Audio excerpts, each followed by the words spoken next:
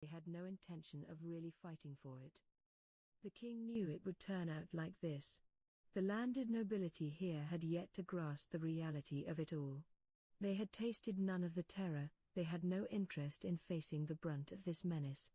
They just wanted to stay holed up in a safe place, and make someone else duke it out. If it ended in defeat, they would all refuse to be held responsible for it, no doubt. And maybe they could have gotten away with coasting like that before.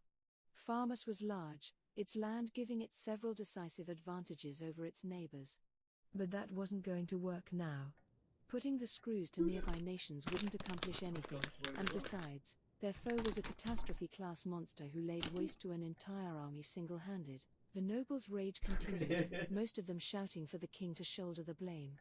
The royal family should pay the reparations out of their own pockets, the monster's demands must be refused, Farmus must prepare itself for total war. In a way, they weren't mistaken, but they were missing a vital point. Farmus had already lost most of its internal ability to fight, something that, perhaps, they were refusing to believe. When this was pointed out to them, some turned white with horror, while others brazenly challenged any affront. Just as King Edmaris feared, the nobility refused to work as a coherent group. As the parliament grew more chaotic, Edward, the king's half-brother and leader of the anti-royalist nobility sect, chose that moment to speak. "My brother, Your Majesty, even if you abandon the throne, you cannot avoid your responsibility. Is a king as proud as yourself truly admitting defeat so easily? Edward, listen to me. We are pitted against Veldora, the storm dragon. My pride, compared with his tyranny, is a mere pile of ashes. You will never see me willing to face such terror in my life. Or if it is such a matter of pride to you, will you take up the fight? I will not stop you. But I do believe that it will result in nothing but more blood on your hands. No, my liege, if everything you are claiming is the truth, are you not attempting to flee the nation by yourself? There is no place to flee to, you simpleton. That is exactly why I intend to pay the money and abdicate the throne." Just as he aimed to pursue the king's responsibility, Edward found himself stunned into silence by his brother's uncharacteristic vigor. "If I do not abdicate," the king continued, lowering his voice, "then Farmus will become either a colony or a state at war. Are you all right with that? It will mark the end of this nation. NGH. But simply surrendering to this monster force." Edward's voice slowed, his mind still refusing to accept the facts. He was interrupted by the timid voice of Lord Helman, speaking up just as the meeting hall grew quiet. "May I have a moment? I received these documents in the morning today. Its content is so vital to this question that I wish to share it with all of you now." He had on him a declaration from the Kingdom of Bloomond. In it, the nation reaffirmed its support for the Land of Tempest and criticized Farmus's failed campaign. It was, in short, an attack on Farmus. Where does such a tiny kingdom get the nerve? As if they would have said anything if we won. They think they can enjoy the last laugh, don't they? The bad news for the fuming nobles didn't end there. The Minister of Trade then reported receiving a similar announcement from the Dwarven Jo, das meint, ja, wieder Rank Game, richtig. Und diesmal noch nebenbei hier habe ich noch ein Light Novel noch im Laufen. Also, falls es sich nicht langweilt, weil ich möchte gerne da ein bisschen weiter schauen halt, also beziehungsweise ein paar Informationen noch mitnehmen, solange wir hier ein bisschen Rank sind. The Earl reasoned, is less that and more the power of his words. As a vital trade partner, it would be bad for us to ebenfalls die, komm. Silence fell over the meeting hall, only to be broken by a pale-faced soldier barging into the room at a full gallop. "Sir, we've just received an emergency report from the guild." Despite the fact that a top-level legislative meeting was being held, none of the guards stopped him. That was thanks to the authority allowed by the top-secret vital emergency transmission dossier in his hand. The prominent label made even the most contrarian of the nobles fall silent. This level of secrecy was authorized only for special S-grade dangers. The Free Guild had a deal with the world's governments where impeding its delivery was a crime as serious as treason. "Give it to us," King Edmaris flatly stated. With a shaky hand, The soldier extracted a sheet of paper from the envelope and slowly read. The monster Rimuru, who has named himself Overseer of the Forest of Jura, has reportedly declared himself to be a demon lord. What? That. It is in fact good news, no? Our nation is saved. Yes, the other demon lords will not take kindly to this. This Rimuru fellow is sorely overreached. He will learn the terror a true demon lord brings to the world shortly. And if all goes well, perhaps the other demon lords will defeat Veldora alongside him. Cheers erupted from the nobility the moment the messenger paused to take a breath. What the soldier had to say next quickly restored the silence. We have word that, resisting this declaration, the demon lord came and challenged Rimuru, the demon lord Rimuru, to a duel and lost his life in the process. Gasps filled the room. Huh? Impossible. Where is Corellia, the Beastmaster? What happened to Frey, the Sky Queen? Are they simply letting this upstart take over the Forest of Jura? The shock was real. Now their foe was a full-fledged demon lord. But as the nobility questioned what the demon lords adjacent to Jura were doing, the soldier finished reading the missive. Regarding Corellia and Frey, they have reportedly renounced their seats as demon lords and agreed to affiliate themselves with the demon lord Milim. The group is in the midst of restructuring itself, its 8 current members naming themselves the Octagram. The anti-royalists fell completely silent. They knew, now, that their adversary Rimuru was part of this new Octagram. Even the royalists, tipped off to this news in advance, looked tense. Das ist momentan die Vorlesung eines Light Novels. Also hier, also vom Slime-Anime, falls dir das noch ein Begriff ist. Falls du das überhaupt schaust. Und das ist jetzt die Light Novel-mäßigen Dinge, einfach als Hörbuch. There was no questioning its veracity. The demon lords were all so powerful, there was no need for them to resort to putting the human race to fulfill their needs. With a slow, solemn voice, King Edmari spoke. Did you hear that, everyone? Veldora is a threat, but this monster Rimuru is another one entirely. A monster beyond all imagination, one who apparently made short work of the demon lord claimer. Have we had enough debate yet? I have already made up my mind. I will abdicate the throne. It was foolish of me to proclaim this was for our nation's sake, when I had barely any clue about the foe we prodded. It was my mistake, driven by pure greed. If only I had taken another approach, perhaps they could have been good neighbors to us. By the king's reasoning, his departure could help build a new relationship. None of the nobles listening to him voiced any disagreement. Now they understood. The only way forward was to do what King Edmari said. Thus, I will leave my post as king, and I wish to nominate Edward as my successor. My brother. What? Not Prince Edgar? The hall was thrown into chaos once more. It was a given that Edmaris would give the throne to the sole prince of the nation. That was why Edward was working so hard to make his presence known. He knew Edmari, his elder brother, had to go, and the opportunity was like a dream to him. Even as Prince Edgar was awarded the throne, it was still a golden chance to state his case the next time. The prince was only 10 years old, but as long as the king's brother was still alive, he would not have another regent ruling in his stead. If, Edward thought, he could plant the seeds of uncertainty and doubt in the nobility's minds, he could make them think that he was the only viable choice for the throne, at least until Edgar reached adulthood. Now, that had all been taken care of for him. He smiled in front of the throne. We face difficult times ahead, muttered Edmaris bitterly. Edgar is still too young. He will have trouble overcoming any of it. Reactions were varied, but a healthy contingent was already convinced. The Marquis of Muller spoke first. I believe that is the best solution, my liege. Edward internally gloated at this. If he had the head of the neutral faction's endorsement, there was no overturning this decision. And once he had the throne, this crisis could be deftly handled, such was his conviction. They could find one way or another to delay the payments, buying time to get their neighbors involved and go on the offensive, as the anti-royalist nobles proposed to him earlier.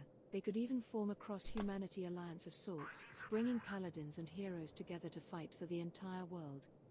And maybe none of that would be needed at all. A new king meant a new administration, and there was no reason why that government needed to follow the old one's agreements. They could declare the debt null and void, and that would be it. If Tempest complained about it, they could just keep pinning the blame on Edmaris, the ex-king. It was a simple thing, but it was enough to convince Edward. This nation will reach new heights of prosperity under my rule. He smiled broadly, basking in the glow of his newfound power, never realizing that this, too, was all part of the script. The session proceeded more smoothly from there. Problems were brought up, adjustments were made down to the last detail. By the end of the day, they had a final outline that was approved by unanimous vote for use in the peace talks. Said talks came all too quickly, as did the signing. Several days later, the great nation of Farmus, with all its proud history, had signed an armistice and a peace treaty with the Jura Tempest Federation. On the surface, Farmus had recognized Tempest as a nation, and while formal relations were a ways away, they could no longer flout international law when dealing with them. At the same time, Tempest was not a member of the Council of the West, the Western nation's primary legislative body, so even if Farmus did stage another invasion, there was little anyone could do to legally stop them. Tempest had attained nation status only in the most basic of definitions. But this treaty proved, once and for all, that this new country called Tempest could defend itself. It was led by the demon lord Raimuru, who boasted the storm dragon as a key ally, and in just over 2 years, he had laid claim to the entire forest of Jura. Whatever he was a non-human brilliant beyond any human measure. Considering that, no nation dared to open hostilities with Tempest. Compared with the potential profits waiting to be reaped, the projected losses were just too great. It could even knock out the attacking country entirely. From that day forward, Raimuru began to be treated as an impenetrable leader, a disaster-class demon lord, and thus, without major difficulty, the first part of his plan was completed. Exactly as Diablo had pictured it. Chapter 2. Roles to uphold. Shuna and Sia were the first to return to town the morning after Diablo's report. I have returned safely, Shuna proclaimed, rubbing her cheeks. She had apparently exhausted her magical force in battle, requiring several hours of recuperation before she could cast spatial motion. I could just use dominate space to pop myself over to where I wanted, but Shuna's relative lack of magical storage meant she could only tap so much magic per day. CI could have used shadow motion himself, but he waited. Light novel from Slime. Even now, several of his replications were patrolling Clayman's main base. I guess nothing too dicey was happening. Okay, wallet. And where's Hakuro? I asked him to clean things up for me, Shuna replied with a smile as CI averted his eyes. So they threw all that work on him, huh? Hakuro, unable to use spatial motion, didn't have much recourse if they left him alone. But I dunno, he always saw Shuna as kind of a beloved granddaughter anyway. Ja, aber ich wollte es hören, Maybe deswegen. he didn't mind the treatment too much. Currently, he was working with Gel to investigate Clayman's castle, divvy up the war spoils, and command the prisoner handling process. I gave him an internal word of thanks for handling all that boring follow-up for me. It must be a ton of work, but an amateur like me couldn't offer much help. I think I'll just keep mum unless asked. Benimaru and the others made it home by that evening. Huh? What's our chief general doing back here? I asked. He. With the war over, there is no reason for me to stay there forever, so I gave my command over to my talented officers, and we left the scene. He seemed remarkably invigorated. I guess this means Benimaru let the 3 lycanthropeers handle the rest. I could see the anguished faces of Alvis and his cohorts in my mind. Those two, Benimaru and Shuna, guess they really are siblings, huh? They just pulled the exact same trick on their subordinates. I wish they would learn. Okay, na gut. Understood. Passt. I believe this to be the result of following your example, Master. I didn't ask you to believe anything. Besides, You know that has to be wrong. Did something go haywire in the circuits between morphing from the Great Sage to Raphael? Negative. Such a phenomenon has not been detected. Oh, sure. Deny it. I bet that part of its logic got extensively upgraded.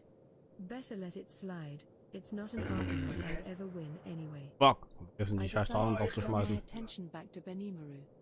So is Gable still at the battlefield? He is, yes. He has kindled a friendship with one Midray, a priest in the service of Lady Milim, and they are tackling the post-battle cleanup together. Ah. So Geld's in Clayman's castle, and Gable is outside. Even Gable's lending a hand, huh? Between him and Geld, it was a relief to see all these people handling the practical side of warfare for me. I could really rely on them. War, after all, didn't end after you won it. Things got even hairier afterward, especially given how we captured nearly all of Clayman's forces alive. There were untold numbers of prisoners, on the field and in the castle, most of them capable of labor. We guaranteed them all their lives, so we'd have to step up and take care of them. At least they were magic-born, not human, so you didn't have to worry that much about upkeep, although even they would get grumpy if you didn't feed them.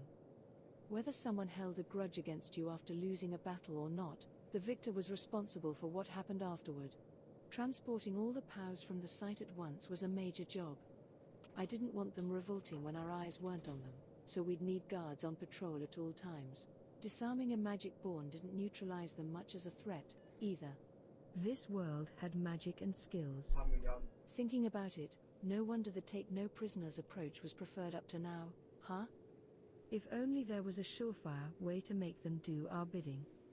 Oh, nothing to worry about there, Benimaru said, that easygoing smile still on his face.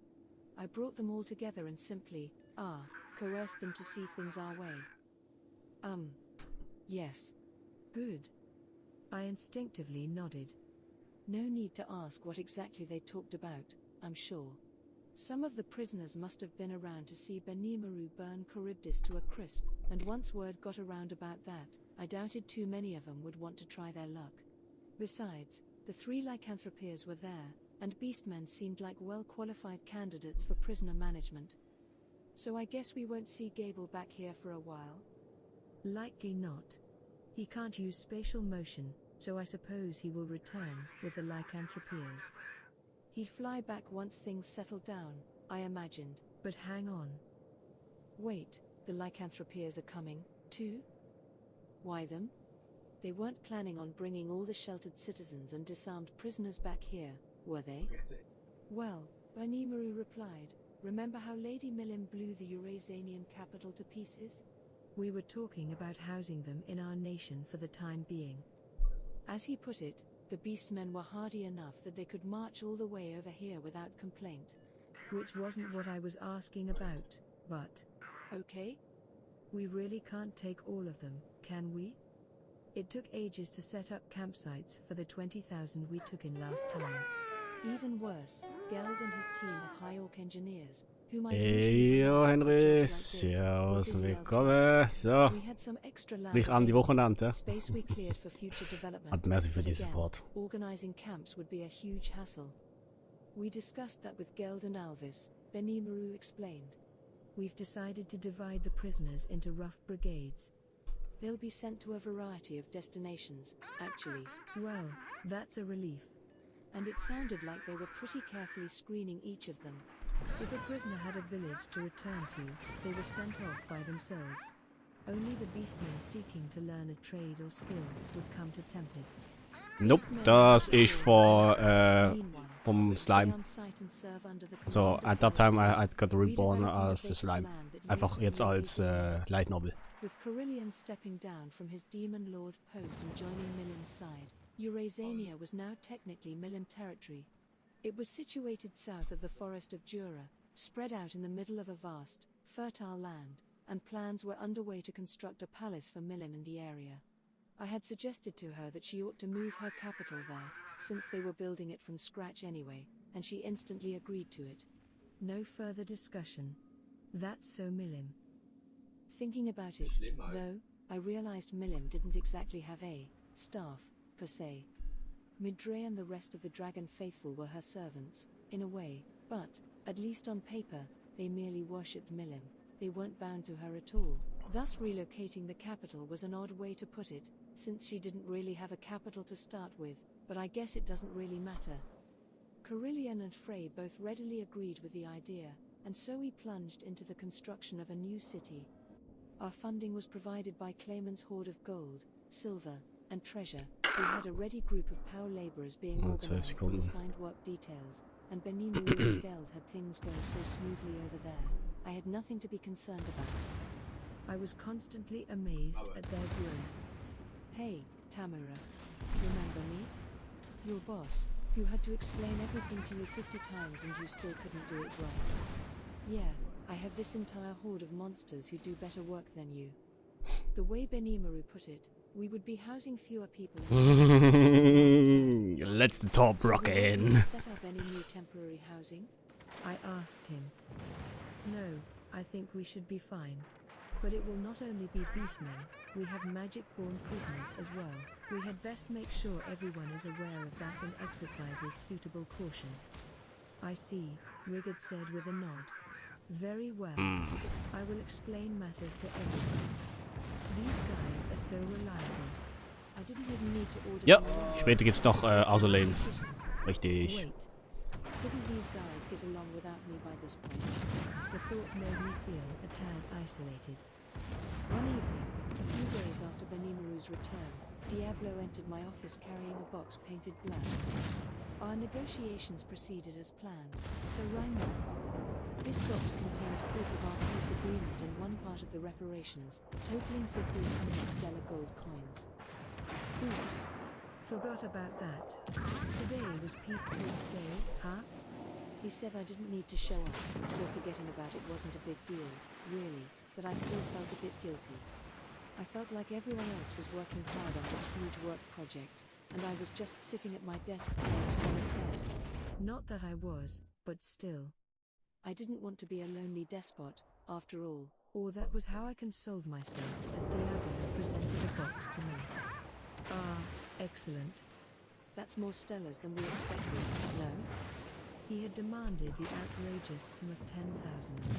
As I found out later, nobody was sure whether 10,000 stellars were even in circulation worldwide. We can only create one stellar gold coin per month, King Garzel claimed when I asked. Our kingdom did not begin minting them until a fairly long time after our founding, so I imagine they have some rarity value.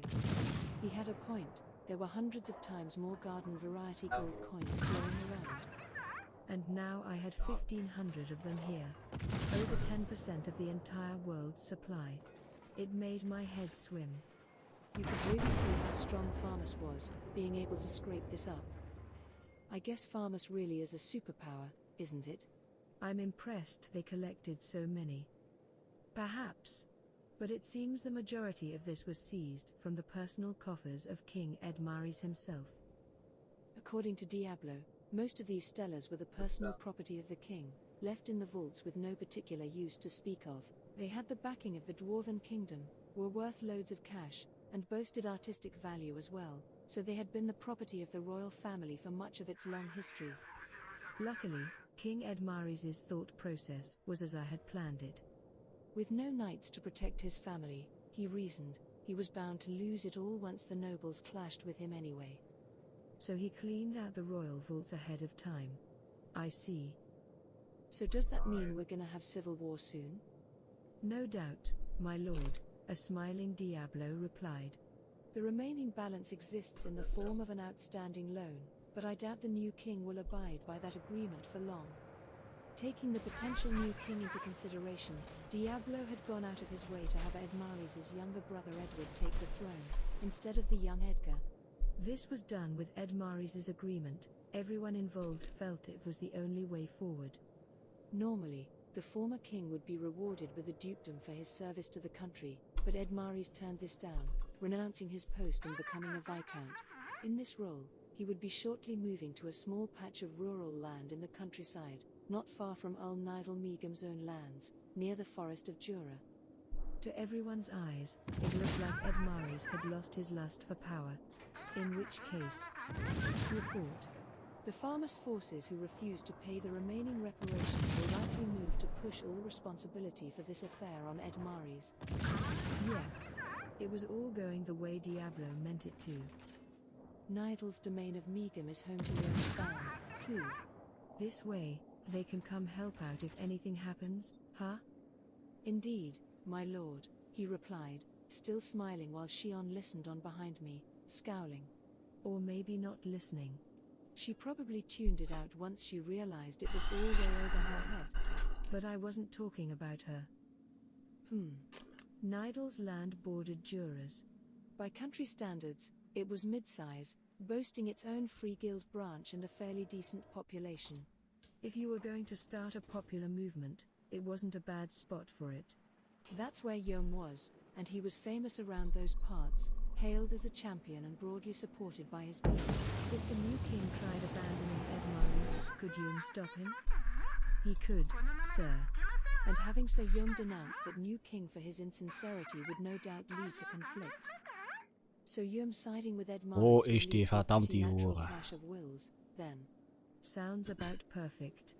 If the new king really did pay off his debt to us, it'd be hard to do much else against him. We'd have to brace ourselves for the long haul, aiming to take farmers down bit by bit. But Diablo was thinking 2 steps ahead of me, manipulating the minds and wills of the people to gain his results. In that case, things could very likely start moving in a hurry. There was no doubt that the new king would try to get Edmaris out of the picture pronto. If the government was able to capture him, our plans would be ruined. Of course, we could ignore that new king and just push on in anyway, but that had come at the cost of whatever trust the international community has in us. Always have the moral upper hand. That's how the human world worked. Well, keep a vigilant watch, all right. Can you manipulate the new king's side without getting too many people killed? If that's what you seek, yes. Allow me, Diablo, to handle it. So reliable. He's almost scarily smart. If I left it to him, he seemed ready to accomplish well near anything. Then do it. No, If you're short on more funds, you can use these stellars if you want. I placed 1,000 of the coins into my stomach and pushed the remaining 500 in his direction. Fortunately for us, all our wounded were now fully recovered. Apart from paying personal visits to their beds, I wasn't called upon to do much of anything for them. 1,000 was almost too much reparation, and we had also thoroughly looted Clayman's home base of its valuables, so financially we were doing pretty damn well, I thought. Much of our newfound fortune would be spent on future urban development, but we had enough breathing room to provide Yom whatever he needed.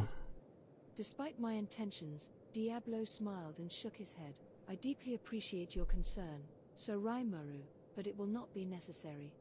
As laid out in my plan, if you can provide me with a suitable army, the rest will take care of itself. That, or if you grant me permission to wage battle myself. No, that's fine. I'll give you all the troops you need, so instead of that, I need you to lay low as much as you can, all right? I had reason to cut him off. I knew how much of a freaky unknown Diablo was, so I definitely didn't want to use him in the wrong place and expose myself like an idiot. Unleashing him against human armies would be far too one-sided. All it'd do was make people fear us. We'd be further away from a common understanding than ever, and I wanted us to have as amicable a relationship as possible. Besides, we had all the war power we needed. We had no enemies, not in public, at least. Even with Geld's team tied up with engineering work, Benimaru and his army alone would be enough. Farmus, with the majority of its fighting force gone, was not a threat to us. So I decided to just prepare reinforcements if necessary and use the stellar windfall to invest in the new nation Yom was poised to build. This was enough to convince Diablo. Very well. I will remain firmly behind the scenes. Right. You know, Shion, you could learn a thing or two from Diablo. What? And have I ever lost my head and failed to follow your will, Sir Raimaru?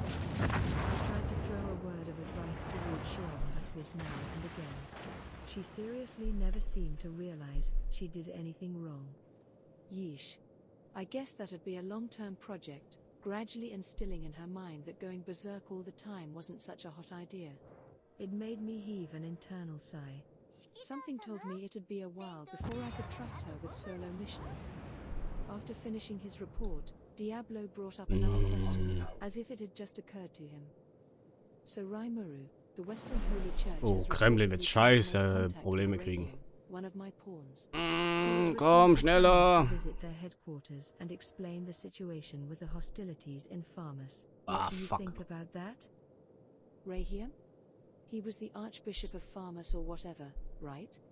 Now he was just one of Diablo's faithful dogs, but ignoring a church summons sounded like a bad idea. If we ignored them, would that lead to trouble? It would. I think it best to allow him to testify to them, if only to see what the church's next move will be. Yeah. I'm sure they're hungry for info, what with there being just 3 survivors. Out of Die the sind Boar klug, die King, bleiben still. Maris, the court sorcerer, Razin, and Archbishop Rahiam, it made sense that the church would want to hear from Rahiam first. He was the only real candidate out of the 3. But wasn't the church monitoring Veldora? Because right now, it's Also, die true Idee ist that einfach he's viel revived zu again, schnell gestorben but the vorher. timeline we're giving is a bit off from the truth. If we lied to them, wouldn't they see right through that? You think so? Shall I have him speak the truth, then? I thought about this a moment. The church could very well be a monkey wrench in our future plans. Ideally, Ja, I'd want to engage them in a way Braucht that viel zu doesn't lang. cause interference between us. But given their flat-out refusal to work with monsters, I didn't like my chances. Not even the Dwarven Kingdom was on very good Wo terms wir eigentlich with the durchpushen church. sollen. The dwarfs' Ja, habit egal. of treating monsters as equals violated their whole doctrine, but it hadn't erupted into war yet. The 2 sides were simply ignoring each other. Should that be what we aim for? I didn't want to trample over a millennium or so of church doctrine, but I didn't want to unconditionally accept it, either. If they wanted all monsters to die, I wasn't about to lie on my back and wait for the dagger. I had to respect them, and we had to be considerate of each other. If one of us said something the other couldn't accept, it could lead to war, in the end.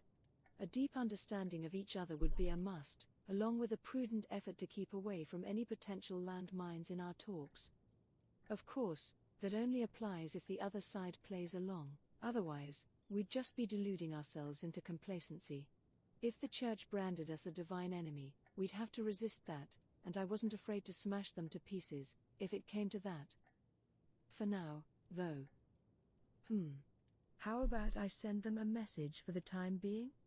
We seized some magic image recording thingies from Clayman, right? I'd like to personally record a message with one of them. We can have Rahiam take it over there and see how the church reacts. Very well. Great. I will bring one over at once.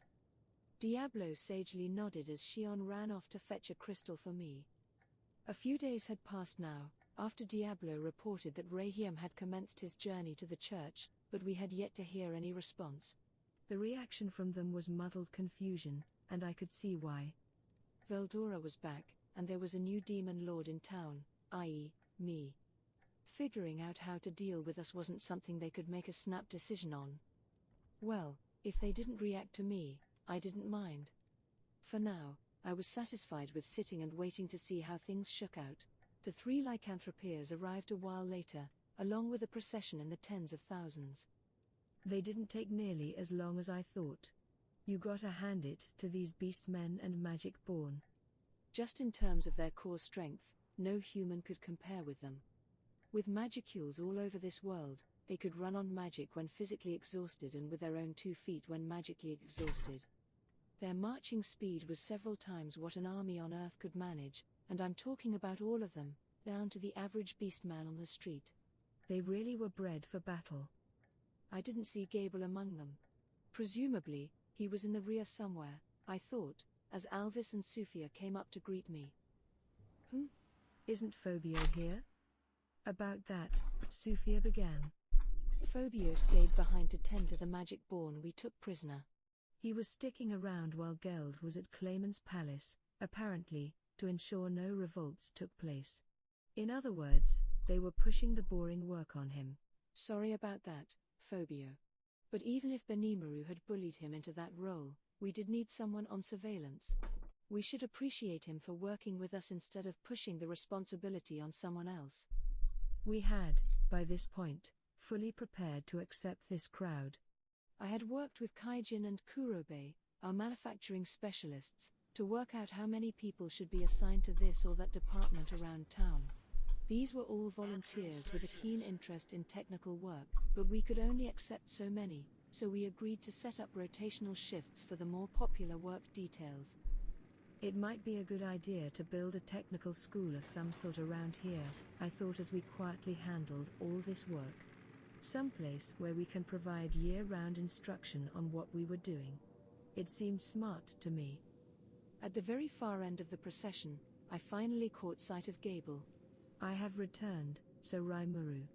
He bellowed from the skies, not looking at all the worse for wear. Hey, nice to see you. You put in a fine effort at the battle, I. Here. No, I still have so much to learn. Sir Midray, under the service of Lady Millen, practically pummeled me beyond recognition. Ah yes, that dragon newt with the crazy strength. Benimaru mentioned him, too. Yeah, well, if he worships Millen, he's gotta like fighting a lot, no doubt. You aren't exactly a wimp, maybe you just aren't used to your newly evolved powers yet. You got a while to go. I wasn't sure if this comforted him at all, but I said it anyway. He didn't look too chagrined, so I was sure he felt the same anyway. Ha. I, Gable, am prepared to expend every effort to live up to your lofty expectations, Sir Raimuru. That statement, and that smile, were all the proof I needed. After I said my hellos to the rest of his force, he suddenly remembered a sheet of paper that he took out from his pocket to show me. What's this? I received this from Lady Millen, my lord. She told me to give it to you. What could this be? Nothing good, I was sure. She mentioned stopping by again as we said our goodbyes after the Walpurgis Council. But sure enough, there was her childish scrawl, written haphazardly across the paper. This is Millen. Next time I visit, I'll be bringing along some guys who just can't seem to leave me in a headlock. I want you to teach them everything there is to know about cooking. This is an urgent request, so I figured I'd ask my buddy Raimuru for help. Please, please, please. The urgency certainly came through in the message. These hangers-on, was she talking about the Dragon Faithful? Did she tell you what this is about? A little bit. I met a member of the Dragon Faithful named Sir Hermes while I was there, and he was kind enough to discuss his following's internal workings with me. The way Gable described him, Hermes seemed to have a pretty good head on his shoulders. Not battle-obsessed like Midray at all, more of a free spirit, one who had traveled to the Dwarven Kingdom and Western nations. Being in the Dragon Faithful, as he explained to Gable, meant a life of frugality. He claimed that the food they present to Lady Millen isn't cooked or prepared in any way whatsoever. Perhaps they share some tastes with us. I never enjoyed a fish that wasn't best when it was in container. I'm not so sure you guys have that much in common, Gable. Lizardmen's digestive systems were probably just built that way. But they knew about preparing food, or at least smoking it, and they had a few non-fish staples they enjoyed as well. The Dragon Faithful, meanwhile, didn't seem like they had heard of the concept of cooking at all. I doubt they were eating raw meat all day, but whatever preparation they did seemed strictly for the purposes of avoiding contamination and nothing more. Okay. I thought dragon newts had the same sense of taste as humans. We do, sir, we do. Thanks to my glorious evolution, I have gained the most wondrous, expert set of taste buds. All the bland meals of my lizard man passed pale in comparison to the vast cornucopia of delights I can now sample. Yeah, I'll bet. So when you eat a good meal, you know how you can relate to it again later on. Gable nodded sagely, growing increasingly excited. Oh, du bescheuerter Haie, Mann. Now I see your point. This is Sir Hermes' way of eliminating the Dragon Faithful tradition once and for all, is it not? Probably, yeah. Tradition or not. Whoa, Stalin. They worship her as a god, though. Why were they deliberately ignoring her will? That's kind of, blasphemous, isn't it? And why can't Milim just chat about this with them herself? Maybe, in her own unique way, she didn't want to rock the boat with them. She knew they were only acting out of virtuous intentions, so she put up with that treatment without complaint. In that case, we'll need to give them all the royal treatment, won't we? Oh, absolutely. A splendid idea, I think. We'd need to keep it casual, nonchalant, making sure we didn't act all high and mighty. Then they could naturally observe and learn what made Milim happy. It sounded like a tougher mission than I first thought. Better assemble my team and discuss this later on.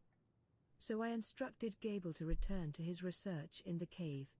Vesta was putting in a full effort down there at the moment, but we still didn't have a large enough team. Losing Gable's crew must have been a major blow to their progress. Right. I shall be off, then. Yep. We will also consider your reward at our next conference, so I'd like to have you in attendance. Yes, my lord. Pride filled Gable's face as he flew off. He must have just remembered that I appointed him to Tempest leadership earlier. A month had passed since Walpurgis, and with all the new people, things were running at a fever pitch around town. In the midst of it, Geld finally spatial motioned back. It was the first time I had seen him in a while, and he looked pretty beat up. "Aye, it's good to see you again, Geld." He heaved a sigh at my pensive greeting. I have to say, Sir Rimuru, I look up to you more than ever now. Whoa. Where'd that come from? There was no doubting the respect in his voice as he turned his weary eyes to me. I hadn't done anything of note recently, so I had no idea what he was talking about. What happened to him in the space of a few weeks? Well, the story Geld had for me was a classic tale of incompetence among new hires. He had organized the prisoners into groups, deploying them to this or that allied force. That much went well. After that, he commended these troops in the midst of their surveying and land-clearing work, but certain problems quickly made themselves known. High Orcs had no problem using thought communication to chat with one another, working as a team even in silence, but we'd need a different plan with a mix of magic-born involved here. Verbal instructions couldn't be understood, and besides, a lot of the main staff, Geld included, weren't that great at making themselves clear. It's one thing to be capable of something, but quite another to explain it clearly and lucidly to others. Lots of artisans like him faced the same problem. This meant that as ruthlessly efficient as Geld and his team were, things fell apart when anyone else got involved. The results were boundlessly frustrating to him. The Magic-born weren't great fans of being ordered around, either, so even if you carefully showed them what to do in person, many of them weren't interested in meekly copying your actions. Those that were, as Geld put it, still weren't up to his grade of quality. I could see that. More people didn't always mean better work. Put together a crowd of idiots, and all you had was a mob on your hands. That was why education was so important. Show them, convince them, let them try, and praise them, only then will a man be moved. That's a quote from Admiral Isoroku Yamamoto, commander of the Imperial Japanese Navy during World War II, and it's something that I think anyone in a leadership position needs to take to heart. It expertly encapsulates the difficulties of leading and instructing people, and it also shows that people find real pride and meaning in their work only when recognized by others. Listening to Geld's grumbling reminded me of the more painful moments of my office job, in my previous life. Work staff who never listened to you, people down the ladder who tried hiding their mistakes, bosses who attempted to push the blame on someone else. It wasn't wine and roses for me back then, either. A lot of good memories, too, but get me started on the bad ones, and I could go all night. And whenever I had it really rough. All right, Geld. Let's have a drink. I slapped him on the shoulder. Rewarding the staff for hard work was part of any boss's job, and one way to do that was to let them vent their grievances and work out everything in their system. I needed to pay special attention to Geld, given how much responsibility he felt for his work, and so we drank the night away, while Geld aired out all his pains and concerns and I carefully listened. I planned to assemble the leadership for a conference the next morning, but before that, I called Hakuro over for a private chat, contacting him via thought communication the previous night. I traveled to his quarters at sunrise. So Raimuru, he greeted me, almost choked with emotion, coming over personally to see me. He didn't look as tired as Geld. Sorry to put you through all this grueling work. Oh, not at all, not at all. We've sifted through the prisoners now, so my job is almost done. I have to say, though, Geld has it far worse. I finished transferring leadership over last night, so there's no need for me to go back over there, at least. Geld. Yeah, sounds like he had it tough. After I contacted you yesterday, he and I drank for a while, and it sounds like he's got a lot on his mind, you know? Like, up to now he's been able to just shut off his brain and focus on his work, but directing prisoners on the job site was a huge challenge for him. Indeed. He would have it easier if he was willing to compromise on matters, but he was always far too serious-minded for that. As Hakuro explained, it would have been easy to use force to corral this motley band of magic-born, coercing them into following commands. But if you do that, you can't expect a top-quality job to result from it. You'd have to settle here and there, and as an artisan, those results wouldn't be enough to satisfy Geld. I have something else to report to you, so Raimuru. But to Hakuro, that was Geld's problem. He turned back toward me. What's that? I asked. Clayman, as you know, ruled over what was called the puppet nation of Distav, a land where the majority of people are in the slave class. These are entirely dark elves, no other species, and well over 1,000 of them were tasked with maintaining and managing the castle grounds alone. Right. So? Well, as they described it to me, Distav used to be home to a kingdom of elves. Elves? The denizens of the sorceress dynasty of Thalion descended from elves, too, didn't they? Is there a common ancestor here? Maybe not, we're talking pretty well out of the way, geography-wise. And remarkably enough, some elven ruins remain in the land. The Dark Elves describe themselves as keepers of their graves. Oh? Grave tenders? Over what sort of graves? Elves had life expectancies of who knows how long, besides. So you're saying there are these well-guarded, untouched ruins from an ancient kingdom just lying around?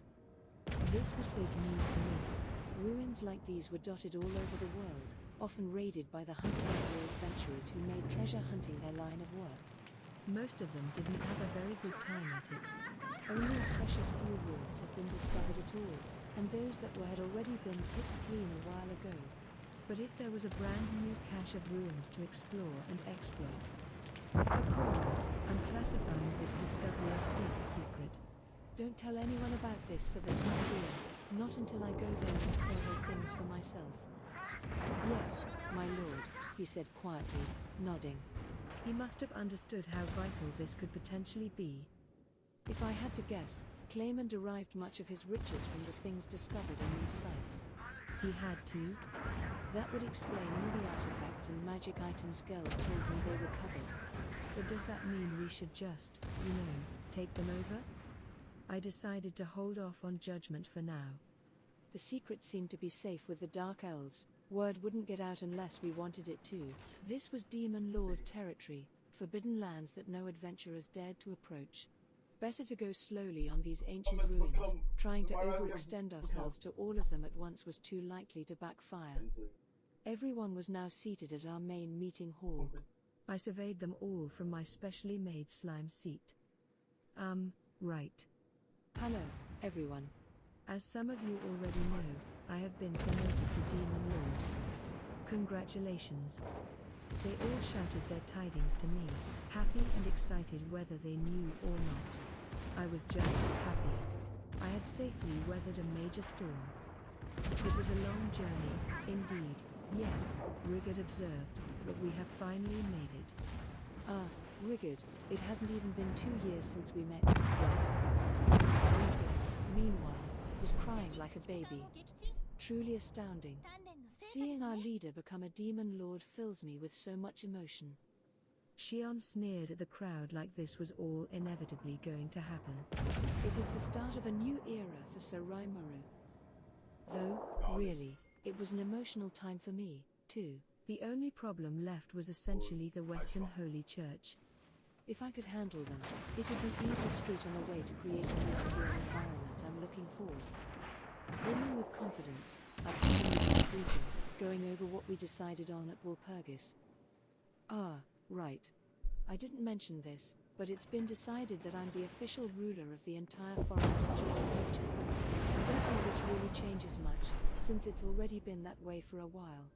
It just means that, you know, if someone invades the forest, not that they would, we'd be fighting back under my own name. Also, should we formally declare our rights to this territory, do you think? Or are we safe just leaving it be for now? As I spoke, the looks on my leadership grew more nervous. Some of them appeared downright terrified. What? Did I say something bad? The whole forest? Truly? Yeah? I replied to Rigard. Are you serious? Benimaru gasped. Including everything on the other side of the river? Probably?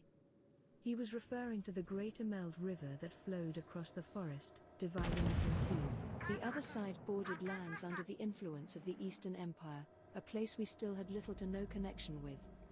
Is that a problem? I asked.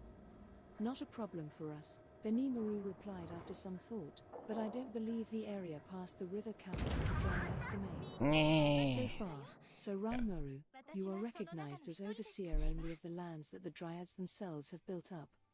To the denizens beyond the river, the advent of a new demon lord would likely prove to be quite a headache.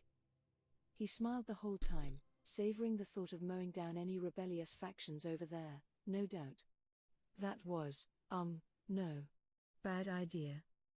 If you asked me, Kaijin rebutted, this is an astounding development. The demon lords have formally agreed that you have rights to all the forest's natural resources, if I'm understanding this correctly. This includes anything that anybody takes from it, over on the other side. That's big news, pal.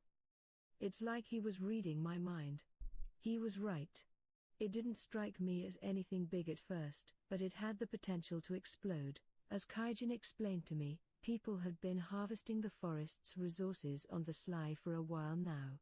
The Dryads were willing to let it slide to some extent, but given the general state of lawlessness past the Great Emeld, it was common for people to take wood or produce or whatnot from Jura to the Dwarven Kingdom, making a living off the sales. There was no regional authority to seek permission from, nothing stopping them, but now, if they wanted to do that or live in the forest, they needed my approval, and they'd have to march over here to get it. Oh crap, does this mean we're gonna get more people here? I think it does, Shuna said, a serene smile on her face. Now that you're an approved demon lord, anyone who fails to come here and pledge allegiance to you could be legally branded a rebel. Her opinion had to be shared by much of Tempest, I figured. But why require permission after who knows how many years of living here? That sounded like needless bureaucracy. Well, why worry about that now? I mean, if they're already residents of the forest. No, countered Rigard. A demon lord is, in a way, a projection of pure power. It is something to be proud of. To a goblin, you understand, a high-level magic born is something of a divine presence. Exactly, Gable added. Some of these uncontacted residents may seek the protection of the demon lord, others may go on with their lives without recognizing your authority. They have the right to make that decision for themselves. But even among the lizardmen I used to be with, the protection of a demon lord would have been a literal gift from the gods. Defying one was unthinkable, ignoring one, the height of folly. Compared with the risk of angering the local demon lord, it would be wholly typical for them to come and greet you instead. And as Shuna put it, failing to acknowledge me could even put you under suspicion. If you got attacked for it, you had no right to complain. Not that I'd want that, though. And besides, what if you're a monster who's never heard of me before? How would you even know? At the very least, Gable said, the lizardmen are coming to see you, I assure you. My father has already been told of your ascension. Wait, when did they decide to do that? You mean Abil? He's coming? He is. He told Lady Shion about it as well. Ah, He is counting the days before he can see you, in all your demonic glory for himself. This was starting to sound big. Really big. The lizardmen were one of the largest size races in the whole forest of Jura. If they took the pilgrimage to see me as a gift, I assumed that went without saying for any species weaker than them. And I'm sure the process would be pretty casual for anyone familiar with me, but if not, they might be showing up on my doorstep trembling with fear. I just look like the latest local despot to them. They might freak out over making one false step and being annihilated or whatever. Maybe there's something we could do to make this whole process a lot more chill. Still, though. Haha. I'm sure Sir Raimaru would expect nothing less. I peered down at the triumphant-looking Shion. If she knew Gable's father was going to show up, why didn't she bother telling me? And I really didn't appreciate the grin on her face. She didn't care about this visitor at all. I swear, she looks like the perfect executive secretary on the outside, but if you want her to actually do the job, forget it. Ugh. Just leave her be. I mean, I'm glad she enjoyed hearing praise for me, even more than I did, but I knew she'd take any criticism from me the wrong way, so. To sum up, once word got around about my demon lord Dom, I'd have a parade of visitors beating a path to this town, most monsters preferring to request my protection instead of risk my wrath. We'd have a hell of a lot of visitors to deal with soon, in other words. We would have to conduct a cross-forest survey shortly, seeking out the intelligent races. This wouldn't be a problem in areas where I was already the acknowledged leader, but anywhere else would be an uphill climb. But if we were gonna be busy with that anyway. Hey, I was just thinking, we gotta spread the word around the forest about my ascension anyway, right? So why don't we turn it into some really big ad campaign and use it to unveil this town to the whole world? It'd be easier to make everyone come over here than go reach out to all of them, I think. How do you mean? A confused looking wizard asked me, so I went into some more detail on the idea I just had. Really, it wasn't anything difficult. This town, the capital of Tempest, was starting to become more well known among the monsters in Jura. Kobe, and the kobold merchant caravans he led, were doing a great job spreading the rumors wherever they went. At least a few people must have been interested in visiting, and I was just thinking now was a good time to expand our population a little. The beastmen hanging out here would complete their education and return home soon enough. We'd need to make up for those losses, and if we were gonna keep up the teaching effort, then the more students, the merrier. Our food situation was steadily improving, and we definitely had the room for more people. If anything, we were starting to face a shortage of workers. There were all these ideas, all these projects to explore, but not enough people to throw at them. A big, lavish unveiling could be just the thing to attract more of them. They'd come to pledge their fealty or whatever, they'd learn about the town along the way, and at least some of them would consider a permanent move. Two birds with one stone. In fact. Plus, you know, we've all been on pins and needles the past little while. Why don't we kick back a little bit? Let's hold a big festival to start this off. We'd set up a specific time for the meet and greets with me, and we'd stage a citywide festival around these to fate them with. That way, I wouldn't have to spread the meetings out over weeks and weeks. There'd be a huge feast, too. I still have Millen's request filed in the back of my mind. It'd be a chance for all of us to take a breather, show off what we've done, and get everything wrapped up in one fell swoop. A festival? Wonderful. Truly a wonderful idea. Let's do it. It will be a magnificent event. My associates were up for it, at least. The town was getting experienced with this, what with the monthly feasts we already held for ourselves, and our developments in the realm of food and drink. Oh, Sau, du Bescheuerter! Expanding on that, and allowing everyone to join in, sounded like a lot of fun. This will kind of be my public debut as well, so let's make it the biggest one we can. Yes, my lord. Ja, schön, bleib bei Breitseite. Ah! No need to worry about that. Rigid would figure out something. We were flush for the moment, and a little indulgence. Und? Yes! Things proceeded in I guess those words held a lot of sway. Volle Konzentration auf mich, aber ich habe trotzdem das Zeug gucken können. Nice. Much to my silent surprise, and before I knew it, we were extending invitations to dignitaries the entire world over. Was this a little hasty? Monsters were one thing, but were we okay inviting human heads of state as well? We had a hot spring. Da sage ich nur Pech gehabt, weil volle Konzentration auf mich, aber der Rest haben sie nicht geschaut, da haben sie Pech gehabt. Haruna and her crew had already impressed super celebrities like Archduke Errol and King Garzel. I think we ought to be fine, even if it took shuffling the dates and locations around, or at least stepping up our security. This could be a great chance for the world's leaders to get to know me. The overseer of all these people, i.e., me, had just officially become a demon lord. I could see why people wanted to celebrate that. I used to be Japanese, and Japanese people love their festivals. I figured I needed to really go all out with this and teach everyone what a real party is about. Hey Alex, so, mal ein bisschen ranked. To hammer out the festival details later, I concluded my report. Followed this up with reports from Ist vom that time I got reincarnated as a slime. Also Light Novel. Einfach in Audiosprache. Anstatt lesen, zuhören. Had a completely different view of the world from me.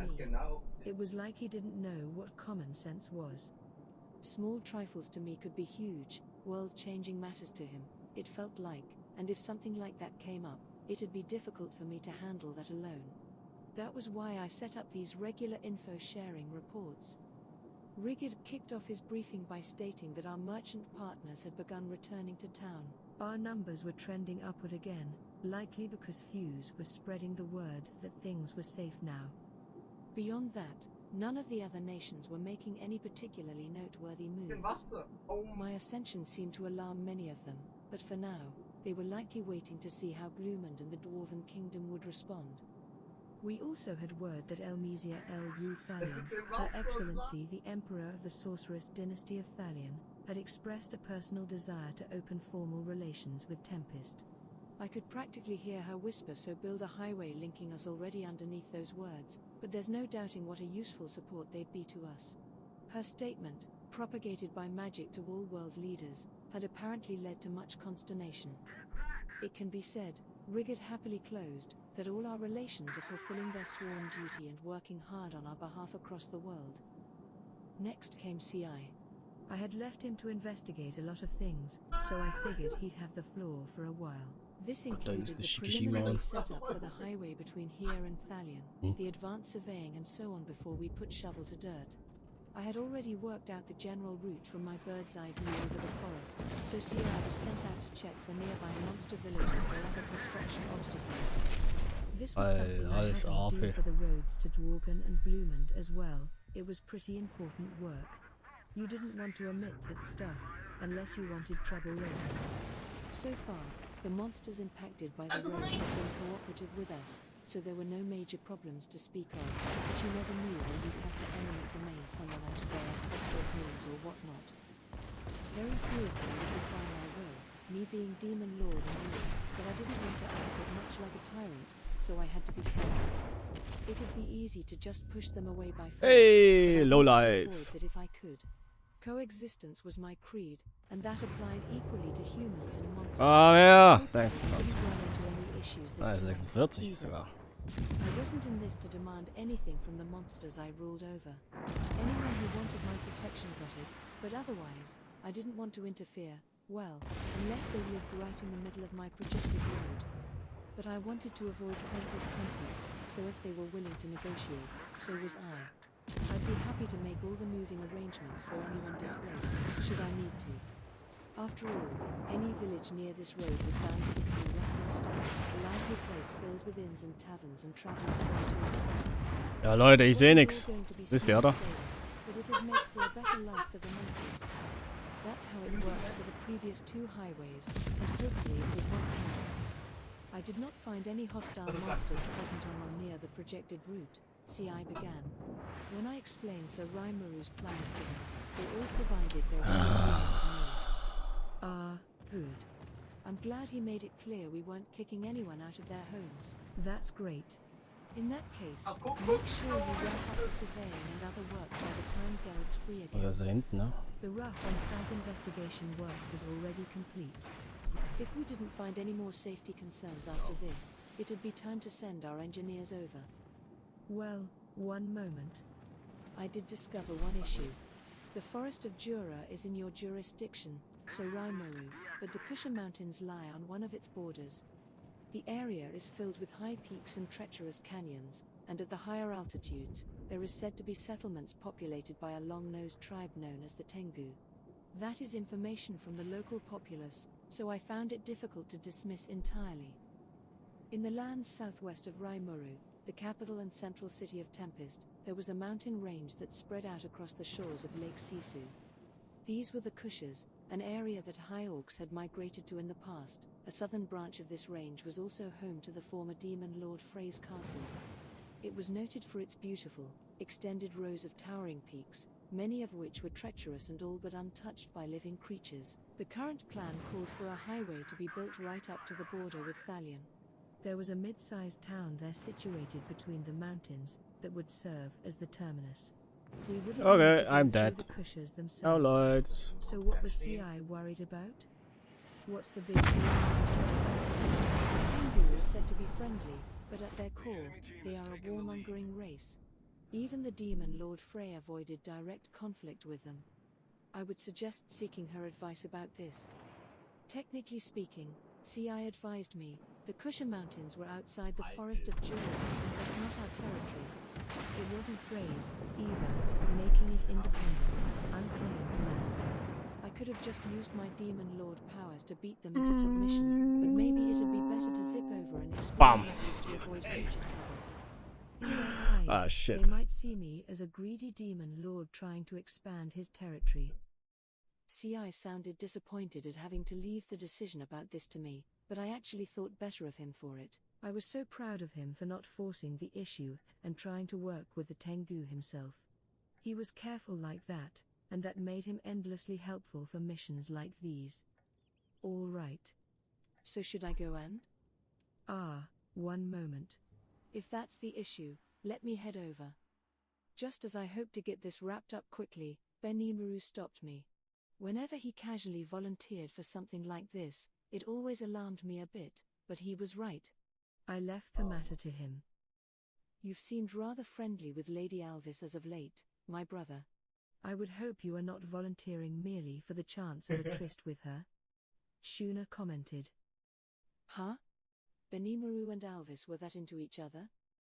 What does she mean, Benimaru? If Shuna was telling the truth, this was serious. You misunderstand her, Sir Raimaru. Shuna, enough of your nonsense.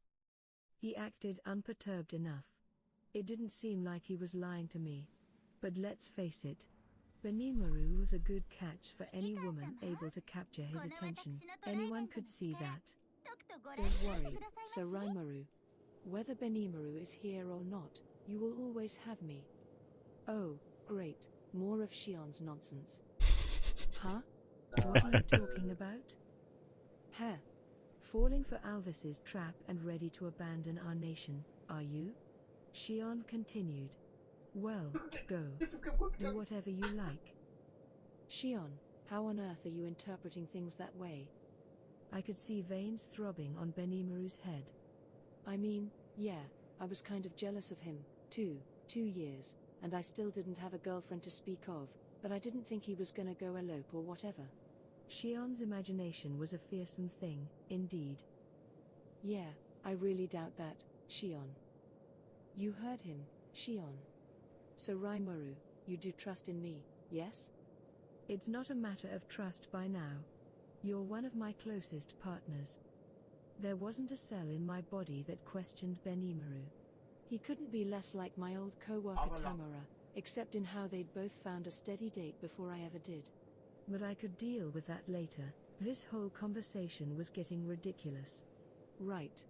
If we keep talking about this, Shion's imagination is gonna run wild on her. Benimaru, I'm assigning this job to you. Yes, my lord, he replied with a fatigued nod. Yeesh. Still, Benimaru was the right man to serve as my proxy here, He was second in command only to me, and I doubted he would underestimate any adversaries he came across. I wasn't expecting hidden mountain settlements on the Thalian border, but considering the future, it was better to work everything out with them sooner or later, and Benimaru's better than me at that stuff. There was one thing I had yet to hear about. Can you tell me anything about the changes in our monster ecosystem, CI?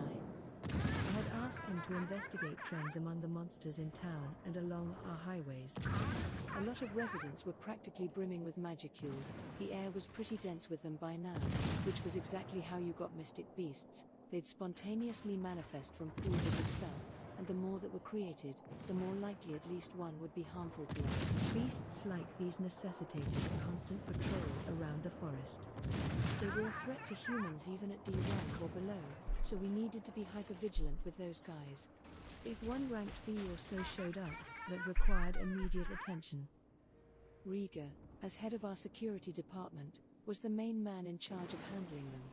His team was experienced now, and even the newer ones could provide able service after several weeks of training. They patrolled the highways, ensuring the merchant wagons could ply their trade in peace, and they did a good job at it. For now, no problems had been reported. But they couldn't cover the entire forest, so there was no telling where a new and powerful creature might be lurking. CI had informed me that it wasn't worth worrying about much, which was puzzling. What did he mean by that? Like, we could live safely alongside them. If they didn't harm us or the travelers, then sure, I could accept that. Any monsters intelligent enough to be negotiated with would want to live out their lives, but you just never knew when a new menace, like the A-rank night spider Gobta tangled with, might rear its ugly head and start defending its territory. That's why I was concerned with the forest outside of the highways and other areas we had populated. Those places, it seemed to me, were no longer to house these potential threats. CI had his replications looking into this for me, so I was pretty sure he at least had an inkling by now. I did not discover anything particularly problematic, CI coolly replied to me. If I had to name one, it would be the saber grizzly I chanced upon in the forest's northwestern reaches, but I safely dispatched it. Nothing problematic.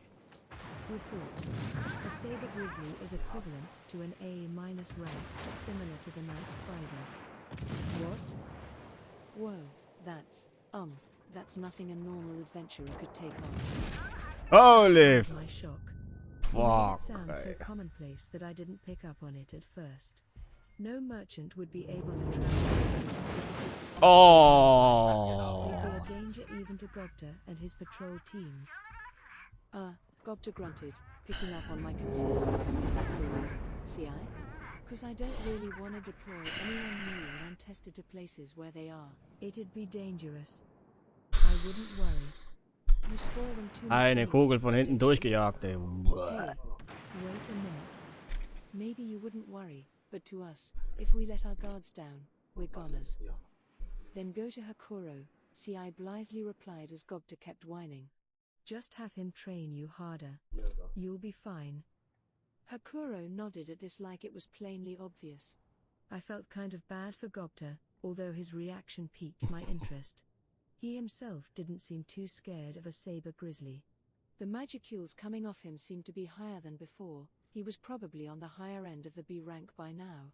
But there's a pretty big jump between B and A. That's too much of damage. Okay. Raphael, I'm not misreading. Du musst so sehen, wir spielen hier den Neptune, ne? Ist ja klar, oder? With a Starwolf, the resulting growth in fighting level cannot be measured in numbers. Dirtbag haben wir ja keins mehr da auf der Neptune. Das ist ein bisschen. I think that unification was an A-. And with Gobta head of the Goblin Riders, maybe a saber grizzly wouldn't be a big issue for him. And didn't he mention successfully defending himself against an attack by one of the Clayman squad leaders? Between Hakuro's training and his own experience, he must have been improving, in his own way. He didn't look any different, but maybe Gobta's a force to be reckoned with? I smiled a bit as I reflected on this. Now, I think Gobta's got a good point. Just because you can handle it doesn't mean the whole world can, CI. That was meant to defend Gobta a bit, but I also wanted to remind CI not to try solving all his problems alone.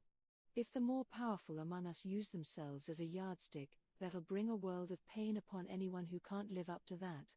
It'd also make things more inefficient for the powerful themselves, burdening them further and ultimately leading to their ruin. I spent a few moments explaining this to the team, mixing in a few real-world examples. I understand. I did not think carefully enough. Everyone is different. Soka and the rest of CI's team were talented enough to satisfy his harsh demands, but it took a special group of people to do that. I appreciated his apology, but I hoped he kept that fact in mind somewhere. The same could be said of Benimaru and Hakuro. I wanted them to be a bit more broad-minded in how they raised the new generation. Geld and Gable, on the other hand, thought a great deal more about the people under them, so I had less concern about them. Hopefully everyone could learn from them. It'd make for better relationships all around. Meanwhile, although I should say that training Gobta and the rest is a great thing, you gotta make sure they're prepared for the unexpected. Hakuro gave a sly grin as Gobta hung his head low. Sure, not everyone advances at the same rate or to the same degree, but training itself is never a bad thing. It's just like going to school, it's bound to help you later on. Convinced that Gobta was on the right track, I went back to the main topic.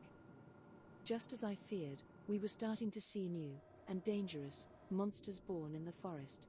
Our patrol teams had potions on them if worst came to worst, and the Star Wolves were astonishingly fast on their feet, so I'm sure they could flee easily enough. But I can't expect our upcoming visitors to act the same way. If we have all these magicules pooling together, that's going to create more unusual monsters to deal with. It'll be too late for us if they kill someone. We need a plan of action. We could try stricter patrols, but that wouldn't address the root of the problem. We'd have to keep that up forever, stressing all of us out. Unless we identified and removed whatever was creating these dense clouds of magic, I'd have to keep worrying about this for all time. So now what? As I pondered over this, a helpful voice called out from an unexpected place. In that case, why don't we place anti-magic barriers over the highways? It was Vesta. Kaijin immediately stood up to reply. And you know, pal, we just finished up the perfect device for that. He grinned at me. A fully automatic, barrier-producing magic generator. I knew he had been working on a few things in secret. But really? An automatic magic generator? Apparently, this was a device that automatically kept any magic spell going, as long as you told it which one. A major innovation, it sounded like, kind of an advanced version of the inscription magic-driven tools he had invented before. I guess Kaijin and Vesta, chagrined at how useless they were during the whole barrier crisis we had, stepped up to try developing this. These guys are amazing. Making a working model in such a short time. What are they, geniuses? Turns out, though, this wasn't just a couple of dudes working in a garage. Gable was pitching in during his spare time, as well as Kurobe, who wasn't with us at the moment. Even Shuna was helping out. In a way, we had some of the world's greatest magic wielders coming together for this project. It was kind of epic. Kaijin had long been devoting his days to research, leaving forge duties to Kurobe. Oh god. I'm sure it wasn't just research, what were his duties as head of Tempest's production department, but still. As he explained to me, the automatic magic generator utilized the magicules naturally floating in the air. He figured we had tons of those around us right now, and that there had to be a way to harness those, hence the idea. The prison field covering the town worked by purifying the magicules, absorbing them. In much the same way, monsters took in magicules from the air and produced magic crystals. Ow. They had researched these natural processes, analyzing how they worked. Another thing, one I had already mentioned, was that this nation was unnaturally full of magicules. We were all projecting pretty heavy auras even when we tried to hold them back. Even in a regular cave, the density could be enormous in areas, enough to give birth to a whole gaggle of B+ creatures. It was all just too weird for this country. Kaijin and his team had tried to figure out what to do about this for a while, it seemed. So if we use this automatic magic generator, we can create anti-magic barriers? We sure can, Vesta confidently stated. And that's not the only thing. They were both grinning ear to ear now. I could hardly believe these two used to be at each other's throats. But anyway, what are the uses there? I thought the barriers were the point. Get this, pal. This generator includes a mechanism that collects and gathers magicules from the atmosphere. We can use this to lower the density of magicules in the air. Oh. Geh weg, du verdammt nochmal Dämon, du Behinderter. With glee. That's exactly the solution we were looking for. It definitely is, so Raimaru, Vesta said. But it's not without its drawbacks. It requires a certain magicule density to work, otherwise, it is too inefficient. Not that we have to worry about that around this time, huh, pal? I nodded my agreement. It wasn't a problem worth considering. Montana, ich hab keinen Bock auf So dich. basically, these devices will suck magicules from the air and automatically create barriers for us? They could, yes, but eventually they'll run out of local fuel and fizzle out. That's why we've set it up so you can refill their magical energy stores. As Captain put it, the area tempted with more magicules than it knew what to do with. Oh The shit. closer you got to the destinations, the sparser they became. Ja, ist ja It would be gut. a problem if the barriers disappeared without anyone noticing it, so the devices were set up to generate Yes. magic based on its Fuck previously me. loaded stores as well. What was the fuel source? The crystals made from magicules collected from the air, in other words, magic crystals. Normally, these crystals would be too inefficient an energy source to use for fuel as is. Unlike the magic stones crafted with secret free guild technology, magic crystals were neither uniform nor stable. Converting them into magic energy would cause a good 90% of their magicules to dissipate into the atmosphere. Magic stones were better, and thanks to the Great Sage, we had a fully optimized conversion spell driven by inscription magic. It didn't require any magic stones at all, as long as the potential output exceeded the energy needed for recovery. The technology we developed back before we could just buy all the magic stones we wanted was still paying off big time today. Now, they reported they could generate the magic with a minimum of loss, providing the desired effects even with 10% of a magic crystal would be available for use. What's more, the wasted 90% wasn't gone forever, it just went back into the air, ready to be used again. As long as the required density was there, it was virtually a perpetual motion machine. And we could use these things in other ways. For example, how about creating a whole bunch of magic crystals, sending them to the Free Guild, and having them converted into magic stones? Then we could operate these things even more efficiently. The most important use, however, was paring down Kreuztop. the magical density around us. Less density meant few monsters and magic beasts to worry about, fewer great-hearted creatures stomping around. Ah, das ist The fies. number of unique monsters that might pose trouble for Gobta's team could potentially be reduced to near zero. Truly, a wonderful invention. A perfect match for one of our nation's most unique quirks. I could envision a future where we couldn't live without it. You know, Kaijin cheerfully stated, I think we've also found a lead in extracting the energy needed to convert them into magic stones. For that, though, we're gonna need some dedicated equipment. It's gonna be too hard with what we have now, so that's why we looked for a way to use magic crystals as is. Aber First, das haben wir they gewonnen. found a Ja. way to make crystals from the magicules in the air, then they developed the tech further, and then they theoretically learned how to make them into magic stones.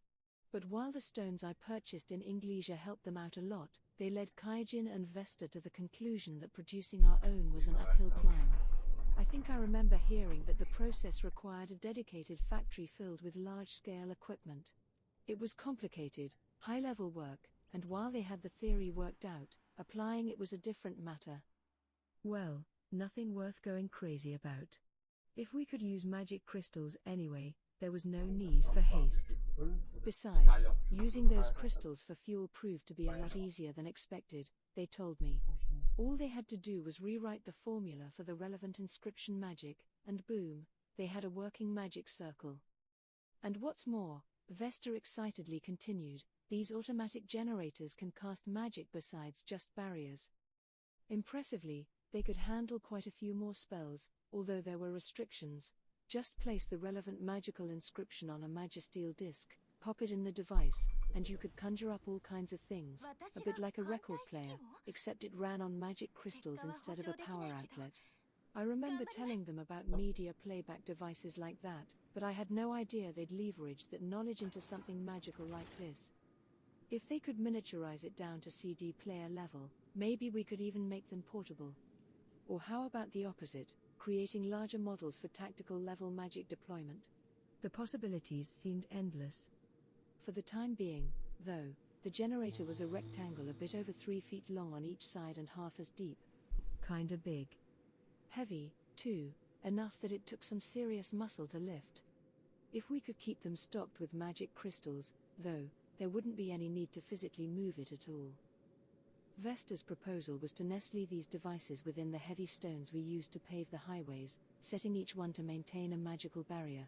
They could carefully measure out the lifespan of each one, having the daily patrol teams replace the crystals to keep the barriers going, although no replacement was needed if the local magicule density held up. As long as nothing was amiss, the devices could just be checked up on regularly and otherwise left alone. It seemed like a pretty smart plan to me, easy to use and adaptable to a wide variety of functions. By their calculations, one generator every 6-ish miles along the highway would guarantee a safe refuge across the whole area. We had patrol stations every 12 miles along the roads, so it wouldn't add much to a patrolman's daily duties. So what about the magic inscriptions? Ha. Dole's already got the prototype done. We'll have Kurobe work out the manufacturing process for the generators, so at this point, pal, we're just waiting for the word go. My team has largely completed the education I've been giving them, so we're holding fewer classes at the moment. I have some free time to work with, and I would love to take this job on, if possible. Vesta's eyes were burning with anticipation. Research wasn't enough for him, he wanted to see these devices humming along for himself. And so did I. It looked like they could solve our magicule problem while improving highway safety. I saw no reason not to add this to our highway planning. Okay, Vesta. I want you to begin tomorrow. Leave it to me, sir. He smiled, elated. Glad I could rely on him. I intended to have the High Orcs left in town help with the installation. The devices were ponderously heavy to a human being, but just a bit of a lift for a monster. It'd be far more efficient that way. I figured that adjusting the ranges of each barrier to match the path of the highway might be the biggest challenge remaining. Vesta laughed that concern away, but before he could go into detail, the friendly atmosphere was shattered. Wah-ah-ha-ha-ha. Once you complete that network, I can release as much mystical energy as my heart desires. No, you can't, dumbass. You'll kill half the populace if you do. I couldn't help but yell at him for that. I really didn't need Veldora's crap right now. Vesta's smile turned into an alarmed, pale frown. I wouldn't advise it, no, a disturbed Benimaru replied. We might be able to handle it, but the rest of the city? I doubt it. Indeed, added she, even if we moved Sir Veldora off-site, the force of the blast would likely affect us in one way or the other. Yeah, no doubt. Even the sealed-off magicules leaking out made it impossible for most people to be near him. If he started shooting out his mystical force willy-nilly, we'd be awash in forces.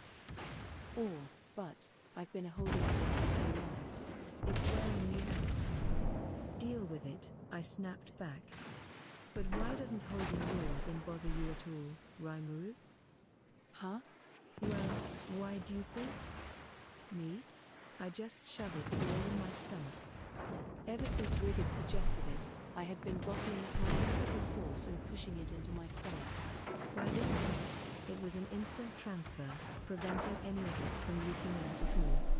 Ascending to Demon Lord status boosted my magical skills a fair bit, but it also upgraded Predator to Beelzebub, Lord of Gluttony, which vastly expanded my stomach storage. Thanks to that, I had no desire to unleash my mystical force at all. You must remember, Diablo advised me that perfectly blocking one's mystic force is intensely difficult. Even so, Benimuru and his family are allowing a tiny amount to leak out. Yes, Veldora said, nodding meekly. You are an observant. No! Come on, Last second, man. Last second! Diablo then explained how the demon races are particularly gifted in the handling of magic and mystical forces. That gave them perfect control over such powers, but even from that perspective, Diablo was giving Veldora an A for effort. With all the energy stored inside him, Diablo reasoned, keeping it under control was a Herculean act. Is that true, Veldora? Yes. Yes, it is. I've been holding it in ever since you taught me how to, and I want to go blow it up somewhere. This, might be kind of a big deal. He wasn't set to pop right this instant, but if we didn't take action, we might have a disaster on our hands. If he busted all of that out without warning, we'd have acres and acres of wasteland, and with all these freaky powerful monsters and creatures dying en masse as a result, that could lead to the creation of another Charybdis. Talk about your catastrophes. Whether he meant it or not, Veldora was seen as a mortal danger to the world for pretty solid reasons. All right. I'll think about that. So hold it in for a while longer, okay? Very well. I can manage that well enough, still. But try to be quick about it. Good. Still, does it always have to be like this? I solved that magicule density problem, and an even bigger one immediately replaces it. I let out a soft sigh. You just never know what life's gonna throw at you. CI had finished his briefing, and before long, so had my other main leaders. But just before I was ready to adjourn. Could I have the floor a moment, Sir Raimaru? Geld raised his hand, looking concerned. What's up, Geld? If you've got something to say, go right ahead. He didn't seem that troubled last night.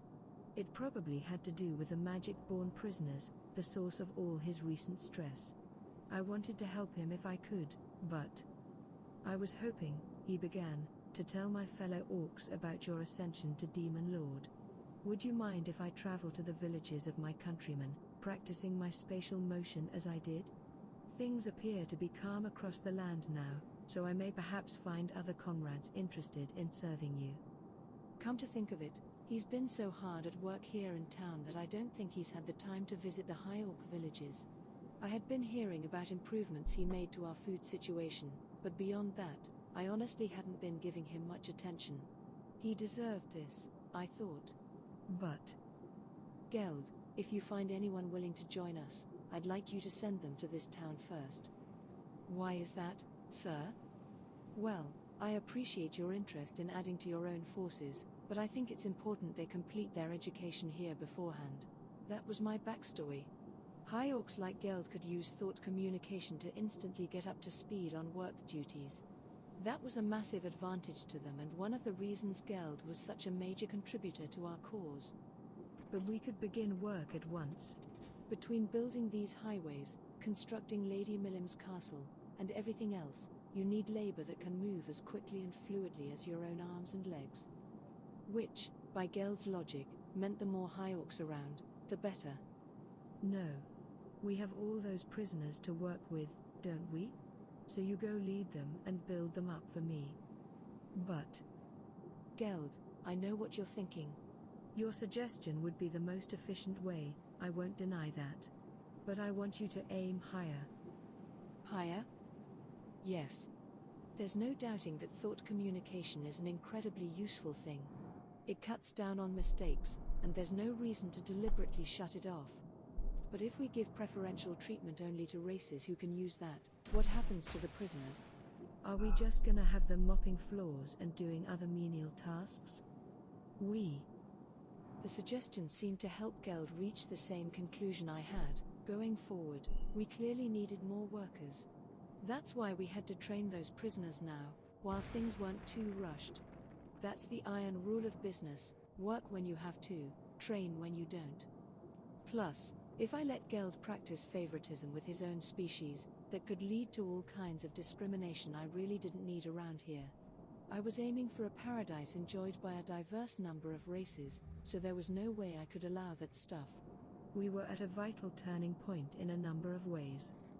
Also, Geld, you're definitely a talented commander. I think if I put you in charge of this diverse group of magic-born, that'll polish your skills even further.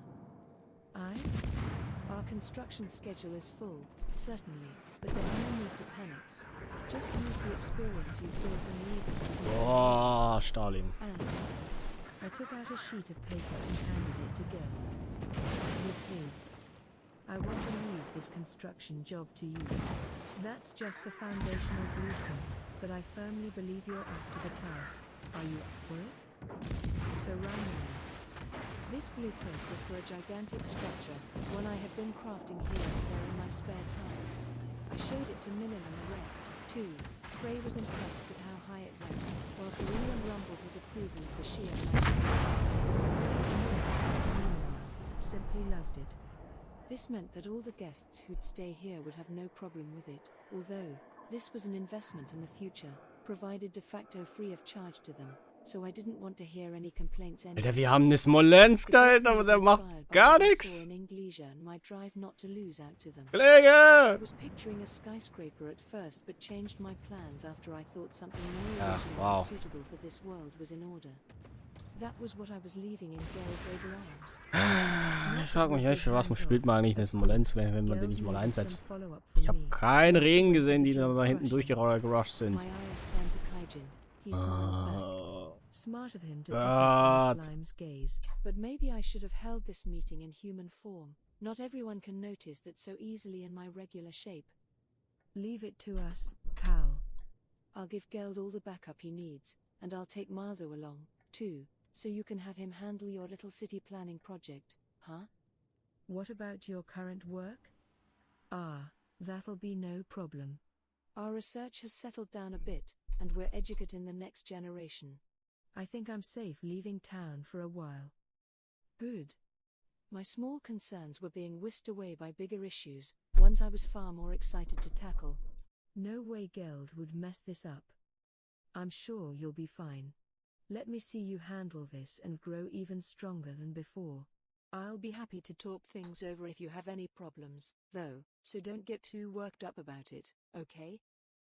But. Geld looked frozen, his back nailed straight up. With a job as large as this one, what if I fail at it? It's fine, it's fine. Even if you do, that's still gonna be vital experience for you. Nobody's gonna die doing this, and it's not like it'll cost any more than a typical city if it goes haywire on us, right? We can always earn it back. He was serious-minded, he always put in a full effort, and he always took responsibility for his actions. That was why I had to say that. It'd have the opposite effect on someone lazier and less motivated than him, but it was just the advice Geld needed right now. Yeah. He's right. I mean, look at me. Last time you did what, Gobta? Mind coming to my office later to tell me in detail? Was this whole thing a trap for me? Gobta always wants to show off like that. At least he helped Geld loosen up a little. Ha. Thank you, Sir Rimuru. I suppose I was so afraid of failure that I let the little details overwhelm me. Please, allow me to take this on and live up to your expectations. Good to hear. You've got the job. It was good to hear.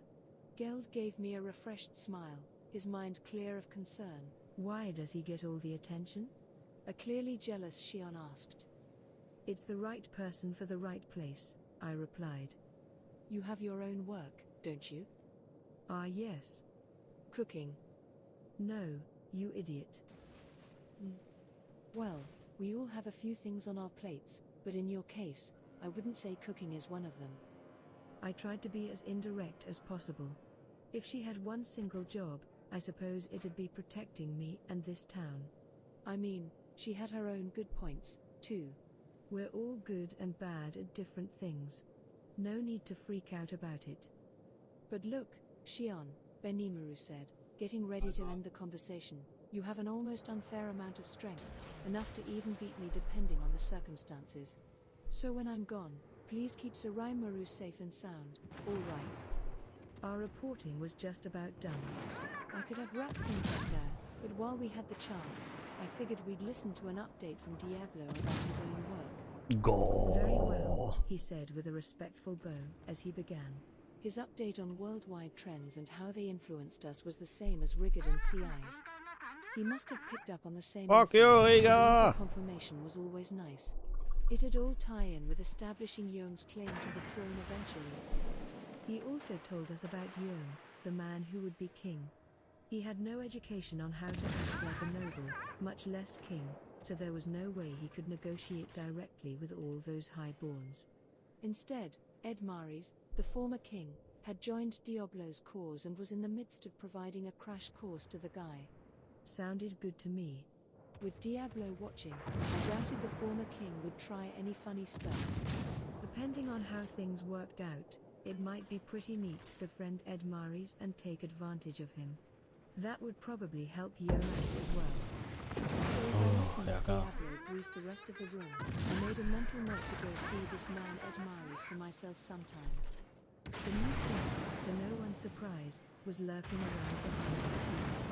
It'll be a while before he makes any moves, though, right? At least several months, I figured, before he could regroup his forces and take real action. But Diablo disagreed, or at least had an answer well beyond my own imagination. I would like to have this done sooner rather than later, so I am taking measures that will encourage him to hurry it up. Huh? He was smiling at me again. Do we need to prepare for something? No problems there. I have let Benimaru organize the forces we will deploy when the time is right. Yes, Benimaru casually replied, we are all set to go there. One force that will mingle with the general public and make its presence known, and one force operating in the shadows. Jo, Drago, guten Abend dir. So, nicht gleich, aber bald ist Wochenende Ende. They all seemed so informal about it, like they were figuring out what time to meet at the park for a picnic. It's a little more important than that, I thought. However, Diablo said as his smile faded, there is I wouldn't call it a problem, but something that does concern me slightly. I didn't report it since it was not worth reporting at the time, but Rahim has yet to return. Oh, right. I thought I was forgetting something. I sent a rather pointed message to Hinata, and I still hadn't received a reply. That's the Archbishop we let travel to the Holy Church to report to them, right? Did he not make it or something? No, he had reached the Englesian capital accompanied by my agents, crystal ball in hand. There is a preset transport gate there that leads directly to the church headquarters in the Holy Empire of Lubelius, so he should have arrived safely. The road from Farmers to Inglesia was a 2-week journey by wagon, hugging the coastline the whole way. Adding Lubelius to the trip would tack on another 3 weeks or so, but this world has magic. Between the two nations was a pair of transport gates, special magical pathways. Go through one and traverse the alternate dimension inside, and you can travel from one end to the other in an instant. Only a small handful of elites even knew about these gates, but Rahim, as an archbishop for a large nation, would likely be one of them. No doubt he had access, too. Once he entered Inglesia, he reportedly made a beeline for the capital. He had absolutely used the gate there. The greater demon Diablo summoned to take him said so himself. Ja, ist ja gut, mein Gott, The city had a barrier over it, so a greater demon breaking in could cause a furor, so he simply watched Rahim go inside the gate and reported it back to Diablo. And he hasn't left the capital since? No. We've kept the city under watch, so we should be briefed once he does emerge from it. But that hadn't happened yet. Rahim must be stuck in the church. I began to fear the worst. Did they kill him to shut him up, maybe? I have not detected any such thing as of yet. My tempter skill can seize the soul of anyone it has thrall over the moment they die. If there was no soul to harvest, he must still be alive. I was starting to get a little scared of Tempter, but never mind that. I imagined Rahim would have been safe in Lubelius's capital, what with the temple knights undoubtedly guarding him, but he still wasn't back. The church's inquiry could have just been taking a while. Maybe this wasn't cause for alarm yet, but it did bother me a little. But hey, if he's alive, then fine. As long as they didn't kill him and blame us for it, it's all good. So we still don't really know what the Western Holy Church is up to? No, sir. They may try to interfere with my plans. Oh, but was? at the moment, Oh, shit. I will be sure to remain Oh, on high fuck alert and deal me. with whatever we Oh. discover. Sorry. Yes. There's too little intelligence to read the situation Ah. very well. Wow, 5 If we Zita. had enough info, Uh-oh. I could have just left it all to Raphael. Besides, my apologies, my lord, see I stated, looking frustrated.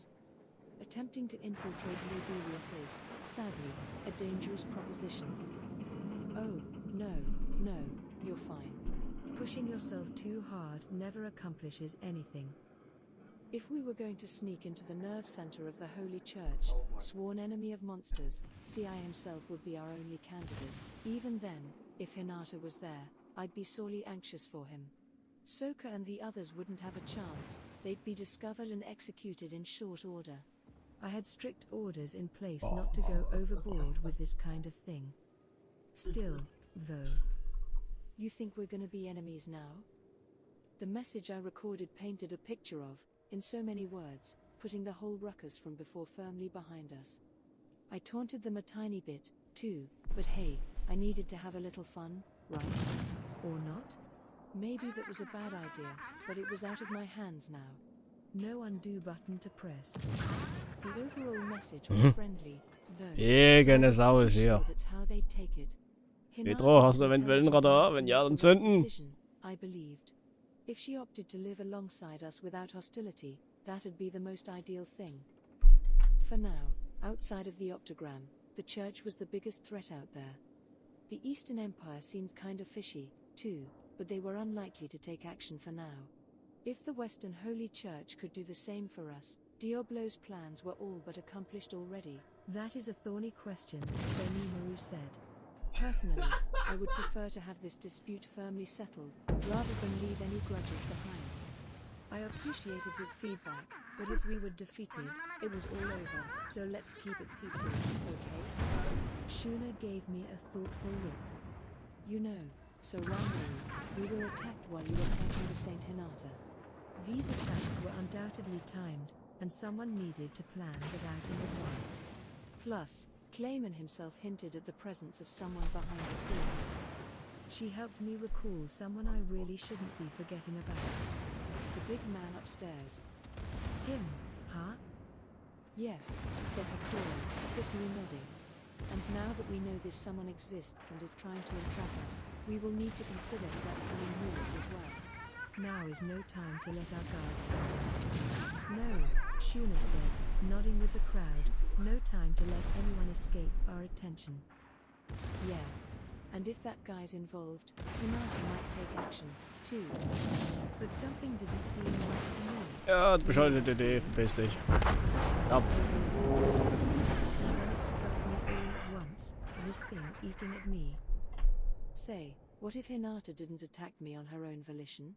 What if she was asked by someone or ordered to? How do you mean? Pedro, Given the timing, you are dead. Shuna asked if she traced my line of thought. Isn't it clear Hinata is connected to this other person? That only strengthened my suspicion. Well, honestly, I really don't think Hinata was taking orders from someone, but what do you think? Even if she was connected to that someone, do you think she'd take orders from him? Question mark. I heard a couple gasps from the audience. That woman didn't bother listening to a word I said. Why would she listen to a request, or especially an order, from anyone else? Good point, pal, Kaijin replied.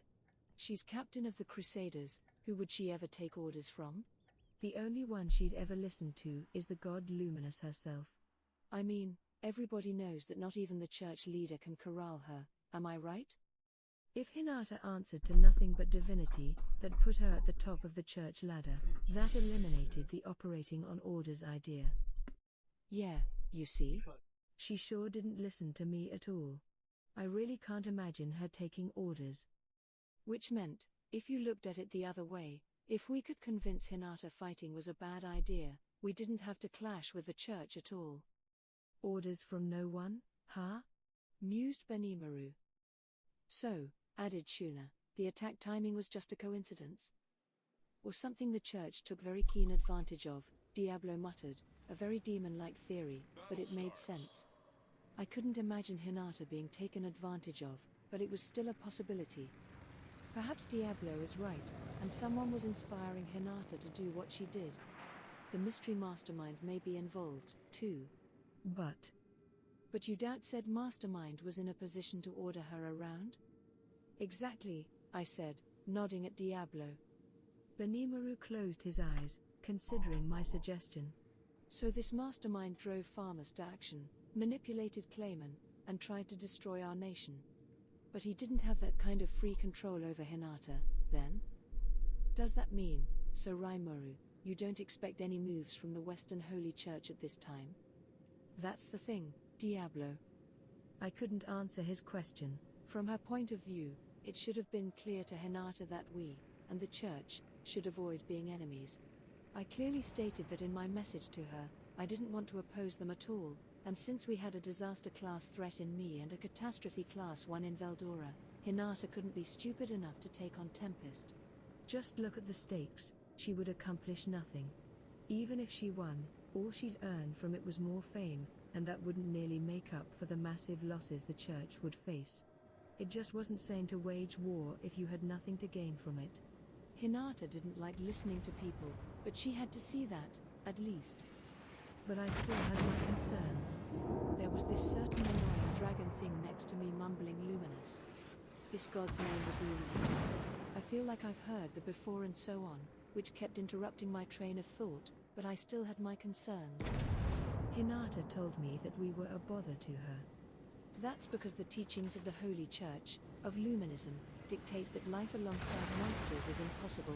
But that might not be the whole story. Why did Hinata call us a bother? Because Luminism refused to acknowledge us. But if that was the only reason, it just didn't seem rational of her, or to put it another way, it wasn't like Hinata at all. There had to be something else. And while this is the exact opposite of what I just said, what if there was some mastermind behind it all? Someone besides Hinata, who also sees us as a bother to their plans? What would that someone want? Report. There is an increased possibility that multiple motives are at place. All these events are interconnected. However, it is estimated that they are not all occurring by the will of a single entity. Meaning? Understood. Considering the nations, people, factions, and other factors involved, several goals can be categorized. These goals may seem to match one another at first glance, but several contradictions are present as well.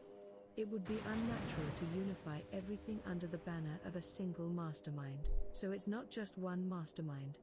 That's the core of it, and hearing it that way, it made sense. Clayman was being controlled by another part of the Cabal, then? Ah yes. That did make sense, if you thought about it. They simply worked together for a common goal. Clayman wasn't following any specific orders or anything. Maybe they were just giving each other little suggestions or shoves in the right direction. In fact, Hinata might not have been involved with him at all. It did seem more natural to assume more than one player was running around. Plus, if these factions changed, some players may no longer want to put up a fight. That's how international politics worked. It wasn't something that operated on passing emotions. So, to Clayman, we were nothing but a bother, but at the same time, he tried to take advantage of us. He would have loved it if Hinata and I knocked each other out. To Farmus, I, as overseer of Tempest, was a bother. They didn't want to destroy us, they wanted us to fall under their rule. They hoped Hinata would take me out and would have loved it if she had. So where does Hinata's heart lie? In terms of being a Luminism adherent, she wasn't about to ignore a monster nation. These were the three frames of mind that drove the whole situation, and in the end, I fled from Hinata, Farmus retreated, and Clayman died. Das wäre schön gewesen. The situation that attracted these masterminds in the first place had changed. Clayman was gone, and the person behind him must have been busy reconstructing what little fighting force he had left. Would this guy still want to directly fight me? Ah, Montana! The possibility of taking Hast such keinen Bock action mehr, is ja? likely low. If the mastermind's powers exceeded Clayman's, he would have become involved well ahead of when he did. Even if he was preserving his own powers this entire time, involvement would mean little by now, after such a grave I have a post for, defeat. okay. So there's no reason to come after me. Not like this guy in the shadows would decide to go reveal himself now, long after the fact. Whether he wanted to make a comeback or not, he knew a frontal assault on me definitely wasn't the way to do it. What about the other factions? King Edmares was off the throne, his ambitions crushed. The new king was doing something, and there were those among the administration who certainly wished us harm. We were a bother to them, no doubt, and there was a good chance they hadn't given up on taking us out of the picture. But Diablo was watching them. If they were trying to become a new mastermind, they were sure taking their time with it. I doubted they were a threat, although you couldn't declare them down for the count. Maybe someone among them was hiding a darker, more sinister aspect. This is why dealing with human beings is such a pain sometimes. The Western Holy Church was being completely opaque. Judging by Rahiam's missing in action status, things must have been pretty chaotic in there. Was Hinata struggling to cope with this, too? If she didn't have a clear and present reason to oppose us, there wasn't much reason to take action. But what if she does take action? It'd mean something was forcing her hand. Report. It must not be forgotten that there is a high possibility of multiple people working in the background. Yeah. Good point. And if there were, whether Hinata wanted it or not, things could keep on moving forward. Guess optimism right now wasn't such a good idea. Tops komm rein. Perhaps, because there are multiple interests at stake here. Schön. We Ciao, should ciao, work on the Montana. assumption that it is not solely Hinata's decision Nice. to make. Diablo must have arrived at largely the same conclusion I had. Well said, Diablo. I was just about to say that Man myself. weiß ja nie. Kommt It hier was wirklich noch? Raphael who saved my ass, of course, but no need to reveal that much. Maybe Diablo's a hell of a lot smarter than I thought. I was using Mind Accelerate to rev up my brain 1,000,000 times ahead of normal, and Diablo had arrived at the same conclusion at roughly the same time. Without Raphael, I'd be eating his dust. Ha ha ha ha.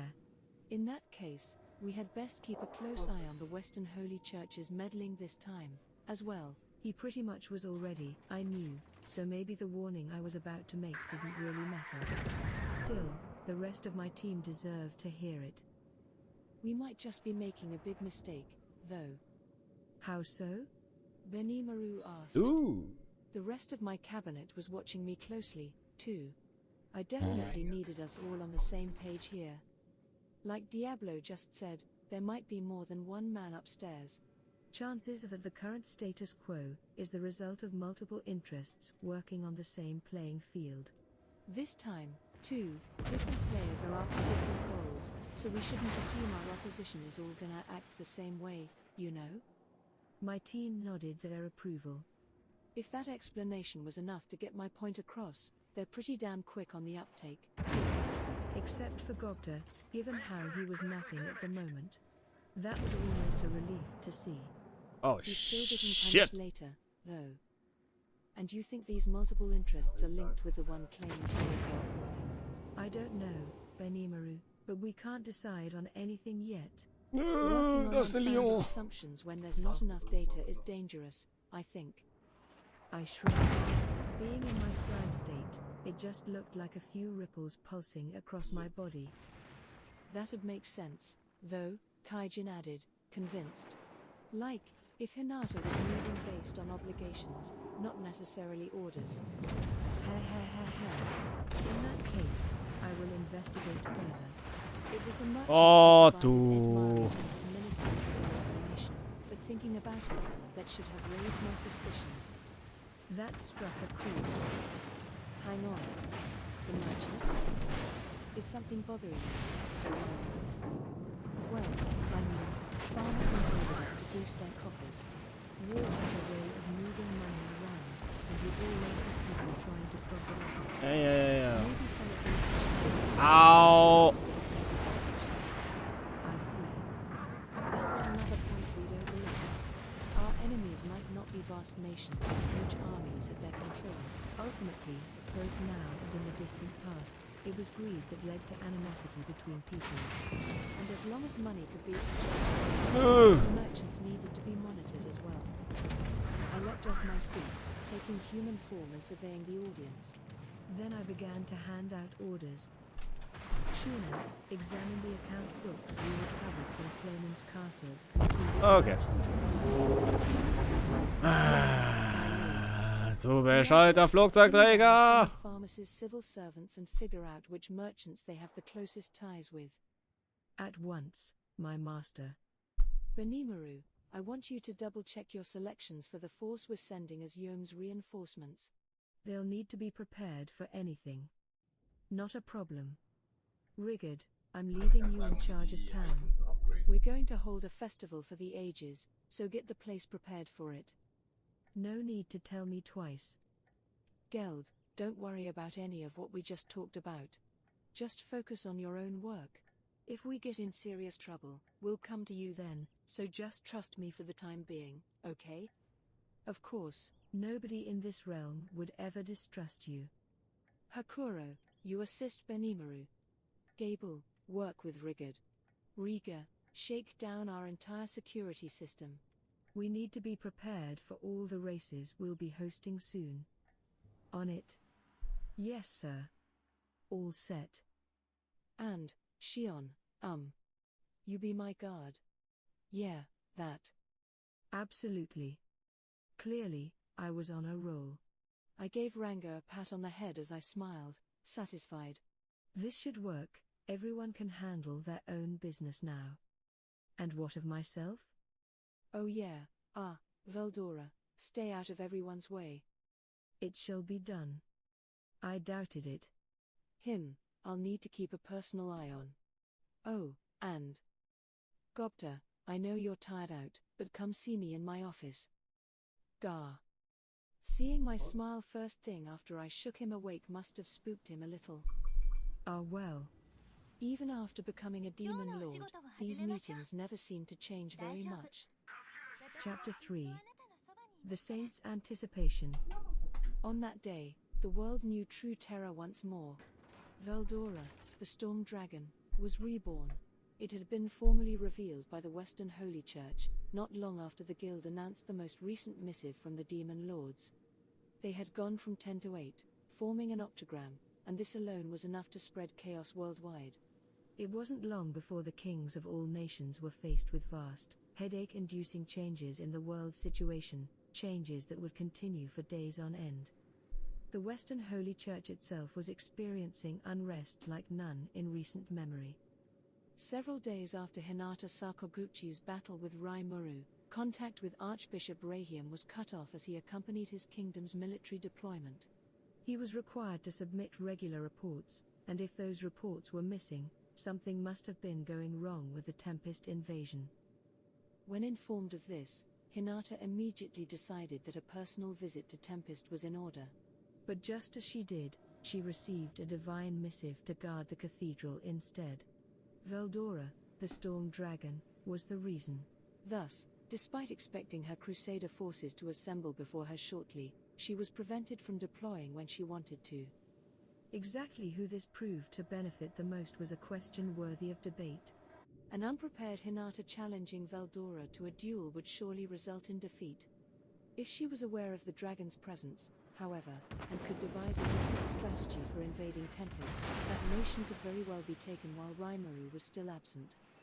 Tempest was Hinata's ultimate goal, not Veldora, and with the powers she had on tap, she could have made simple work of it. The ball was in her court, but only if she gave due consideration Jo, to klar, Veldora's Abpraller, subsequent moves and Raimuru's own okay, reactions to alles them. klar. Either way, though, both sides managed to avoid the worst for themselves. It was a city enveloped in a calming light, a holy metropolis protected by a divine barrier.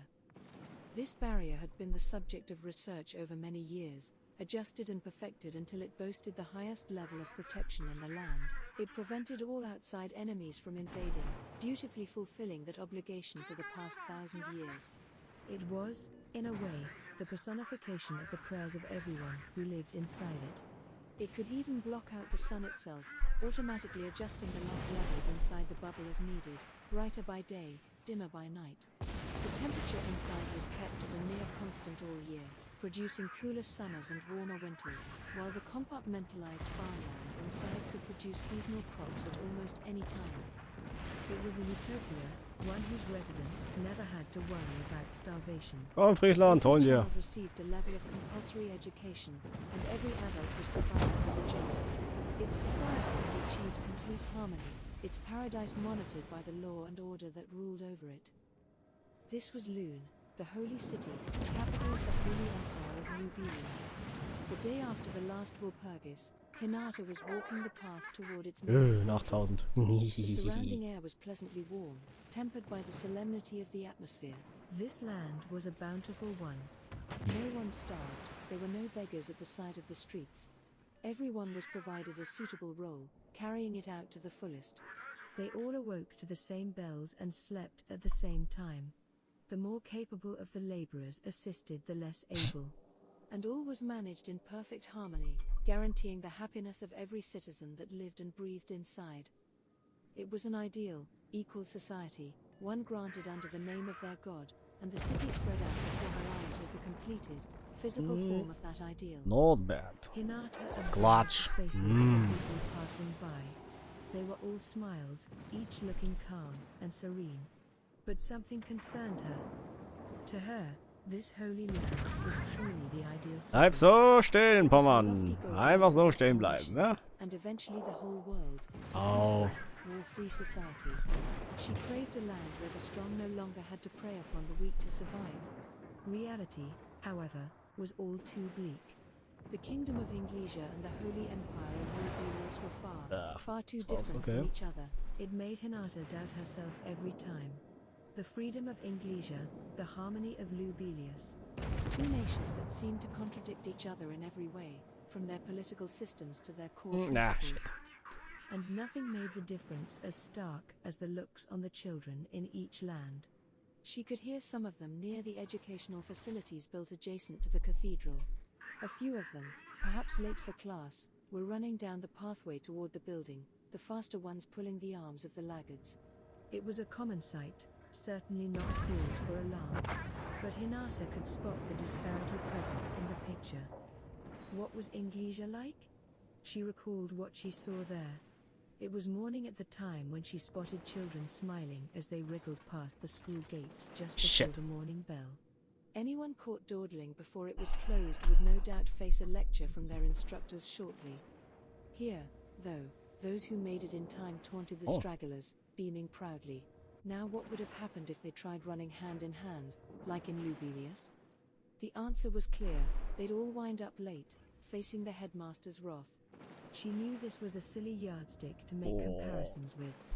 The kids could avoid all this if they just woke up a few minutes earlier. But she couldn't stop thinking about it. Where was the difference? Were the faster kids bullies? No.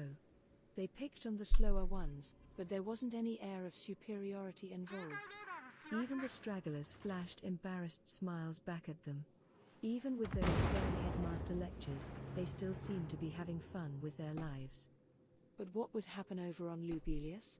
All the children running to class wore the same expression.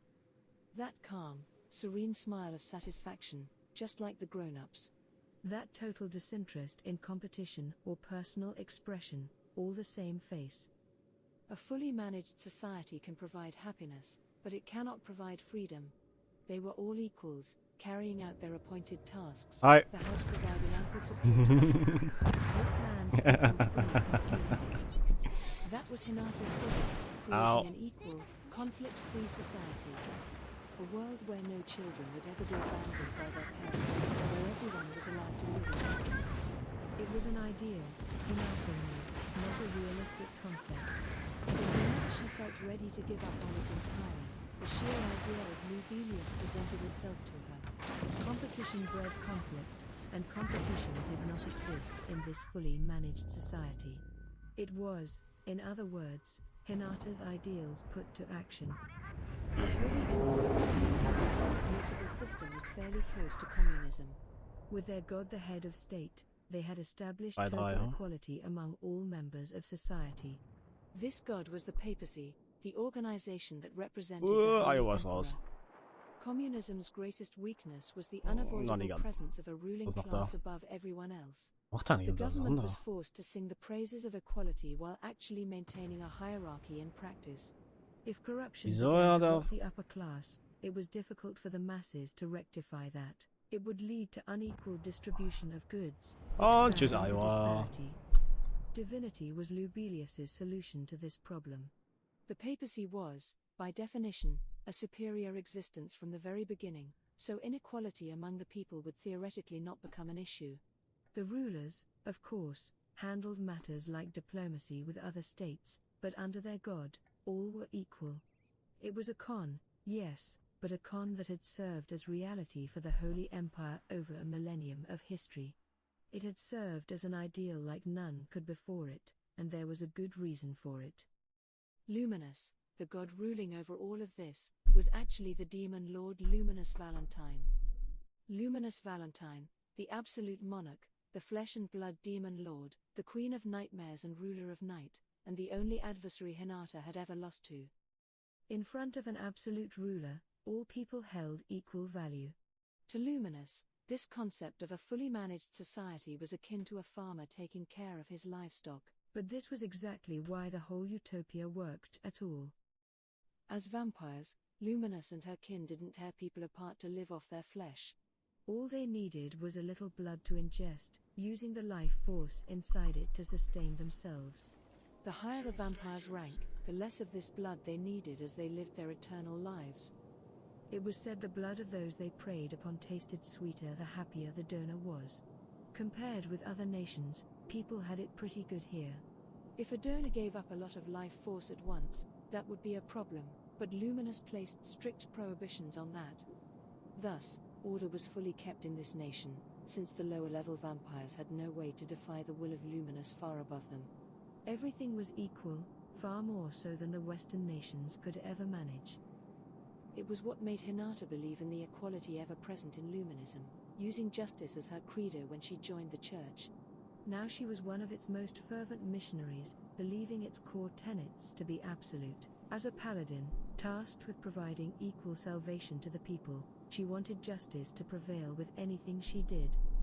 Shizu Aizawa, her teacher, was far too lax by comparison, and the structure devised by Yuki Kagurazuka, the boy from the same land as her, was too fantastic a dream to be treated at all seriously. It simply handled issues as they arose, failing to offer any real preventative measures. Seeking to improve oneself was a laudable endeavor, and she had kind words for the Free Guild's cooperative approach. But given its reliance on fees in exchange for work, equality seemed like a lost cause with them. Thus, Hinata left the tutelage of her teacher. Shizu told Hinata to count on her if she ever lost her way, but that wasn't going to happen. That would be depending on her too much. If she kept depending on Shizu, Hinata vaguely thought, it'd ruin her. The only thing she could rely upon in this world was her own power. Thus, Hinata sought the kind of power that nobody else could ever hope for. She had a natural fear of carrying anything precious with her, lest she lose anything else. She didn't deal with other people, power was her only desire. She had become a paladin a mere year after joining the Western Holy Church, then its core captain less than 2 years later, building up what was lauded as the most powerful crusader group in history with her own 2 hands. But the higher she rose through church ranks, the more she saw and then she found what lay at the essence of Luminism. The Holy Emperor Lubelius was actually a vampire by the name of Louis. Even more shocking to her, this Louis was the elder twin brother of none other than the demon lord Roy Valentine. Conspiring with the demon lord to retain your power, nothing could have been more ridiculous, more contemptuous of its people. It enraged Hinata when she learned of it, enough so that she went into the inner cloister alone to purge both Roy and Louis. The resulting battle left her with mortal wounds, forcing her to lie there and wait for her death. There she was, with her little sense of justice, her weak power, unable to save anyone. The benevolence of choosing whom to save, because you can't save them all. It seemed so comical, so pointless to her. Heh. So much for me. The weak are always doomed to die weak. But at least I rid the world of one obstacle. But even so, Hinata believed she didn't make the wrong decision. She reduced the amount of evil in this world. She had nothing to be ashamed of. That, by itself, left her satisfied. As her sight grew dim, Hinata could hear the sound of light footsteps. She thought it was her mind playing tricks on her, but then a clear, refreshing voice serenaded her. I could hear this racket in my own bedchamber. What are all of you doing? Before her was a radiant young girl with silver hair. Her heterochromatic blue and red eyes shone eerily, coldly looking down on Hinata and the others on the floor. The aura floating around her was on another level, making Louis and Roy, whom she had just fought to the death and beyond, look like children. Hinata, faced yes! Oh, nice prediction. So far away from her.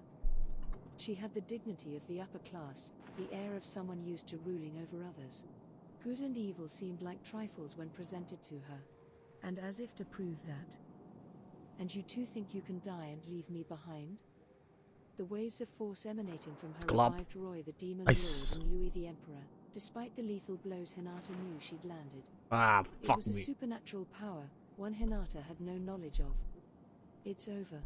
Everything I have done. Yes. Despair filled her heart as the flame of life began to flicker away. And you as well, human. You will not be allowed to die with that pride in your mind. What is justice? Justice is not about crushing evil. Who do you think you are, deciding whether I engage in evil or not? There is no such thing as a justice that can satisfy all forms of free will. It is arrogant to think you can do otherwise. Am I wrong? The words beat against Hinata's eardrums as a warm light descended upon her, saving her life. There, as her wounds seemed to magically disappear, the girl spoke. You have 1 week.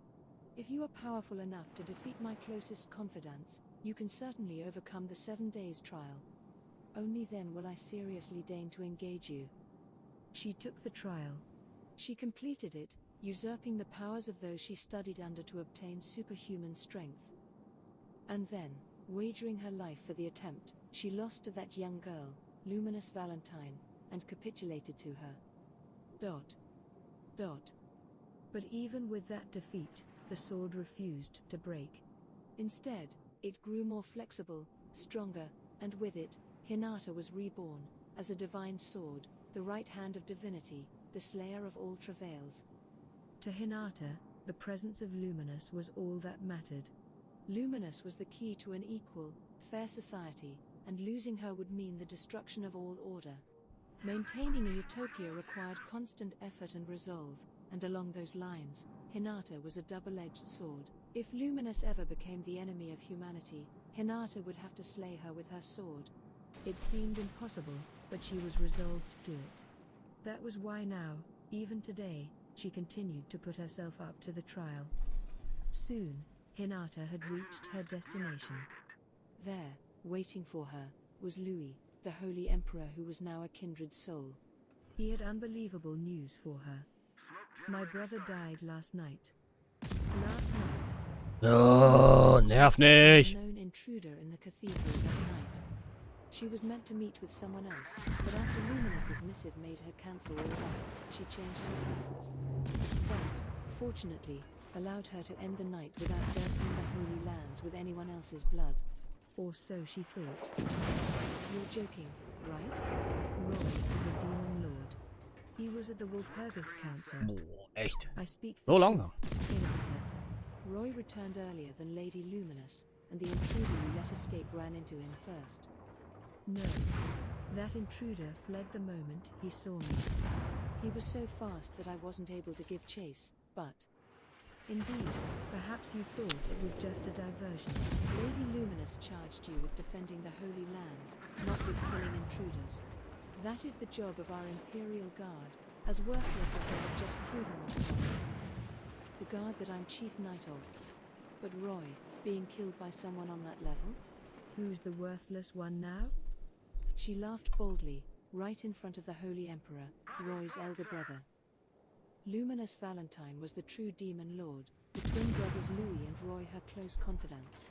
Louis ruled the external world as its holy emperor, while Roy ruled behind the scenes as demon lord. Luminous, meanwhile, governed over everything as a god. This was the world they had pursued.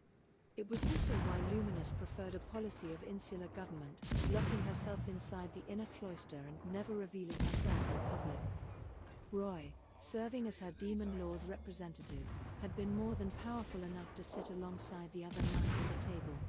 Simply being born a vampire made him the equivalent of a bee, ranking wise. His muscular strength, durability, reaction time, and everything else was several times better than what a human could muster, and his race gave him a multitude of excellent skills, including steel strength, self-regeneration, shadow motion, paralysis, charm, coercion, transform, and more. There were few vampires in the world, but even among the so-called high-level magic born, they were ahead above the crowd in fighting ability. Louis and Roy were elder noblemen, both in the service of their leader Luminous since ancient times. Their powers were monumental, it went without saying, and Hinata was fully aware of that. Having fought them both once, she had no doubts. This only meant one thing: whoever last night's intruder was, they must have been unbelievably powerful. But it doesn't really matter, does it? Hinata whispered. As long as Lady Luminous is safe. Not that anyone need worry about her. Not even Hinata could fully gauge the depths of the demon Lord Luminous.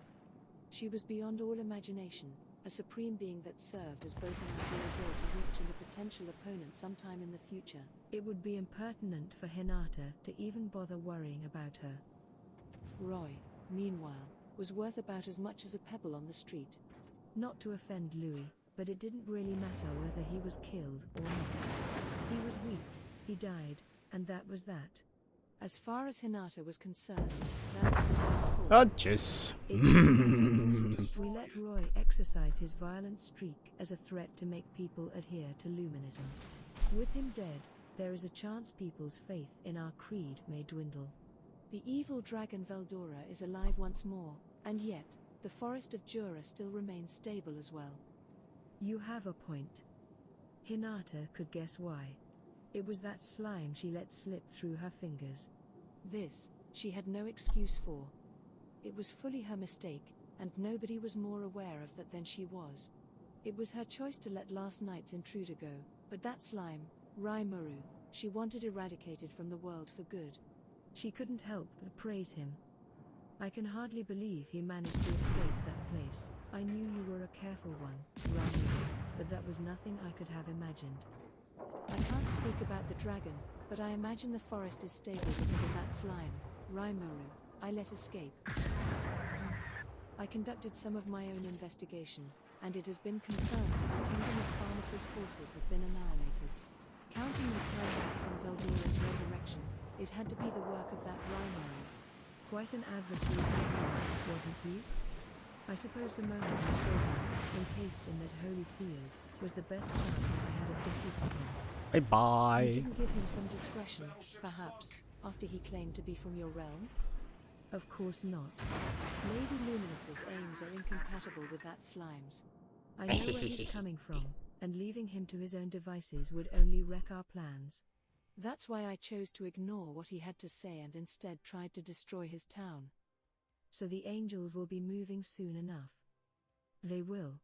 They're safe for now, but if they keep developing the town at that pace, they absolutely will. That would be distressing. We aren't ready for them yet. I'd like to ensure that our victory in the next Tema war is absolute. I know. We need to tear those angels limb from limb, and that's why we can't afford to speed up the timetable. Louis nodded. Whenever the cities of the world developed past a certain level, the angels began to attack them. Why, nobody knew, but their actions followed a set recognizable pattern. When it happened, countless numbers of innocents died, and to combat them, Hinata had expanded her forces and devised a way to knock them completely out of the picture. Her proselytizing for Luminism was also a way to help people work together, making their harmonic cooperation a palpable force to work with. That, she believed, was the best way to follow the will of Luminous, her god. Raimuru's behavior was getting in the way of that, and now that she knew Raimuru was the cause of Shizu Aizawa's death, She had personal issues with him. There was no reason at all for her to cut him any slack. With him were his monsters, intelligent, rational, and understanding of humans. It pained her a little to involve them in this, but Luminous called them her enemy, and her will was the law. Victory in the Tema War was of utmost priority, and to earn that, Hinata wouldn't hesitate to do what must be done. She was cold, pragmatic, and above all a rationalist. But perhaps your failure will turn out well in the end. What do you mean? The Western nations will likely band together to deal with the threat in the forest of Jura. With Roy gone, what better foe to unite the human race against? Do you think so? I doubt it'll go that easily. But did he have a point? Maybe, Hinata thought, it was a good thing after all. A stable forest of Jura was what they wanted, and if they sought to live alongside humanity, that was all for the better. But if Raimoru really did massacre the farmers' force, he was clearly a threat they couldn't afford to overlook. Still, you know the Eastern merchants who brought me information. We were planning to meet last night as well. If it weren't for Lady Luminous's order, I wouldn't be here right now. Oh? Rather good timing, then. Almost too good, isn't it? Those merchants were trying to use me. If you think about it, maybe keeping Raimoru alive and present was the right answer, not to make excuses. But the nail that sticks out gets hammered down. They may have survived the Farmus invasion, but the resurrected Storm Dragon was bound to attack Raimoru before long. Plus, Raimoru was calling himself a demon lord, apparently, which invited the rage of the other 10 and earned him a ticket to last night's Walpurgis. I would imagine so. Until we are fully ready, I'd prefer to use that land as a bulwark against the east, assuming Raimoru survived the Walpurgis Council. Right. Do you think he'll make it through? Lady Luminous will return soon. We will know by then. Having to tell her of Roy's death is a depressing thought. She'll be in a bad state, I'm sure. She was a lot kinder to him than I ever was. I suppose I'm not very kind myself. My own brother is dead, but I don't feel sad about it at all. Hinata just shrugged at Louis. They stopped talking, waiting for Luminous. Before very long, a herald arrived. Stand back. Lady Luminous has returned. In a flash, the cathedral became a hive of activity, and soon, Hinata and Louis were going to face a conversation they never expected to have. Now they were at the inner cloister, a sacred mountain looming in the center of the Holy Empire of Lubelius. The Holy Church headquarters was at the foot of it. Proceed straight through its grounds, and you'll find the Holy Temple, which houses the cathedral that connects to the mountain's entrance. Beyond it and up the path, the inner cloister loomed ahead. This was the holiest and most forbidden place in all of Lubelius, even more so than the Holy Emperor's official chambers. Relaxing there was the demon Lord Valentine, or rather, Luminous, as she recounted the previous night's events, clearly peeved. So that's all of it. That annoying dragon simply insists on getting in my way at every possible moment. Hinata's first reporting of Roy's death only added to her anger. Such a stupid child, she murmured in reply, betraying no emotion whatsoever as she entered the inner cloister, just as regal as always. She seemed cool-headed enough as she described the Walpurgis Council, but when she reached the point where Veldora revealed her true identity, her well-defined, beautiful features reddened with anger. It was overpowering to her audience as she let out all her pent-up emotion. And look at Roy, too. I could have revived him as long as I was within sight of him, but no.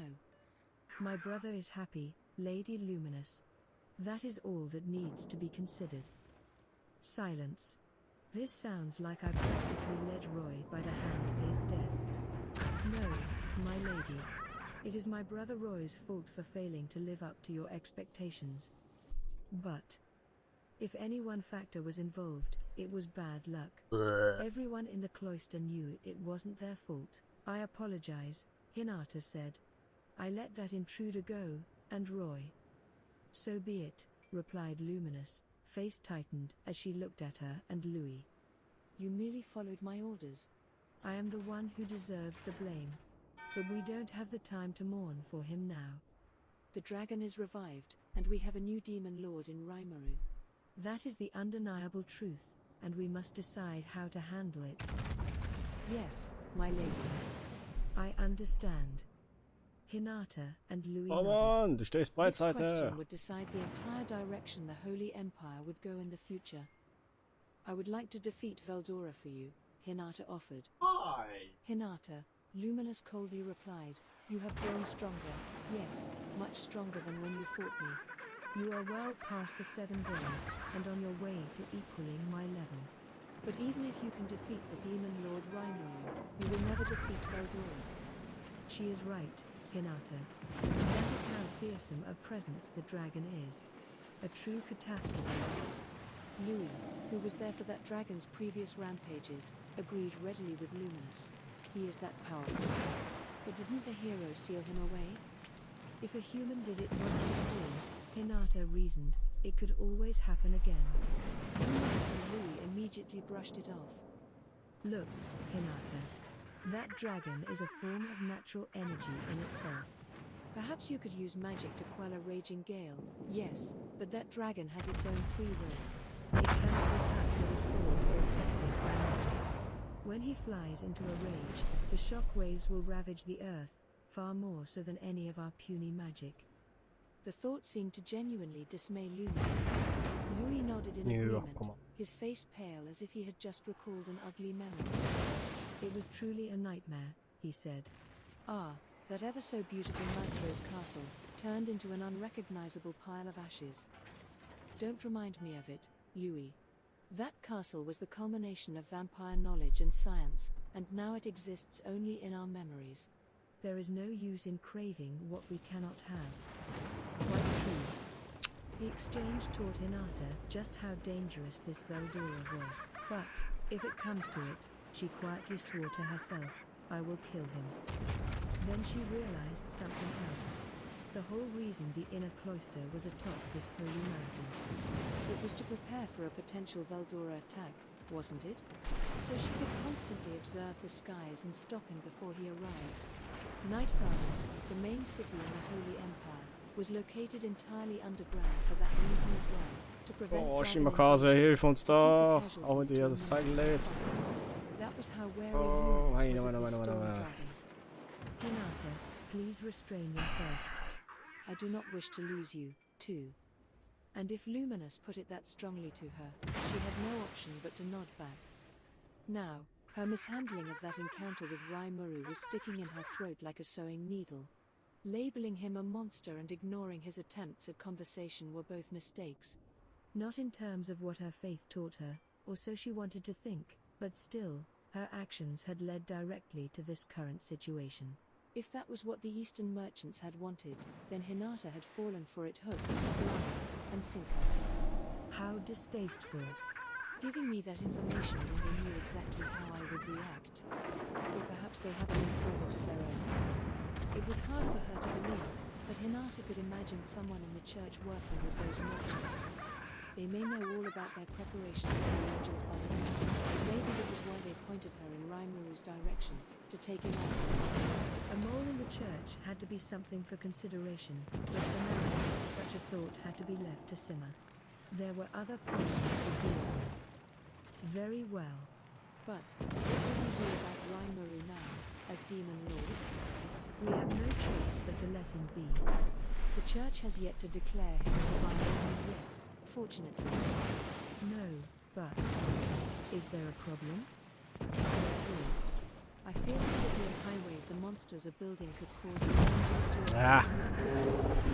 Ah yes, there was that. Having those little insects flitting around is annoying enough, although making the Demon Lord Rimuru and the Storm Dragon Veldora our enemies would be much worse.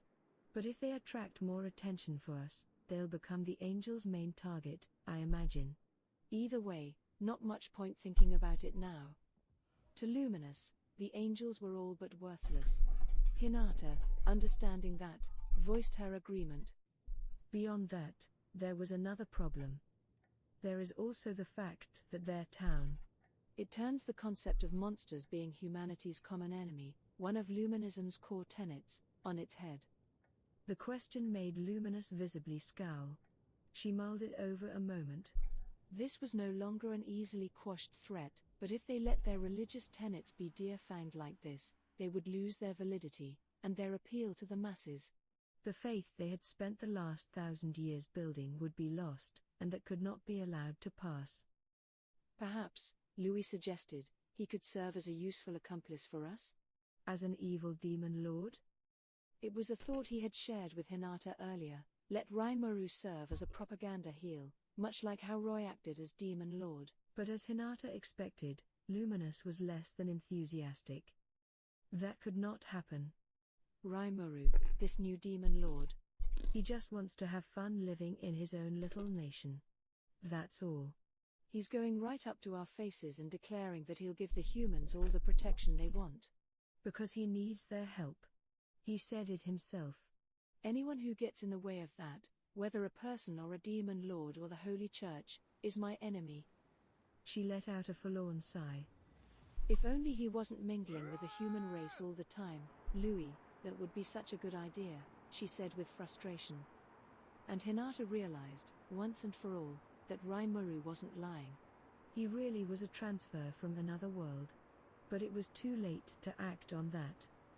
She was fully aware that she had acted on incorrect assumptions, fueled by her lack of interest in listening to others. It was a bad habit, and it just blew up in her face big time. At least nobody seemed to know that the big Luminous was the same person as the Demon Lord Valentine yet. If worst came to worst, only her own life would be forfeit.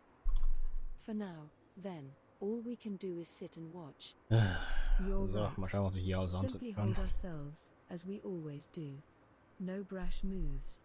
The more excuses we make, the more we may entangle ourselves. Our only responsibility is giving our faithful across the world the truth. Veldora, the Storm Dragon, is back. And what about Rimuru? As Hinata brooded, Luminous and Louis were already deciding on their future policies. Yes. Well, Rimuru seems the sort of leader open to political exchange. We could deceive the Western nations easily enough. Are you fine with that, Hinata? It was a question, but Luminous meant it as pre-decided policy. I am. Would he bear a grudge against you? A little. I did try to kill him. Ah yes, you did. But Rimuru is not stupid enough to hold that against us to the point of becoming enemies. Such was the will of Luminous, a leader who didn't even mind if Rimuru knew her true colors. But Hinata was unconvinced. I will keep that in mind, Oh, Hinata shit. said, attempting Okay. to hide her real thoughts as she left. A little over a month passed. Hinata spent gut angehalten, ne? tirelessly at work. Her paladins were busy building a line of defense against Veldora, while the Imperial Guard was out gathering intelligence for her. Those merchants from the east, once a vital part of this spy network, could no longer be trusted, and so she decided to rely only on info she could personally gather herself. Now it was time for the Empire's monthly conference between both major groups of the papacy, the Crusaders, the Paladins under Hinata's Boah, man hat gefressen. and the Boah. Master Rooks, the Imperial Guard forces serving the Holy Emperor. They were both the pride of Nubelius, with Hinata Sakaguchi standing at the very peak. She served as the conference speaker, Hinata, chief knight of the Master Rooks and captain of the Crusaders, not to mention the strongest knight in the nation. A high seat was prepared for her. All the other attendees' chairs were situated in a semicircle around her. To her right were 6 people Yes. representing the Crusaders. First was Vice Captain Renard Jester, known as the Noble of Light, a paladin with a soft, Okay. plaintive Hey, Moskva. expression. Next to him was Arno Baumann of Air, the man lauded as second strongest only to Hinata. He stood head and shoulders above the rest of the troop leaders, serving as a sort of assault team specialist for the Crusaders. Following Arno were 4 other commanding officers, Bacchus of Earth, a large brooding man gifted at smashing his Smaland. infused holy mace into his hands, Ah. a beautiful healer and elementalist who employed the Holy Spirit Undine on the battlefield, Guard of Fire, a tall knight and country who wielded his flaming red spear, and Fritz of Wind, a magical fighter as talented in wind magic as with his twin swords. He was a tactical trickster, a rarity among the high-minded crusaders he served alongside. Fritz never wore his uniform up to the prescribed code of perfection, but no one admired and respected Hinata as much as he. Each of these commanders led a team of 20 or so paladins, while Arnaud served as their overall leader. The 5 seated here were the best among the 110 or so paladins, and there was no doubting their talents. Tschüss. Contrasting with them, on Hinata's left side, were the Master Rooks, a much more ragtag assemblage in a motley variety of uniforms and armor. They numbered a mere 33 but still formed their own division, for each one was a powerhouse in battle, Rooks, as the Holy Emperor proudly called them. They all ranked at least an A on the charts, and a few of them were even champion level. Ja, Baumann ist nach hinten, die Yoshi nach hinten. Baumann kann ein bisschen Support leisten, er kann nicht so lange hier den Tank übernehmen. Who looked like an innocent boy but was older than anyone else in the room.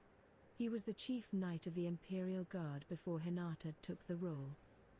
Then there was Giant Boulder Grigori, Sare's right-hand man, whose impervious skill granted him astonishing physical resilience. His muscles were his weapon, and they were harder than most types of metal, making him an impregnable fortress of a man. Last but not least was Raging Sea Glenda, who was newer to the fold than Hinata, but had made a serious name for herself in recent years. Notable for her spiky red hair, she was a wild woman, an ex-mercenary whose fighting skills were still veiled in mystery. Only Rama, the person who had ceded his post to Glenda after she defeated him, knew about her full strengths. This trio was known as the 3 Battle Sages, and they sat together opposite the 6 paladins.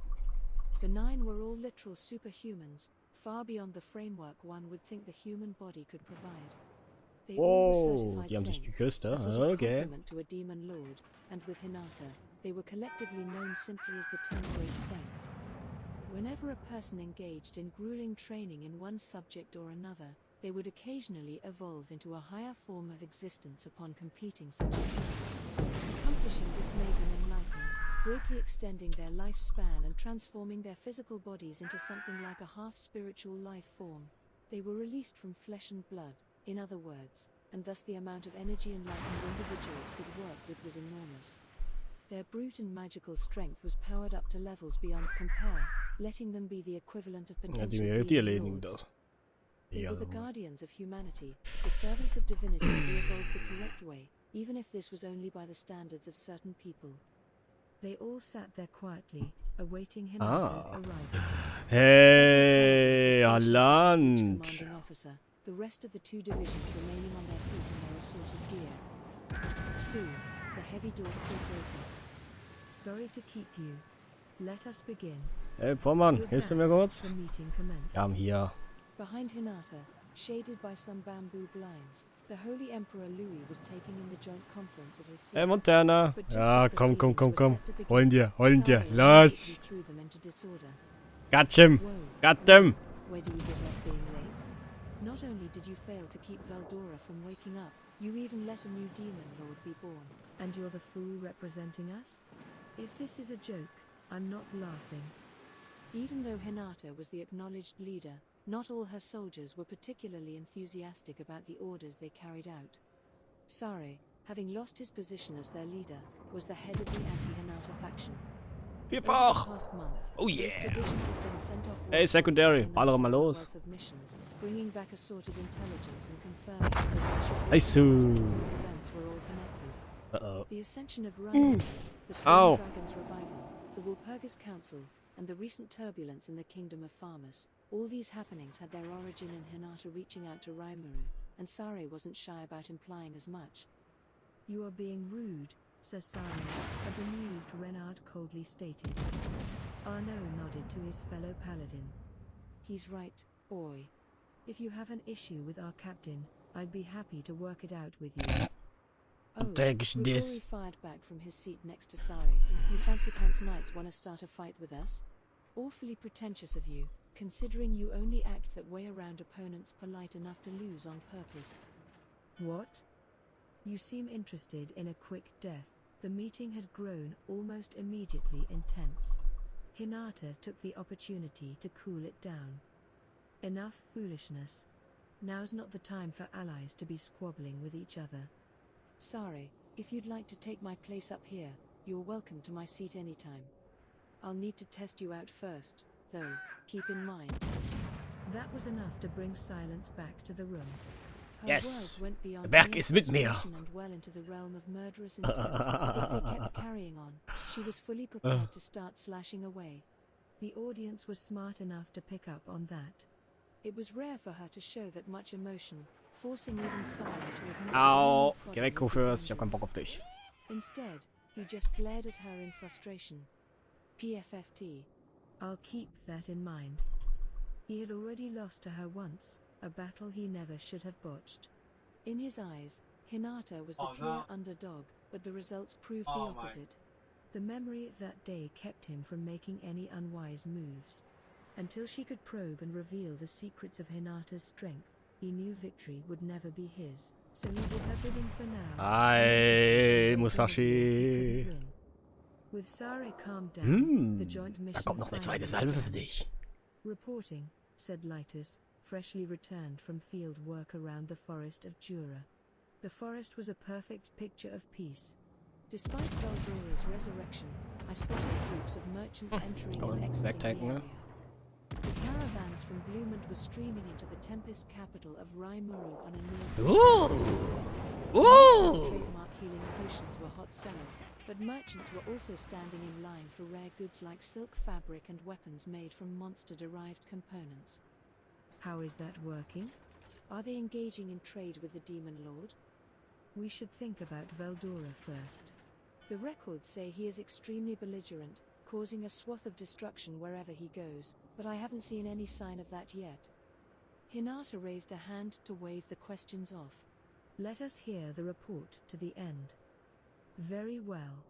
I spoke with the merchants, and they said the Kingdom of Bloomont had declared full and open relations with Tempest. This includes a security guarantee, and Bloomont citizens are allowed to come and go as they please. The highway connecting them to Tempest was also kept in neat and clean order. Even the animal droppings are briskly disposed of. There was no sign of monsters nearby, and overall, I believe this security agreement is legitimate and active. Did you travel down this highway? Yes. I wanted to see it for myself, so I disguised myself as a traveler. There are peacekeeping sentry posts at regular intervals along the road. When I reached town, I found it to be far more advanced than I expected. The concentration of magicules in the air was understandably higher than normal, but it was still below levels that would affect average people. It gave me the impression that Raimuru, true to his word, really does seek amicable relations with humankind. I see. And what about Veldora? Well, yes, about that. What is it? I was unable to confirm his presence. Entry into the sealed cave was forbidden, and I failed to find any other spots the dragon might be lurking in. Hinata gave a placid nod to Lytus as she finished her report. If we can't confirm Veldora's existence, Fritz asked, could the news of his revival be a mistake? Hinata shot him a look to silence him. Luminous's divine missives are never wrong. At least we are surer of Raimuru's activity now. Let us move on. She kept the meeting going, having each attendee report on what they saw and heard, ensuring everyone had all available information at hand before they began to debate. So things were tranquil from start to finish during my time in Inglesia. If their rivals at Farmus were to fall, I believe they would take the opportunity to expand upon their current power. The briefings continued. Master Rook's members had free rein to visit the Western nations, as well the right to give orders to the temple knights stationed within their borders. They outranked even the local temple captains, after all, and while they customarily acted only on orders from Lubelius, for the sake of maintaining a simple chain of command, the Master Rooks could command them directly in emergency cases. This allowed them to operate practically above the law in the West, obtaining even some classified information with ease. This was one difference between them and the Paladins. The latter enjoyed similar unfettered travel access to foreign countries, but they were barred from giving orders to the Temple Knights. The organizations were two different entities, although some Temple Knights later moved on to become Paladins.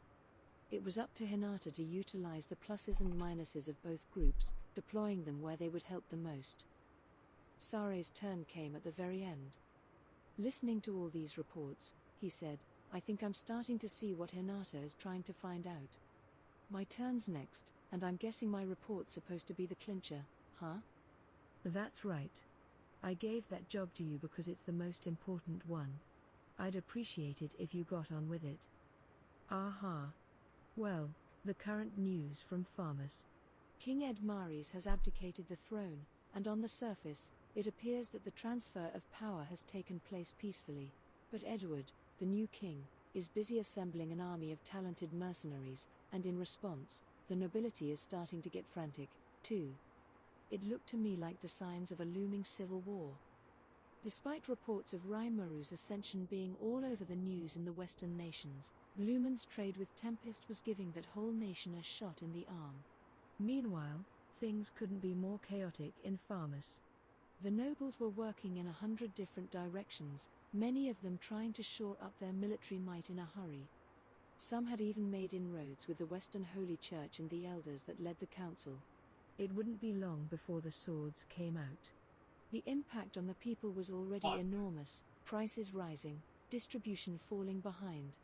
Losing 20,000 troops had even led to a government-mandated conscription. Amateur soldiers wouldn't be much help in battle, but Farmus was so cornered that they had no other choice. It all pointed in the same direction, civil war.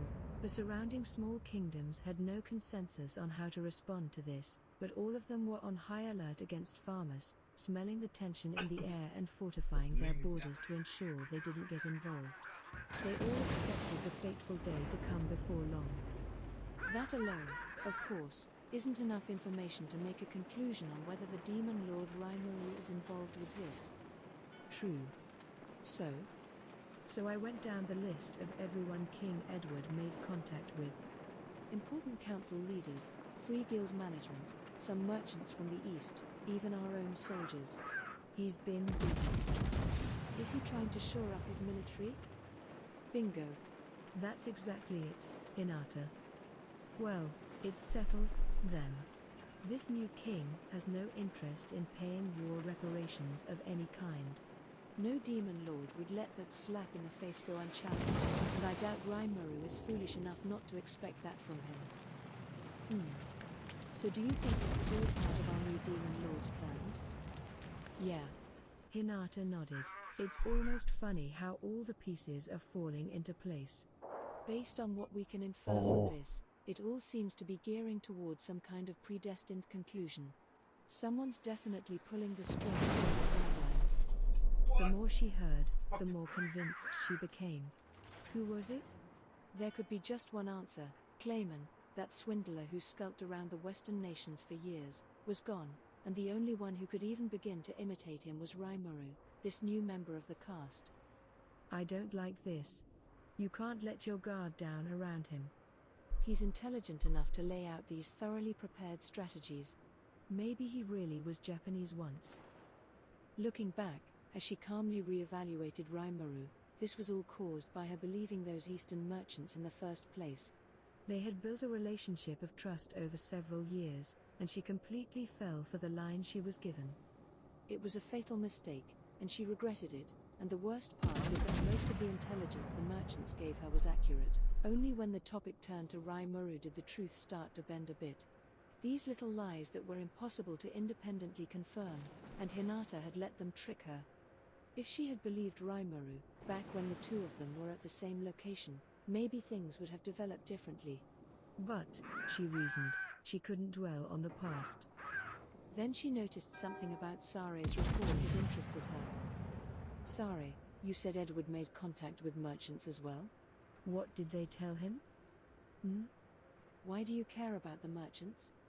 The Demon Lord painted a picture for us to fall for, and that's that, right? I think what we need to talk about is our future direction. What steps should we be taking right now? We do need that, but I still want to know. Tell me. PFFT. I thought money was the only thing those merchants ever talked about. Not so. They just have an instinctive habit of turning the conversation toward whatever will make them money. One of them got me, too, so you all need to watch yourselves. So what did you learn from them? Hi, Wooster. Hast du Bock auf Kugeln? Impressive, if they managed to use a woman as calculating as yourself. I can't really think of anything in particular they said. Oh, hang on. There's a commercial zone in the area you covered, right, Glenda? Merchants from the east and west of Canada in there. Did you hear anything interesting? Sare may not have liked Hinata much, but he was still loyal to his mission. He knew and acknowledged Oh, wieso kann ich einfach nicht schneller nachladen? out of a ragtag bunch of knights. She was merciless against the monsters. She put everything on the line to keep people safe. Somewhere in his heart, he appreciated that. That was why he followed all of Hinata's lines to the letter, never hiding anything he learned from her. He may have had a few ideas on how to seize his position, but he had no intention of dragging her down. He believed in the meritocracy, and for better or worse, he was earnest in everything he did. Hinata knew that as well. Glenda? Nee. Well, as far as I know, That is not enough. Had no problems telling barefaced lies. As a mercenary, she was well versed in navigating the underworld, experiencing untold amounts of mortal danger. Something about the tension in the air smelled like good money to her. Faith was one thing, making a profit was another. Und That was tschüss. how Glenda worked, and while people saw her as a dark luminist, that wasn't Ich the glaube whole ohne truth. Adlerauge, oder? What Ja, ohne Glenda really Adlerauge. wanted was the power that Luminism had across the world. Sometimes it was money, sometimes intelligence, sometimes war power, but Glenda needed it all. Her current position gave her open access, and she never, ever wanted to lose it. This was why she was hiding things from Hinata, including a meeting with merchants from the east in the very Oh, come commercial on. zone Sare mentioned. She had also made secret inroads with one of the council elders. She paid them money, and in exchange, they would spread false rumors around for her. Not now, but when the time was right for her. For the time being, she fuck, couldn't afford come on. Hinata questioning her motives. Hinata was cold, unforgiving, and merciless to her enemies. She never left herself open to attack at any moment. But at the same time, she was open-minded, almost soft on her allies, or, to be more exact, Luminists. To her, fellow followers in her chosen faith were like family. That was extensively clear to Glenda. That softness let Hinata forgive Sare's back talk, that softness made her fail to notice the people trying to betray her. And soon, Glenda thought that softness was going to cost her the position Komm, she komm, had komm, komm, worked so komm. hard Schleif, to schleif, achieve. schleif, schleif. If you're that interested, though, I could give it a Der. more thorough look Okay, through, gut, dann bleiben wir bei Captain. HE. Will you? Thanks. Just don't let the merchants fool you, all right? Don't let your guard down. Sure thing. I got a few connections, so I should be able to get some details. Glenda had the bad habit of making promises to Hinata without giving them much real thought. Oh, She shit. had no idea her ready agreement let Hinata read fairly deeply into her mind. Taking a moment to carefully observe Glenda, Hinata sighed to herself. She must really think I'm that stupid. Perhaps she's under Oh. the mistaken impression that Hey, I'm go soft on first. my people. If that Ja, was go true, first. she thought, then it really was a mistake. Was? Glenda had one thing Ah, verdammt, ich habe noch immer noch HE geladen. Okay. Erste Frauenaktion, oder? Oh jo, komm. HP, laden, 11 Sekunden. Wir haben noch 10, 9, 8, 7, 6, 2, 1. Ja, komm, Broadside, danke. Was? Dein Ernst? On the other hand, often engaged in intolerably Dein Ernst? selfish activities. She let it slide a little because they, too, had taken Luminous. Sare was the epitome of that, mouthing off at Hinata and trying to rebel in Nope, nope. But both she and Vier, Sare drei, knew this zwei, was just a eins. gift. He was a whiner, but he always followed orders, which, in a way, Danke. left him a breeze to handle.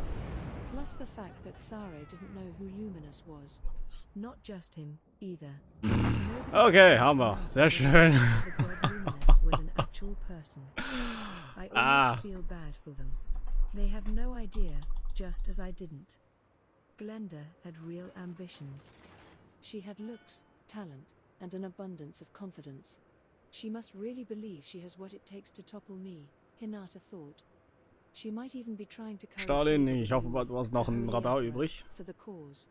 She didn't know he was a vampire, so it was only natural that she'd try buttering him up for the sake of pushing Hinata away. Well, she's free to do what she wants, but But if she was betraying the cause, that was another matter. Hinata never voiced a word of complaint about what the divisions she oversaw did, as long as they never crossed her or Luminous. But with a suspected traitor in their midst, Glenda's behavior was turning problematic. Hinata didn't intend to hold a purge right this moment. For all she knew, someone might be taking advantage of her, but she needed to be on her guard. I'm starting to see a breakdown in discipline. Maybe it's time to teach them a lesson and set them back in line. The thought depressed Hinata. But there were more urgent issues. She mentally switched gears and spoke. All right. Everyone has given their reports. I trust that everyone understands the current situation now. Yes, his assistant Renard said. The resurrection of the Storm Dragon has had less of an impact than expected, the only casualties so far being the deployed Farmus military. However, since this is likely a cover story spread by Rimuru, the real number could be 0. If that's how it is, added Sare, I want to hear from Archbishop Rahiam, who survived it. We know Veldora's back, and I'm intensely curious about what happened on the battlefield. I thought so, too. I've already called for him. He should be here soon. Hinata had already contacted Cardinal Nicholas, directing him to bring Rahiam to her. He was there for the defeat and probably saw Rimuru with his own eyes. Besides, given the several days' worth of apparent time between the advent of Veldora and Farmus's defeat, the rumors going around the neighboring states about Veldora destroying all those forces were pretty unlikely. As a survivor, Rahiam's testimony should be extremely useful. He was supposed to arrive this morning but was apparently behind schedule. I look forward to it. I can't wait to hear what he has to say. Maybe he knows something about Veldora, too.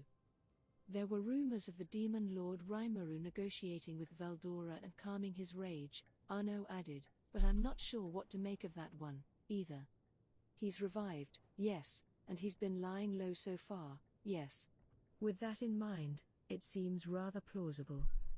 Everyone nodded at this. Silently, they had all concluded that the Storm Dragon and the Demon Lord were involved with each other. In that case, Hinata saw no reason to hide what Luminous already told her. Yes. That much is true.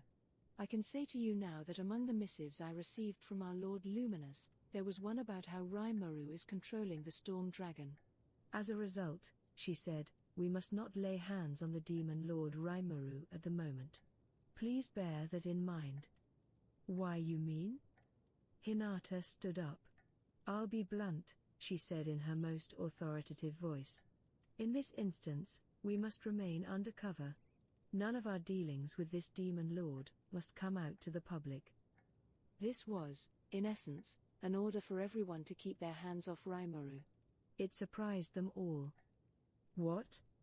You want us to simply ignore all the theatrics he's pulling over in Farmus? Demon Lords are untouchable as a rule, yes, but only in the public eye, if you recall. They're no match for any of the 10 great saints. Sare had a point. Humanity wasn't totally helpless against the S-class threat of the Demon Lords. They had built up enough force to fight back with, if necessary, and those were the enlightened classes, the 10 great saints being among them. Arno, Renard, and Grigori could each defeat a special A-ranked foe, Hinata thought, and even among the 10 great saints, Sare was outclassed only by Hinata in force.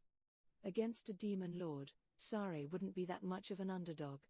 You almost never saw storybook-style one-on-one duels in real life anyway, but if it turned out that way, she figured it'd be a close battle.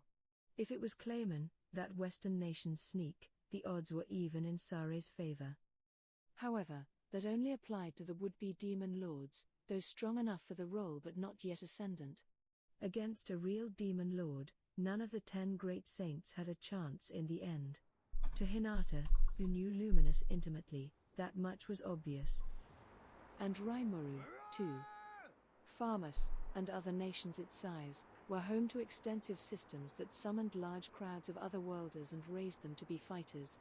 Many criticized it as a violation of human rights, but when faced with the common threat of human-destroying monsters, real needs tended to get in the way of noble intentions. Their numbers included Razin, the royal sorcerer who reincarnated himself all the way to magic-born status, and the late commander of the Farmers Royal Knight Corps, Folgan.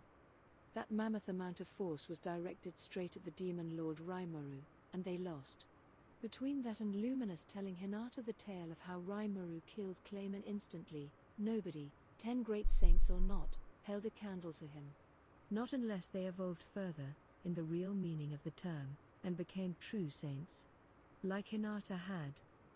Right now, if all 10 took on Rimuru at once, everyone except Hinata would lose. She didn't want to see them waste their lives on the effort. Plus, you know, though, we have both this demon lord and the storm dragon to deal with now. There is no doubting that any wrong move might lead to further chaos.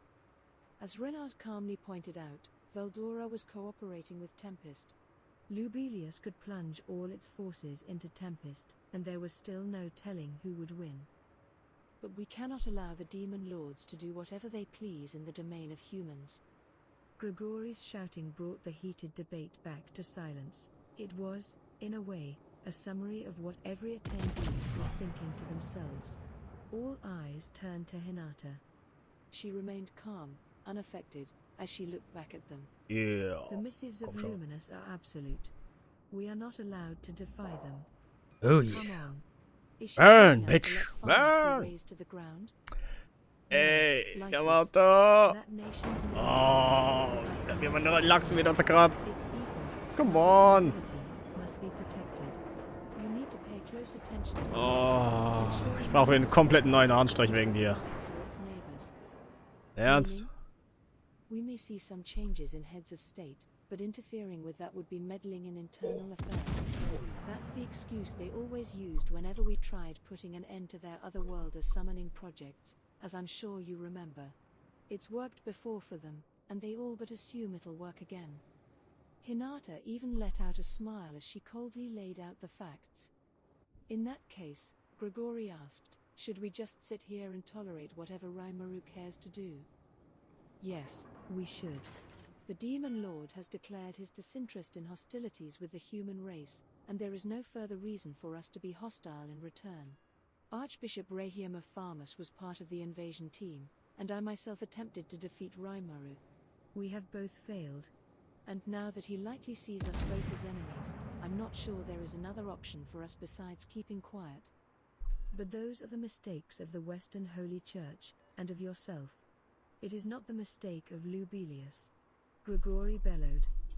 Hinata stood strong, her smile turning frigid. Exactly. And that is why you need to stay hands-off. If worst comes to worst, I will declare that it was the arbitrary decision of the Western Holy Church to act against him. In other words, me. What? Lady Hinata.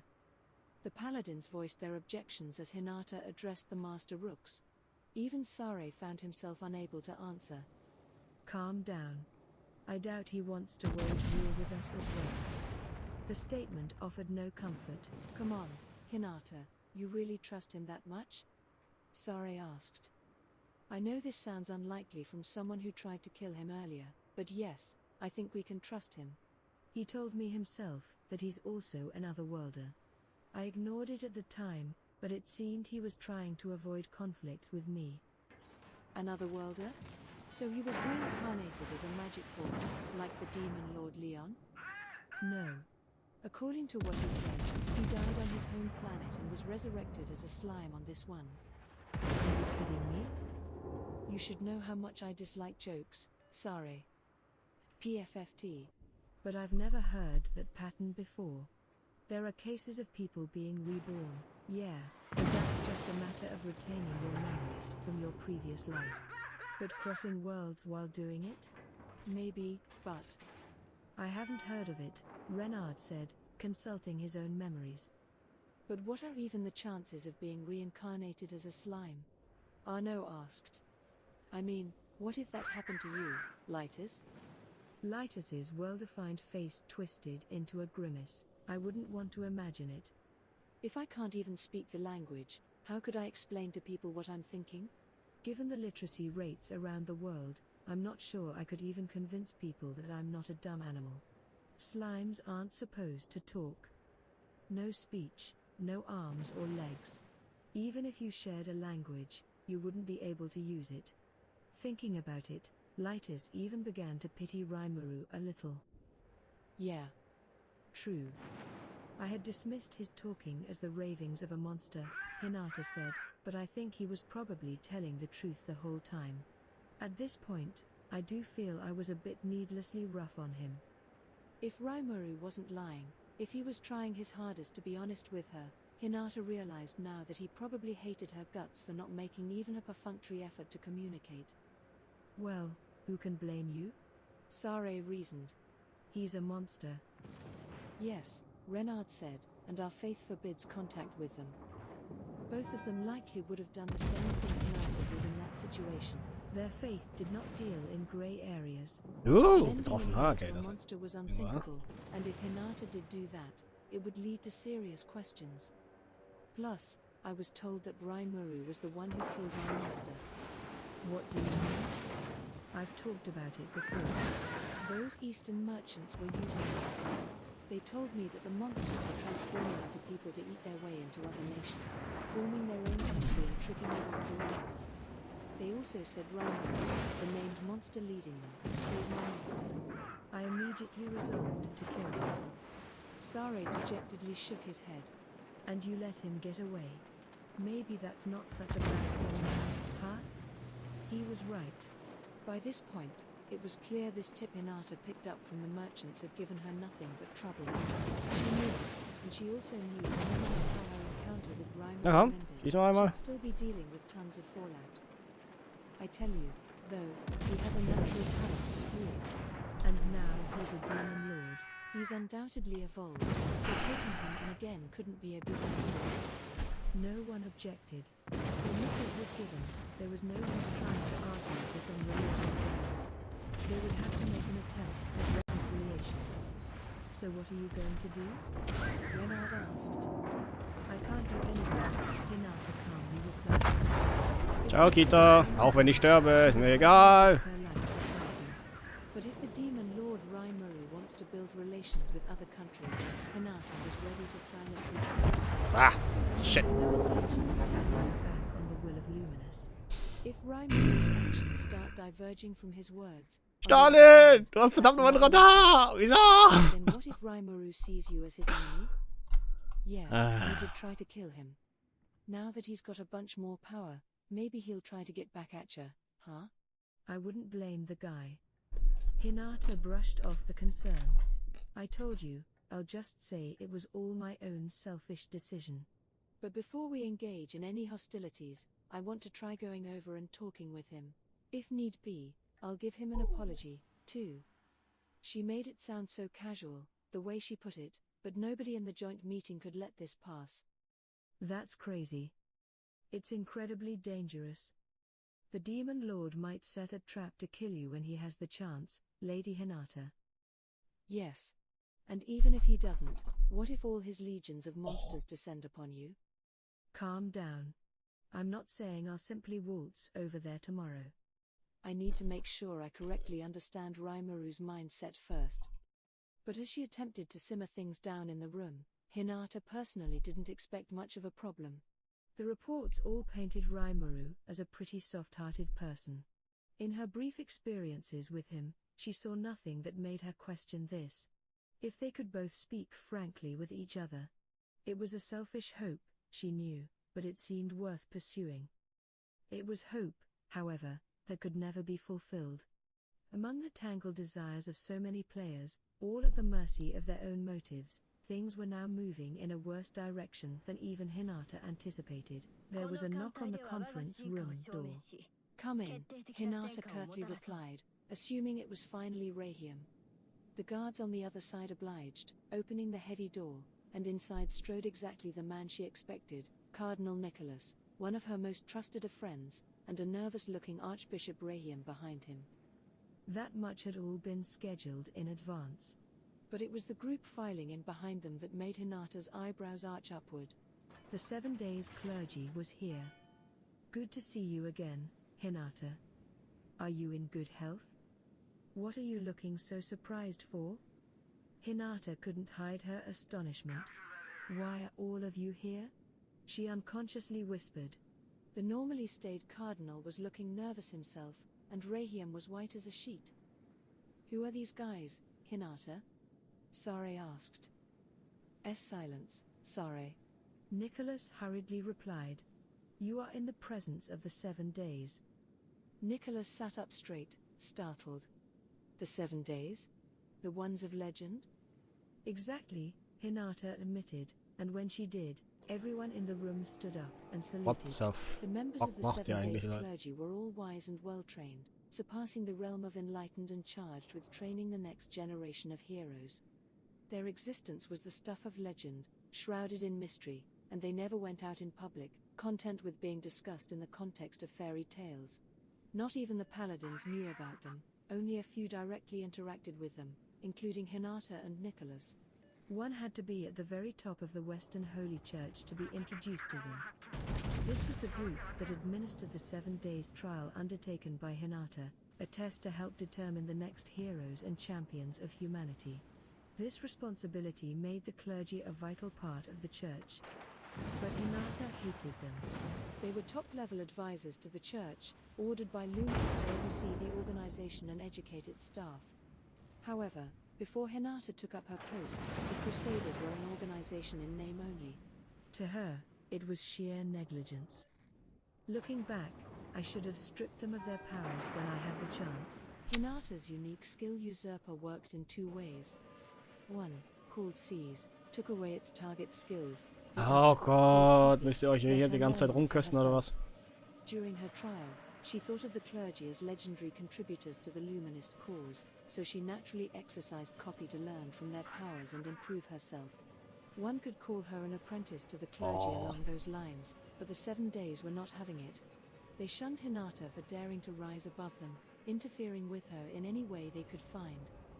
This was a crafty group, one that had lurked in the darkness of the church and called the shots for an untold amount of time. But there was nothing productive in their actions. And once she took the trial and realized that, Hinata Oh immediately yeah, judged them to be 21.000. useless, took their skills, and left. Now she was using what she learned to train Arnaud and the schöner rest of Treffer. the division commanders. I wonder if that's why Luminous had me take the 7 days trial in the first place.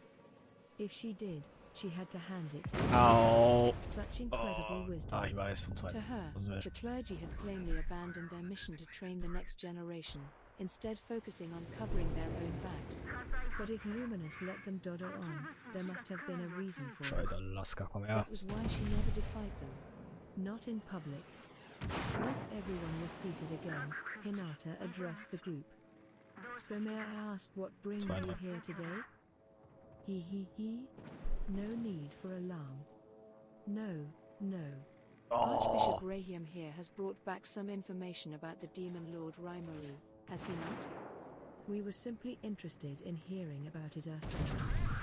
The voices echoed around in her mind. The 7 days clergy used thought communication to answer her. She sized them up again. There were 3 of them present, not the entire contingent, and in her judgment, these were the most corrupt ones out of the entire group. Among them was Arze, the Tuesday priest who governed fire. His force was like a disposable lighter compared with Shizu Aizawa's. He had nothing to teach, and Hinata didn't even need Usurper to complete his trial, but for some reason, he must have assumed she was incapable of seizing his skills. That made him look down at her constantly, which rankled her. The other 2 present, Diana, the Monday priest, and Vina, the Friday priest, Hinata couldn't guess at their motives. Helping Arze out, probably. What a chore. Luminous ordered me to make this as quick and painless as possible, too. Hinata grew nervous. Raimaru already had a poor impression of her. If she let this clergy get in her way here, she might never be able to reconcile with him, but as long as she didn't have a bead on their goals, she had to focus on Rahiam. She turned off her mind as she lent him an ear. I was foolish, Rahiam began. We challenged a foe that was fearsome, far too fearsome for any of us. He is a demon lord, beyond a shadow of a doubt. Through our own foolishness, we have engineered the birth of a new demon lord. His memories of the event put him into a frenzy, his eyes bloodshot, and his voice raised to a near scream. He continued, recounting the events that led to his birth, his misguided deeds, all Ah, laid fast. bare without a mission. It wasn't on someone's orders, he was being driven by the compulsion that he simply had to do it. He needed absolution for his sins, if he ever hoped to be free from his pain and forgiven by his God. As he told the story, the paladins began to murmur among themselves. The sheer force of this adversary, beyond all common sense, made it hard for them to contain their composure. Neither an anti-magic barrier nor a long-range, magic-specific defensive wall was enough to stop these monsters. Not even a holy barrier could mount any defense against those flashes of light. But Hinata stayed resolute. Based on Rahiam's testimony, she surmised it was an attack involving concentrated sunlight. And as if to back up that theory, the 7 days clergy began to provide their own commentary. Perhaps this is sunlight magic, the kind Sir Gren was always so gifted at. Light-bending magic? Wouldn't an anti-magic barrier shut that down? And Gren's didn't have that much force to it.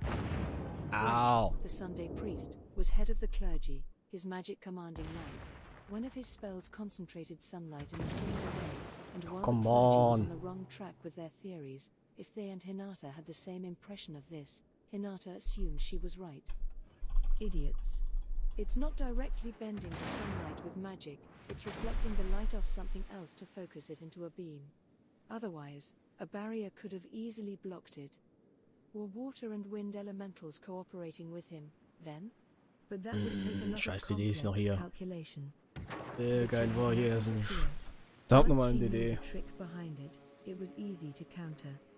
Just put up a protective film to diffuse the heat and scatter dust in the air to refract the light, and the threat was neutralized. If sunlight was the only thing it harnessed, the attack was full of holes to exploit. To Hinata, the attack was worthless. As far as I can tell, he was using his scientific knowledge from the other world for that attack. No wonder people here couldn't deal with it. They couldn't even understand it. Using it to poke holes in their magical defense was smart, though. Not a stone unturned. It took a lot of computing power to engineer that attack, as well as multiple ongoing spells at once. That was a serious threat, but now that Hinata knew what it really was, it didn't seem that fearsome any longer. But Hinata was making her conclusions too quickly. Rahiam Oh, wasn't done talking. shit! In fact, one Du bescheuerte Idee, ey. attack was a dreadful thing. Sir Oh, Fulton was helplessly Ernst? killed, so Razin could do nothing against it. Nearly 10,000 of our finest knights were felled by it, I think. But he paused here, nervously swallowing, sweat running down. Durch die Nase vorne trying durch. his best to Okay, hold back okay. the terror. Wow. The real horror came after that. The next moment, the battlefield went completely quiet. Da hinten ist er. Some were unconscious, fatally hurt, others were wounded and screaming on the ground. Still more were healthy but wandering around, scared out of their wits. The cacophony they all created together set the battlefield to a frenzy. And yet, the very next moment, Rahiam said, all the noise was gone. What do you mean? I mean exactly what I said, Lady Hinata. At that moment, the surviving members of that 20,000-strong force died. Only 3 remained alive, Sir Razin, Ed Maris, the King of Farmus, and me. Seeing it made me lose my sanity. I was so stricken with fear that I fainted. At Rahiam's tale, a similar silence fell over the holy cathedral. A single monster killed a force of 20,000 in an instant. The truth of that could hardly be commented on in words. And amid the solemn tension, everyone was recalling the same legend in their mind, the tale of a single person laying waste to an entire city and becoming a demon lord. Then Hinata recalled something Luminous herself told her. The precursor to the Western Holy Church was launched a good dozen centuries ago, likely longer, but that is as far back as the records exist. Its people, however, had first moved here 2 millennia ago, driven away after Veldora destroyed their kingdom. The dragon's strength and immortality put them beyond hope. Trying to engage it would only add to the dead. To the vampires that called this place home, Veldora prancing around and destroying humanity would lead to food shortages. The purest of high-quality vitality could only be obtained from human beings, and while Luminous and her family were safe, This was a matter of life or death to the lower-level vampires. Thus, Luminous was forced to come up with their current co-op approach to protecting humanity. She rescued them, really, and now they worshipped her as a god. And it was all the fault of Veldora on the rampage. He was worse than any natural disaster, a threat impossible to prepare for, a catastrophe. That classified him as Special S on the scale, something humanity just couldn't deal with, but he wasn't the only large-scale destroyer of worlds. The only creatures in the Special S rank right now were the 4 dragons known to exist. But that's only the public story.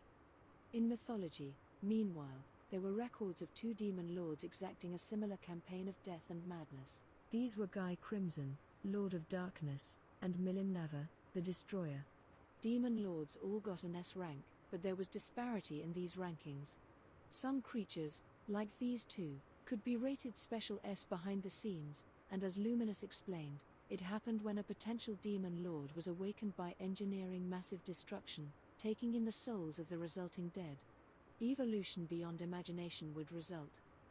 The term demon lord technically referred to the true ones who underwent this evolution, and even then, it could take place across several levels. It left some demon lords as powerful as dragons, and Luminous wondered if Guy and Milim had evolved beyond that. Even Luminous, as a true demon lord, had no chance against them. If I fought Milim, she told Hinata, maybe I could outwit her. Maybe it'd be a good fight, if it came to that. But I'd never win in the end. And what about Guy? Ha! It vexes me terribly, but it would be hopeless. He's in his own world. Someone as self-confident as Luminous, whose powers Hinata couldn't even begin to fathom, describing Guy's force as belonging to another dimension.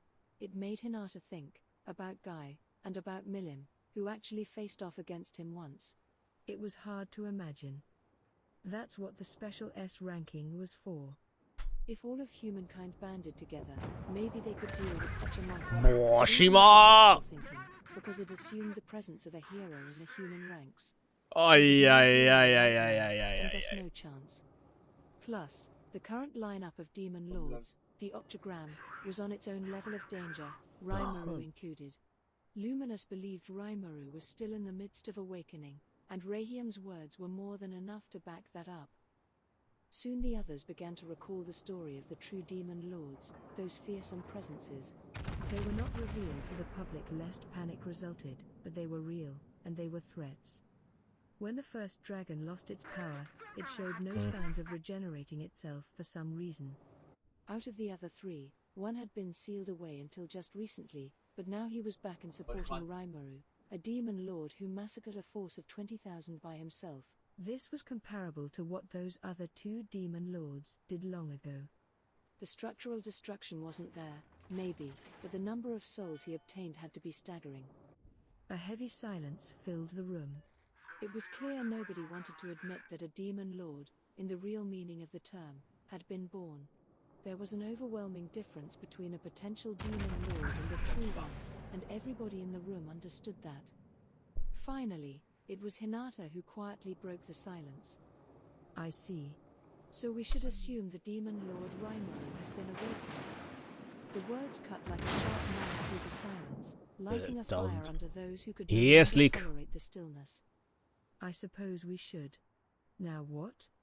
If we leave him be, he'll become a threat beyond anything we can handle, won't he?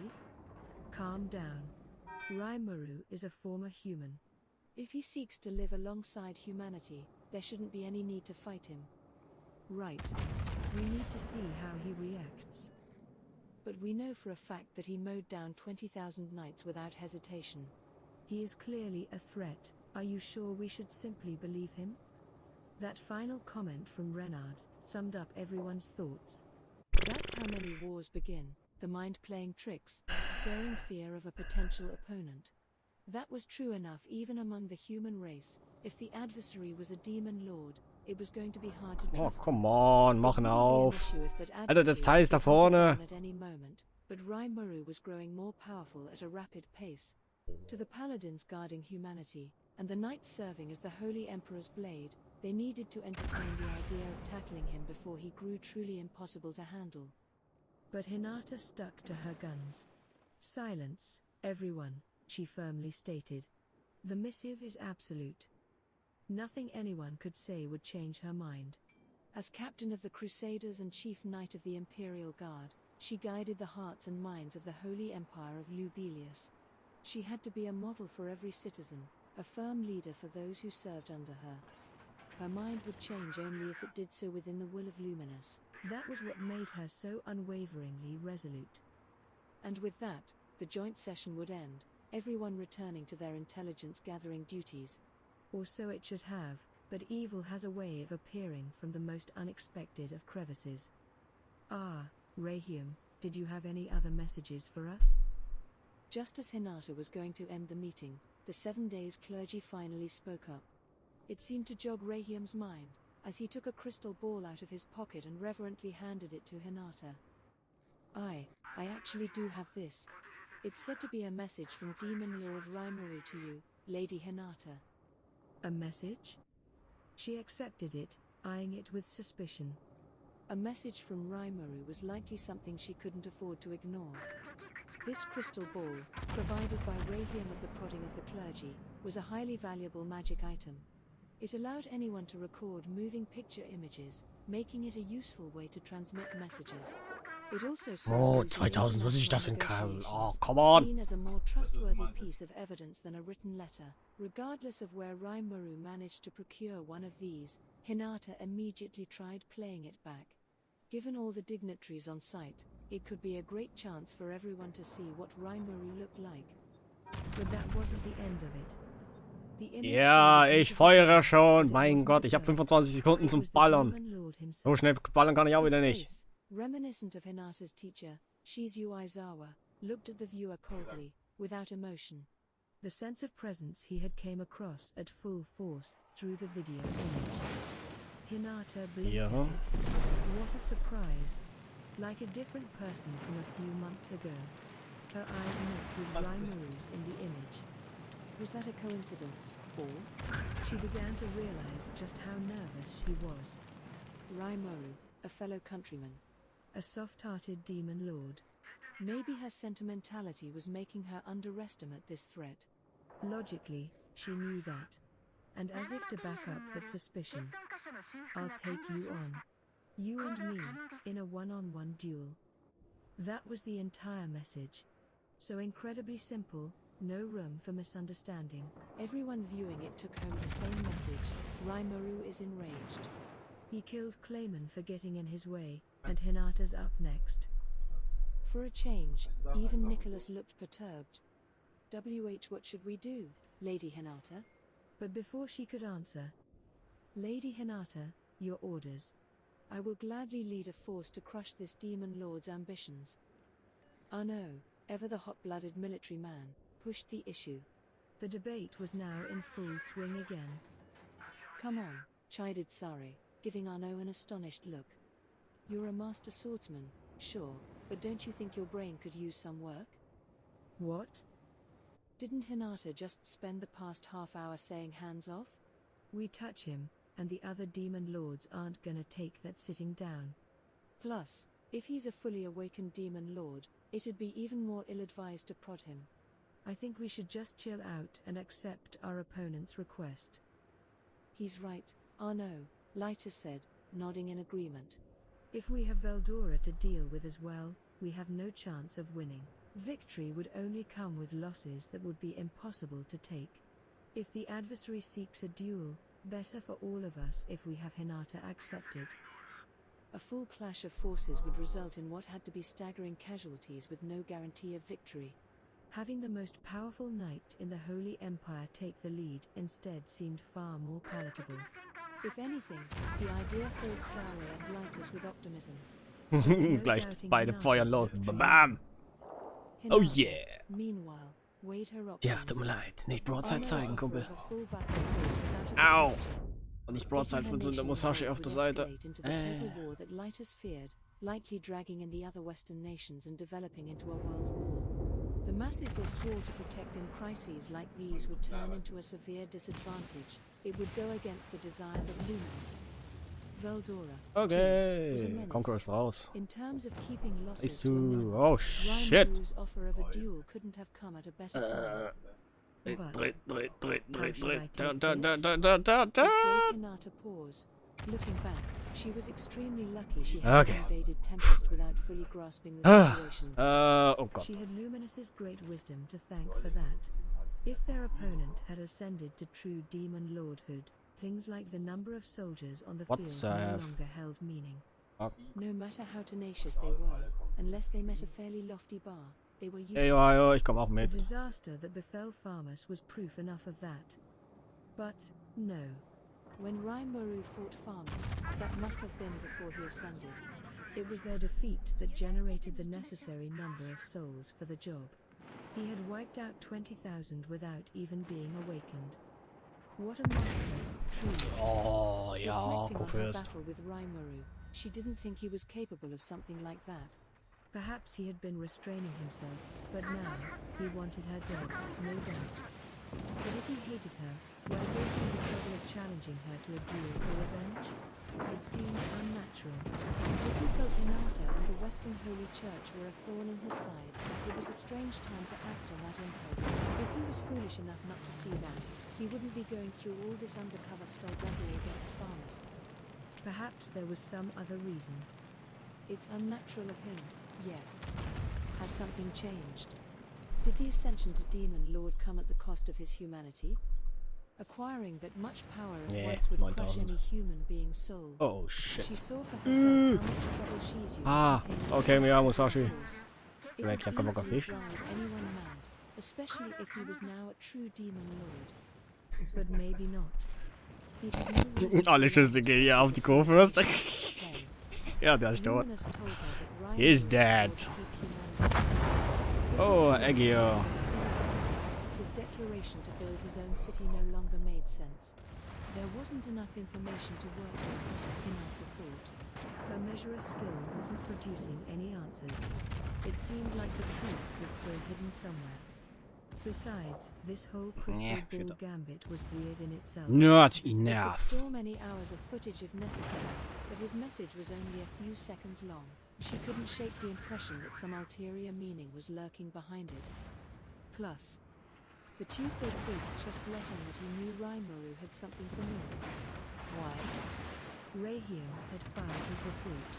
He hadn't said a word about Raimuru's message, but Aze had asked him, did you have any other messages for us? And Hinata had picked up on his unnatural choice of words. The seeds of doubt were beginning to bud in her mind, although she swallowed them up and refused to let them sprout upon her face. Oh! Instead, she simply continued Alter, du behinderter Turm, dreh doch schneller!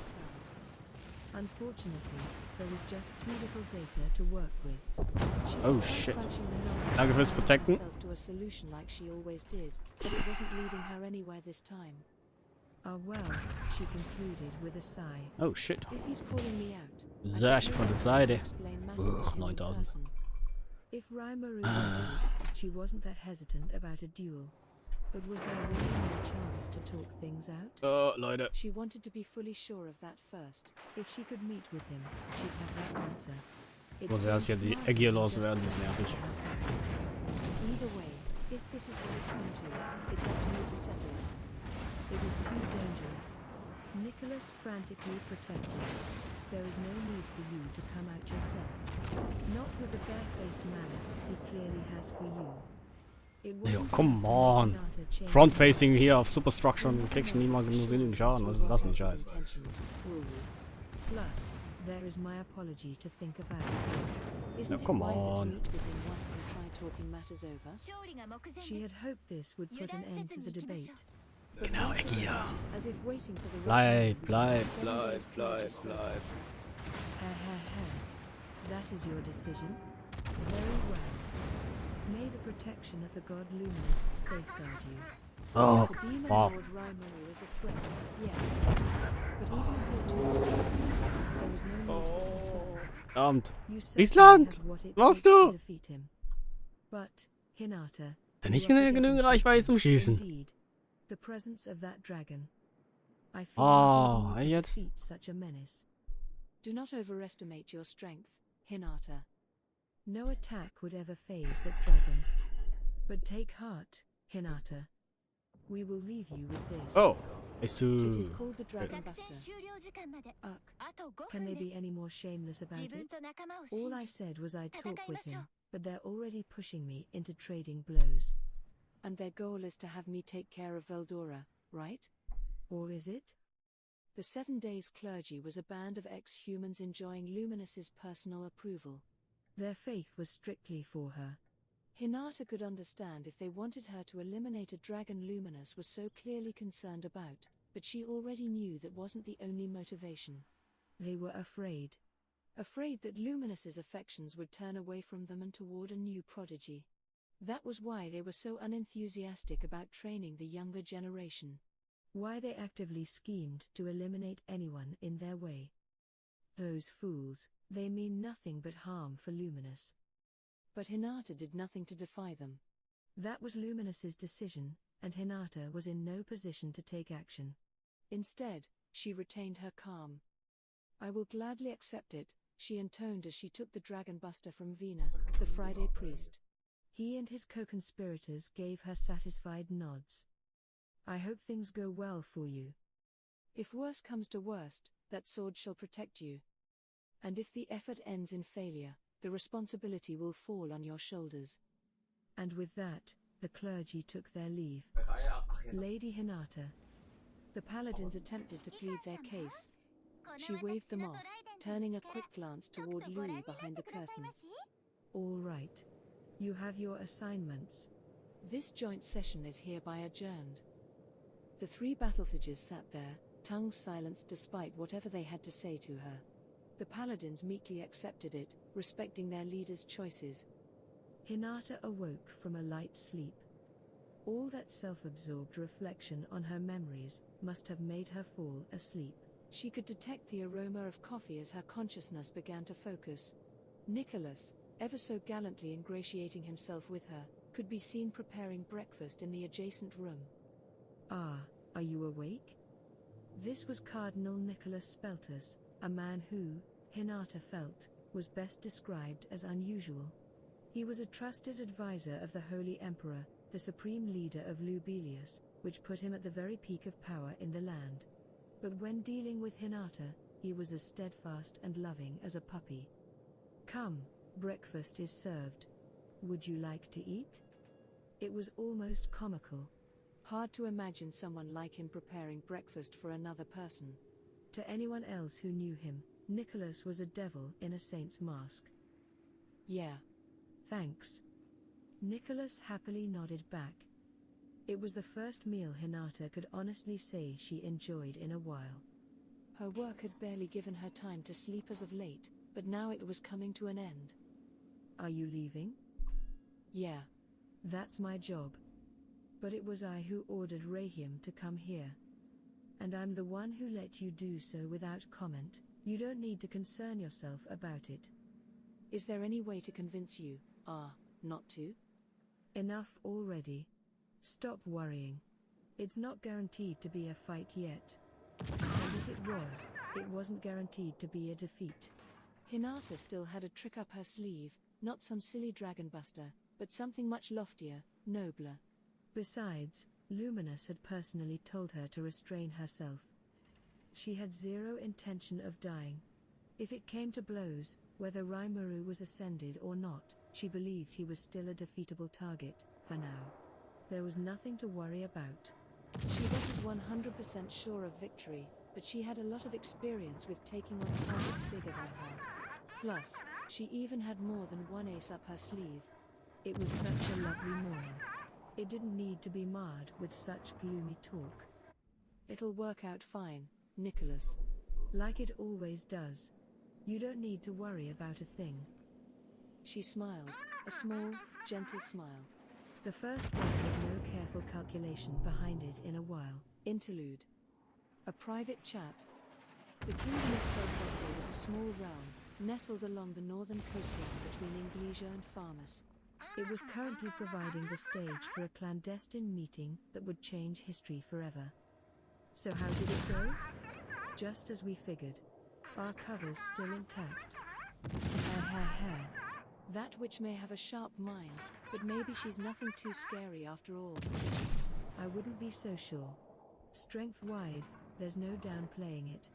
She's the best in the West. Indeed. Ill-advised artifice is powerless against brute force. I would recommend all of you to never forget that. Here, in a large, firelit room in a realm kept cool all year by the blowing sea breeze, the 5 elders had gathered.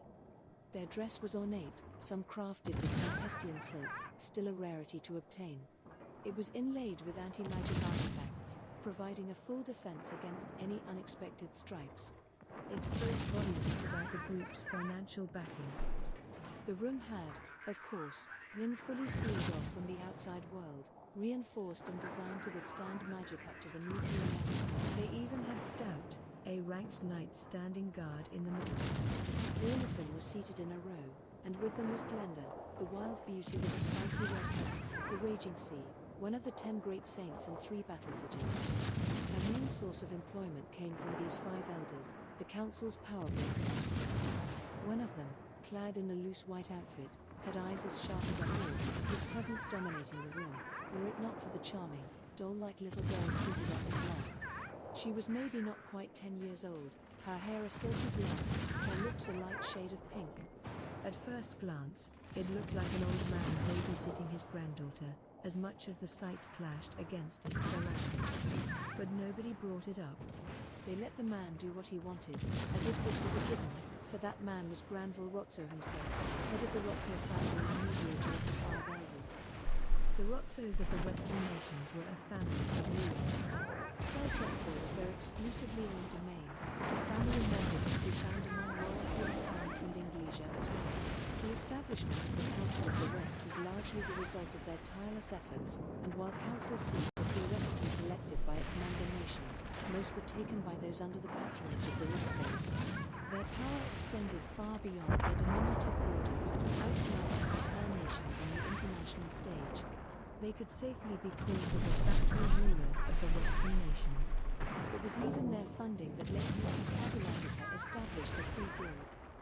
Granville was their leader, but nobody here was going to criticize the leader's behavior. He gave the girl on his lap a reassuring pat on the head as he solemnly spoke. Very good. A thin smile came to his lips. But suddenly, Oh. Oh je. Der gleich zu bleiben sein. Warte, Nebel hab ich glaube keins mehr gehabt, oder? The question was addressed to Damrida, dressed all in black and covering his face. Mein Gott, hier sein Ding gefüllt und Östergöttlein. Habt mindestens hier einen guten Job gemacht mit Spotten. Nicht so ganz hervorgegangen, wie es sein sollte. I don't see a problem with that. We may have lost Hinata Sakaguchi's trust, but we earned a great deal in return. Your trust, my good man Granville. Ha. You say that, even though the East has come here to spread division in the West and make money off the ensuing weapon sales. Then the Empire will wait until we're exhausted to take action, yes? Trust hardly comes into it. Well. I should have expected such fine insightfulness from you, my good man. Are you denying it? No point in doing so, is there? How kind of you to say. But back to the main issue. Yes. We both agree that Hinata needs to be eliminated, am I right? Of course. It goes without saying that Veldora, the Storm Dragon, was the Empire's greatest impediment to its western expansion. Now they say he has been tamed by the demon Lord Raimaru. Whether that is true or not, it is safe to say now that the dragon can be negotiated with. That opens an opportunity for us. The next issue is the threat of the Western Holy Church. They are the glue that holds all these nations together, and with that, the Empire's full strength would not be enough to seize the West. Oh? So we hardly merit notice from you? I don't mean that at all. All 5 of you are intelligent and understanding of your interests. After the Empire takes over the West, I hope we can continue to work together to control its economy. Work together? Are you asking us to lead the Empire directly to our doors? Don't make me laugh.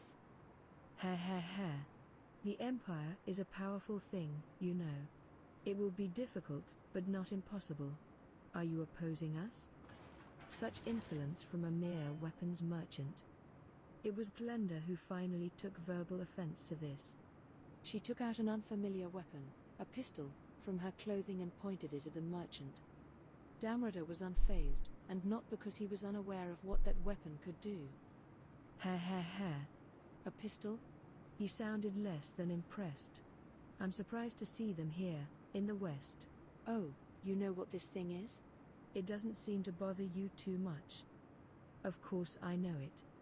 Do you think the West is the only place one can find otherworlders? And remember, I deal in weapons. It is my job to be familiar with every type of weapon out there. The one you are pointing at me is common in my lands. They are being manufactured in great quantities. The five elders couldn't hide their surprise at Damrada's disinterested explanation. What? In great quantities? You Eastern traders are shrewd, indeed. Truly, there is no telling the strength of the Imperial forces. It may be no match for monsters, but against a person, this weapon is all but unstoppable. Damrada was not a man who lied. What he did do was take advantage of the way he was interpreted, leading people to misunderstand his words.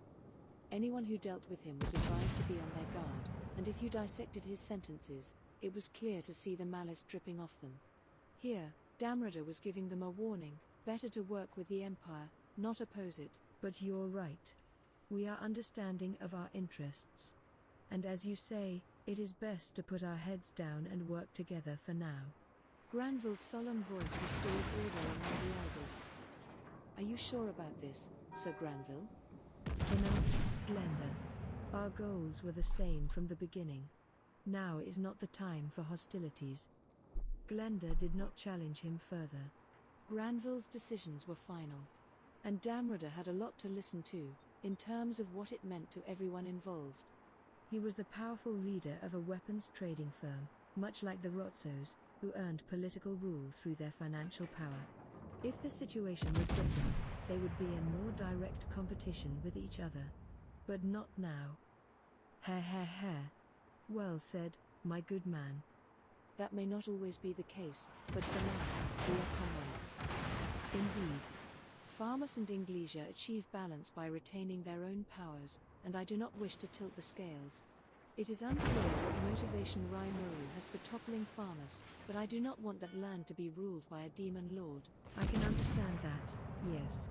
It pains us, as well, to lose the trade route through Farmus from the Dwarven Kingdom. The demon lord Clayman was a valuable trading partner to us, and I cannot say I appreciate Raimuru defeating him. I will be glad to work with you. So. He paused. So you want us to handle Hinata? Offered Granville. No need to worry there. We set a trap for her, and she's already stepped in it. Now all we have to do is rile Raimuru into taking care of her for us. Yep, added Glenda. No doubt about it. Hinata saw Raimuru's message, and it sent her marching right to Tempest. Now we just have to turn that demon lord's anger toward her. I am glad to hear that. But why are you so intent on eliminating Hinata? I would think a saint like her would be more useful alive than dead. Damrada turned toward Granville, attempting to decipher his feelings on the subject. Granville laughed him off. It's simple. That woman is too strong. It is no exaggeration to call her the strongest knight in the West. The magic-born Razin, Grand Master Yuki, Lightspeed Masayuki, she stands above even those champions. You understand Yo, that, and that's why you're trying Phoenix. to use us. Willkommen. Am I Na, wrong, Sir Damrada? frisch, alles munter. Hey, Heute ist letzter hey. Tag. Yes, she is truly frightening. Also sprich Too halt. much to handle, you would say. Letzter Tag That heißt is ja why you dementsprechend want to Sonntag take halt, this oder? piece off the board. It makes sense. The two of them exchanged a nod. As alike as they were, one nod could communicate much Bleh. between them. Thus, without any further discussion on the topic, the group moved on to determine Ah, shit, their haben work die eine Gier da. Damrada promised to eliminate the demon maneuvering behind the scenes in Farmus. He ordered Glenda to set the temple knights stationed in the nations surrounding Farmus to action, also promising to work with the new king, Edward, and chase down the Raimuru-aligned faction supporting Edmaris. Then he would spread rumors that Hinata was traveling to Tempest to defeat Rimuru, pinning him down and making it impossible for him to send reinforcements to other lands. As long as they could take care of that demon calling the shots, it would be easy to make Yum and his band disappear. And by that time, Rimuru would have no choice but to defeat that troublemaker Hinata. But what if Hinata Sakaguchi actually defeats him? That could be helpful to us as well. But don't worry. Rimuru is not like the other demon lords. He is a dangerous element, one we will have to take care of sooner or later, but with Veldora on his side, killing him would be ill-advised. We have other plans in motion. I will leave that in your talented hands, then. Certainly. Just don't mess up how you deal with that demon, all right? I need no reminders, Damrida said. I am sure the Western Holy Church has demon experts on their side as well, but the East has a much more extensive organization for that. Not even an archdemon will be a problem for it. Very good. In that case, I had best be going. Holy shit. Only the Rotzos and their bodyguards remained. Once they were sure Damrida was gone, Glenda let out an exaggerated sigh. Oh Gott, das sind wir 3. 1, This is all that merchant did. 3. Treating us like children. It drives me crazy. Granville gave a cold look at the door. Hell, don't be that way, Glenda. Even with that attitude, we've been treated with the greatest of respect. But, Sir Granville... Oh yeah! Glenda, he calmly chided, you don't know who those people really are. Hinata knew them well enough, yes? Merchants of death, peddling weapons behind the scenes. She let that slide because they were useful to her out in the open, but if she knew their true nature, she would never associate with them. Their true nature? Yes. They are part of an underground organization known as Cerberus, and Damrida the Gold is one of their leaders. The rest of the elders nodded in agreement. They knew who they were dealing with, which was why all 5 were in attendance. Glenda could understand their concern. So, nur ein bisschen. Den kannst du noch töten, wenn du willst. The underworld in the east, and so on. No, challenging them wouldn't be a great idea, huh? I look forward to seeing what they're capable of. She Oh, flashed was a ist das für ein wide grin as Split, Granville Mann? nodded at her and stroked the blonde hair of the Was? girl on his lap. Ernst? Ja, komm, muss auch holen dir. This Hol ihn will dir! go so Los! easily for you, Oh, der Damrida. rappt. The demon you are Der dealing with rappt. is no Okay, mere gut, dann müssen wir ein bisschen archdemon. There was real mirth to his laugh. His research showed that the demon was so strong that not even the magic-born Razin would be a problem for him. It was a good chance to test out the skills of Damrida's group, but they needed to consider what to do if he was defeated. If it comes to that, I could step up. I imagine he won't be a problem for you, but just in case, I'd like to get the other battle sages involved as well. Yes. Good point, another elder said. The demon lord Rimuru needs to be weakened in any way possible. A demon that dangerous must be addressed at once. And even if we fail at that, we need to do whatever it takes to ensure the victory of Pharmacy's royal force. Yes, said Granville. That demon cannot make any grandiose moves. If he throws his power around on the public stage, it will be harder for him to keep other nations from talking. The more dangerous the threat, the more terrified politicians you'll find screaming for his head. You know what your job is, right, Glenda? I want you to use Ein Cerberus to Schuss. check that demon's Was? movements. Was? If Ein Damrida Herz? and his men could kill the demon, then great. If they couldn't for some reason, Der he muss was hier. helpless anyway, surrounded by Komm, hostile muss er holen, forces. denke ich mal. Das kann ja nicht sein, ja. It'd be easy for Glenda and the 3-1, ex-Battlestar danke. to rub him out personally, but as long as they could keep the demon from taking action, mission accomplished. Yom's force could never take on the federated forces of Pharmacy's new king. To achieve this, Granville saw fit to take every possible precaution and bring Sare and Grigori, the other 2 battle sages, into the mix. Their formation needed to be rock solid. You got it, Mich Glenda said nur... with a proud grin. Glenda Atlee Okay. was on the job. Hat Having das a jetzt family named Geld despite bekommen? not Nice. being So. nobility was unique Hat dich in womöglich these schon ein lands. bisschen was gekostet, oder? It was Es because sei denn, Glenda was not from here wohl, at nein, all. wenn du nur She den was another world assigned on the Skill side eigentlich von of ihr, Roxo ja, or Ring, so gesehen the aufgewertet Roxo hast, dann family müsste itself. das She was Kann an nur ein bisschen sein, ex-mercenary aber who nicht mehr. learned Oh! military tactics during a stint in the Oh! foreign legion Oh! of an Oh! undisclosed nation, Treffen wir? and Treffen her wir? skills, Nein, treffen wir honed nicht. by her Fuck! worldwide travels, were exemplary. She wielded the unique skill sniper, which let her handle all types of guns and projectile arms with ease, and she was also a gifted combat fighter and assassin, using a knife as her weapon of choice. She was a born predator, one whose faithfulness to Granville was etched into her soul when she was summoned. In her eyes, even Hinata, Lubelian survivor of 10 years of warfare, was a mere child. Come on! Had a war-torn upbringing in her world, and a planet where a woman can be top of the heap just by gaining a little power at age 16 or 17 was a paradise compared with the hell she went through. But that, sadly, was based on the assumption that this world was fair to all its people. It wasn't, in reality. Okay, das sind zwei DDs da hinten, also. After all, it was in the Come on, guys.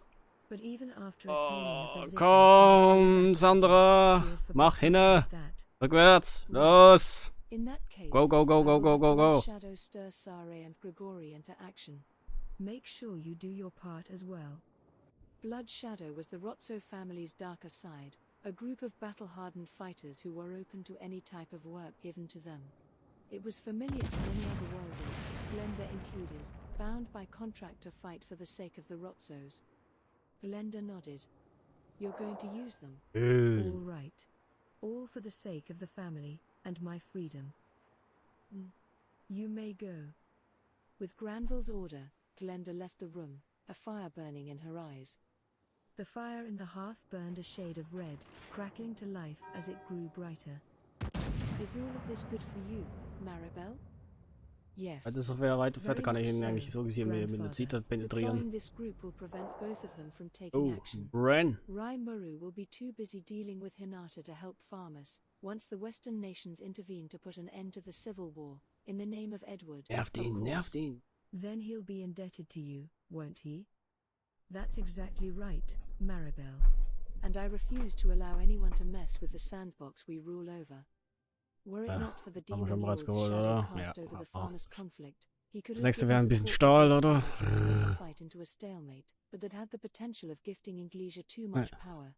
A single force dominating over the land Naja, was wenn not ich the will of the erstmal Rotsos. Instead, leveln, Granville maneuvered to retain an ideal Okay. balance. Ja dann. For the Rotsos, the blonde, lovable Maribel said. Also dann auch noch ein bisschen was zu tun halt, oder? For the Welche von den Rotsos, ganzen Startern bist du schon bereits fertig?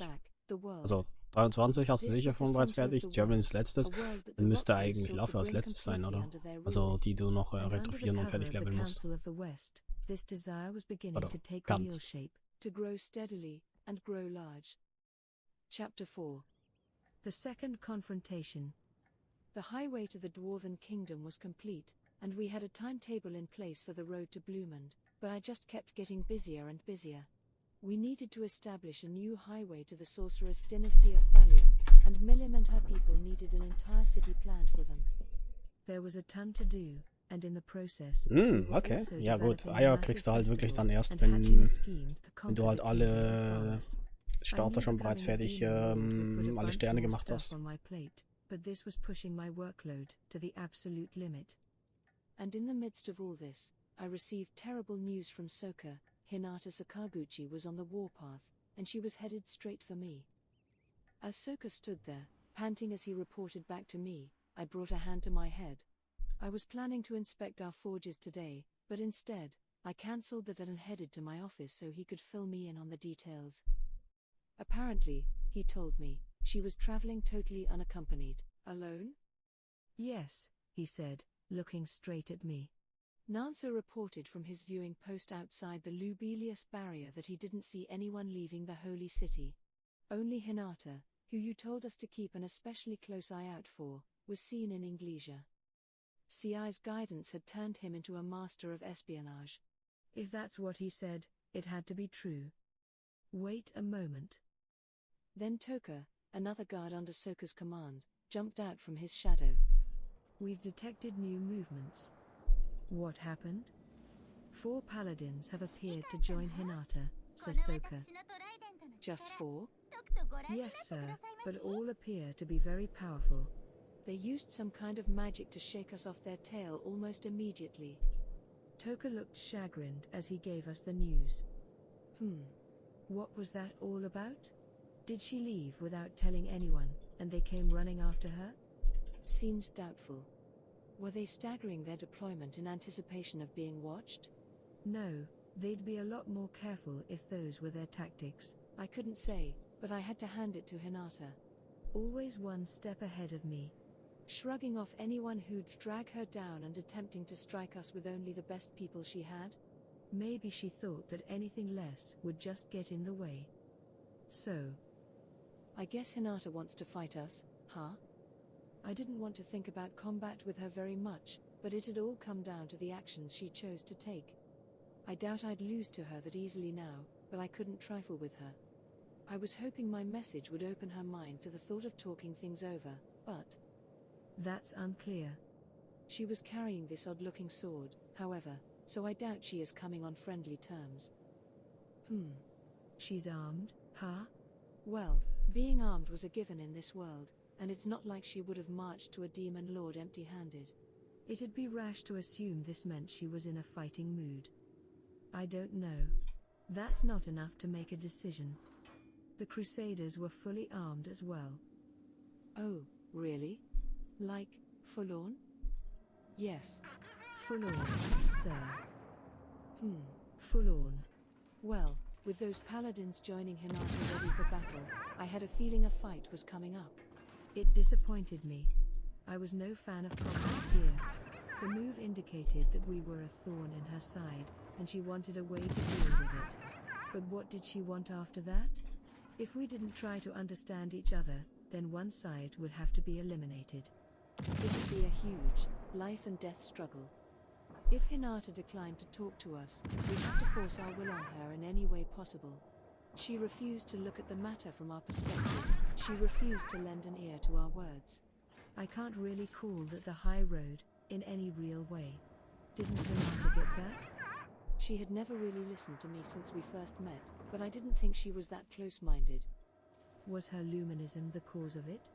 Maybe she didn't see why a monster like me deserved to be listened to. I'm sure her faith served her well in many aspects. It was important to her, but I wasn't so sure blind belief was in her best interest. Anyone living in modern-day Japan would feel that way, given all the blood that's been spilled in the name of religion. It's important to use your eyes and ears, and think with your own head. Otherwise you're just shutting off your mind, right? It's stupid. Regardless, it was up to her to use the information she had at hand. What would she decide on? How would she act? That was all her problem. If Hinata decided to be hostile to us, I was ready for it. Bad news always comes in waves. I shook my head, trying to readjust my thoughts. Oh well. I'll gather my staff and work out a plan. With Hinata potentially attacking soon, we couldn't afford to be idle. Even if there were only 5 of them, those guys were nothing to sniff at. Whenever a demon lord was defeated, it was almost always by a hero and their hand-picked companions. I hadn't set out to become a demon lord myself, but now that I wasn't going to sit here and let myself be defeated. We needed to decide who'd tackle those 4 paladins while I engaged Hinata. Then Diablo appeared, a rather somber look on his face. So Raimoru, I have a report, he said, having trouble getting the words out. What's up? Do we have a problem? It had to be that. Diablo's usual confidence was nowhere to be found. Yes, we do. What is it? Rahim is dead. I am unsure of the cause, but he was likely killed. He was in perfect health the last time I saw him, so it was either an accident or murder. He paused, looking apologetically at me. This was my fault, so Raimoru. After all your concern about him being silenced. I did say something offhand about that, didn't I? I didn't think it'd actually happen. We had no idea what had taken place. It all happened inside the barrier that covered the Holy Empire of Lubelius. Given the situation, however, Diablo seemed pretty convinced that he was killed. Things were starting to seem far more serious. There are rumors spreading around Farmas's neighboring nations, he bitterly continued. They speak of a demon scheming to kill the Archbishop. Someone is using magical means to disseminate the news, and the Temple Knights have been deployed in response. Once they are finished preparing an days, I believe they will join the forces of King Edward. This was not at all part of Diablo's plans. In fact, it could have a seriously adverse effect on them. And of course it's all happening just as Hinata goes on the move. No doubt about it. Understood. It is thought that everything is connected. Yeah, even I can see that.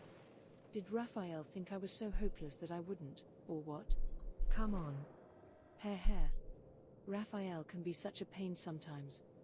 But this was the last thing I needed.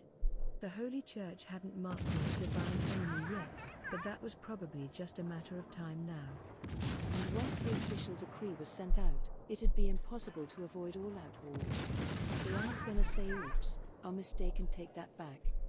So I ordered Soka to assemble my staff. All I wanted to think about was developing my mission. That no longer seemed possible. It was time for an emergency meeting, all hands on deck, except for Geld. Are you sure we shouldn't call for Geld as well, so Raimaru?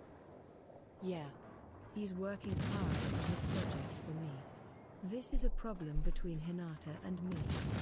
Whether it turns into a fight or not, we don't need a huge army. This wasn't some frantic border defense. It didn't seem right to counter a team of 5 with our entire military. I mean, with the huge gaps between the weaker and stronger inhabitants of this world, numbers didn't seem to even mean anything a lot of the time. The paladins coming our way would each be ranked an A or higher, so we'd need our main team on the front lines to fight back. Besides, calling Geld and his entire team back here would be a logistical nightmare. I could use my transfer magic to bring them back, but it'd take too much time to get them where they needed to be. We would need someone to watch the prisoners, too. We couldn't afford to be haphazard with that. Accepting my reasoning, my staff sat there and listened to CI relay the situation. All right. First, a party of 5 led by Hinata, captain of the Crusaders, is traveling toward Tempest. Her companions are all high-level Crusader troops, and they successfully eluded the attempts of Soka's team to track them. CI's briefing sent murmurs across the audience. Soka and his men were all A-level or so, too, and they still couldn't keep up.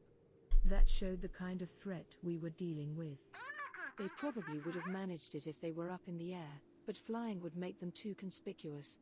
They were right not to push their luck, and thanks to the alert network we had built around town, CI was already staying abreast of Hinata's progress. Information is key to any strategy, as was making ample preparations so you didn't have to freak out later. I had to hand it to CI, though. His intelligence-gathering skills were phenomenal. Hiring informants to feed him data, disguising his own replications to send out on the field. I had taught him a bit about the ninjas from my world, and he'd plainly been developing that in his own style. I had called him my shadow, and it turned out he was an incredible fit for the job. Between that and the practical instruction I had Fuse give him, he was a professional spy by now. If everyone could take the weird Earth stuff I told them and leverage it to this extent, I'd never have anything to worry about. CI was training and educating Soka and the rest of his team, too, even using locals to gather information for him. By this point, he could handle all of that without me directing him to.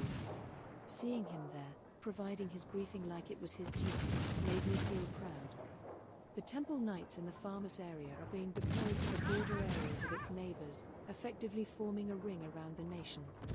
They are moving quickly, in small groups, and I believe they number over 30,000. Their mission is to destroy the demon, and they do not appear interested in meddling with the civil war itself. If this keeps up, however, we cannot expect much support for Soyun from any of the powerful nobles in and around Farmers. Diablo grew notably paler. He had picked up on Der steuert genau auf die Torfs zu. There was no doubting which demon Aber und? and he was probably dying to know how Und word alle gehen got rein, out oder? about him. Baba. 30,000. Nice. Funny how all these knights from the surrounding nations, a Ich few muss hundred selber weg. here, a few thousand there, could turn into such a big force. That couldn't be ignored, and they could also be indefinitely supplied from the villages. If this turned into a war of attrition, Yone's side would have the disadvantage. However, the kings of Pharmacy's assorted neighbors are not following the Western Holy Church's lead. None of them have mobilized their armies. It would seem the church has its own internal factions as well, which complicates the chain of command in the area. It would be easier to grasp the situation if we had a better idea of their internals. CI shook his head, a little ashamed of the information lacking. Boah, sind wir echt nur noch zu zweit, ja? They're kind of a mystery group, aren't they? Even Yuki claimed not to know much about them. Plus, the Temple Knights seem to be lower on the totem pole than the Crusaders. We should have asked Rayhian about this, the dejected Diablo commented.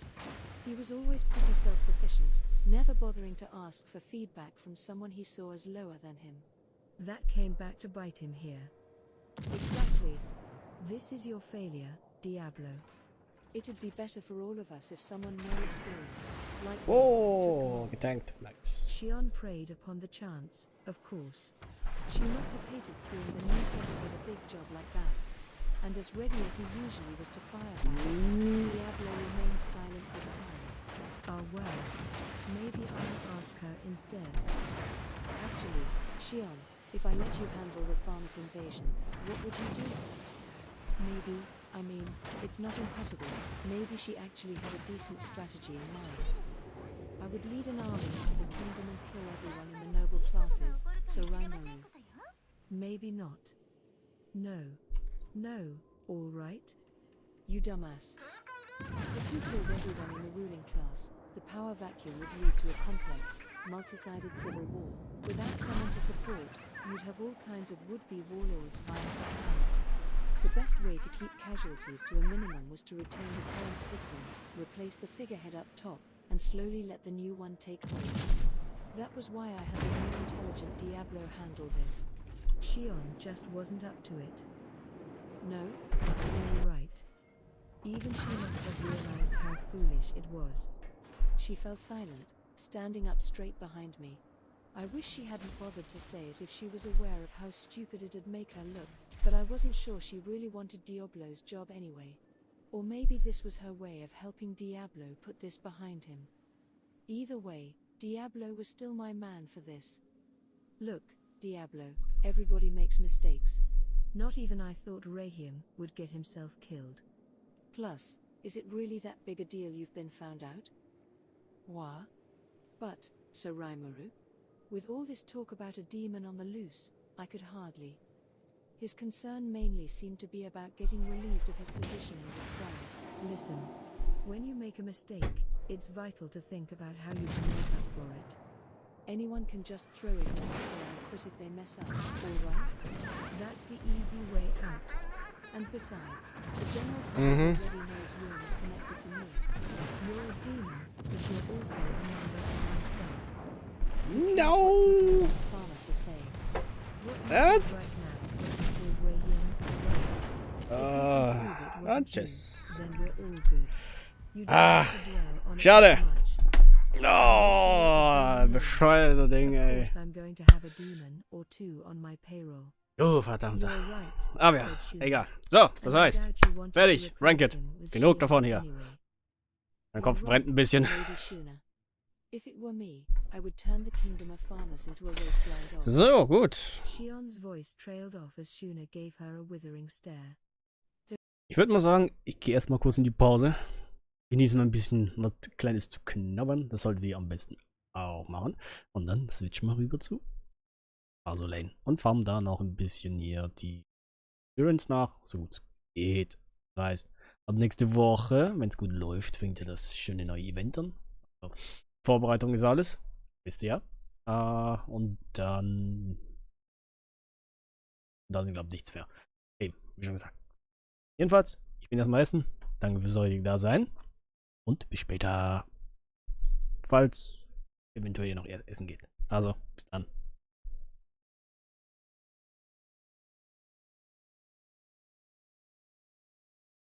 Those eyes were just too sharp for her to deal with. He wasn't going to.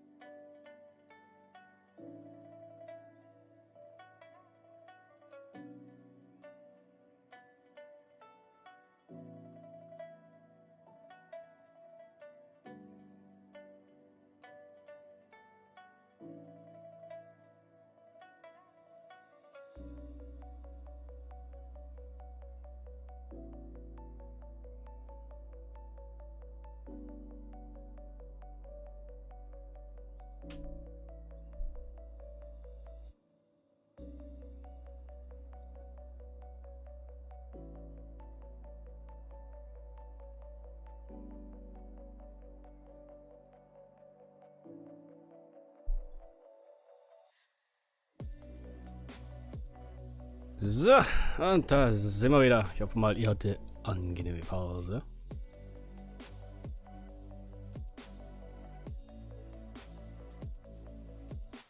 So, ich muss aber Dinge noch mal komplett noch hochfahren.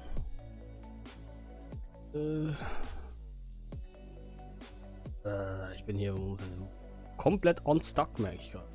Wir bleiben beim 10 hängen. Wir kommen nicht mal auf 6. Ease.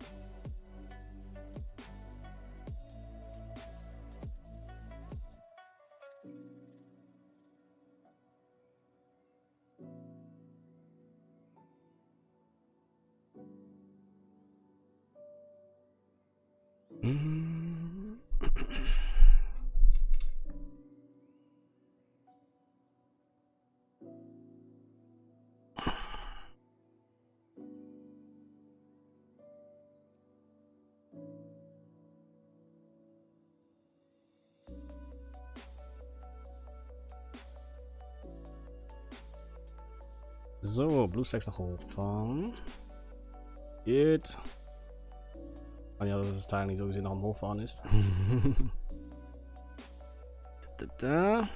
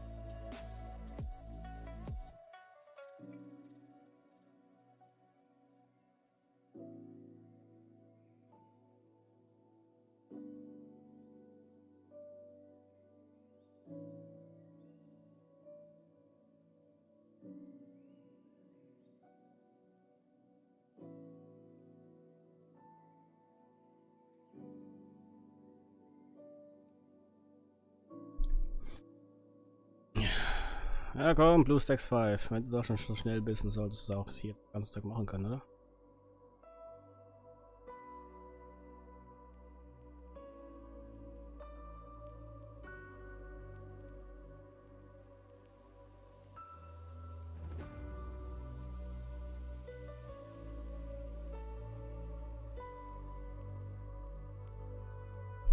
Sehr schön.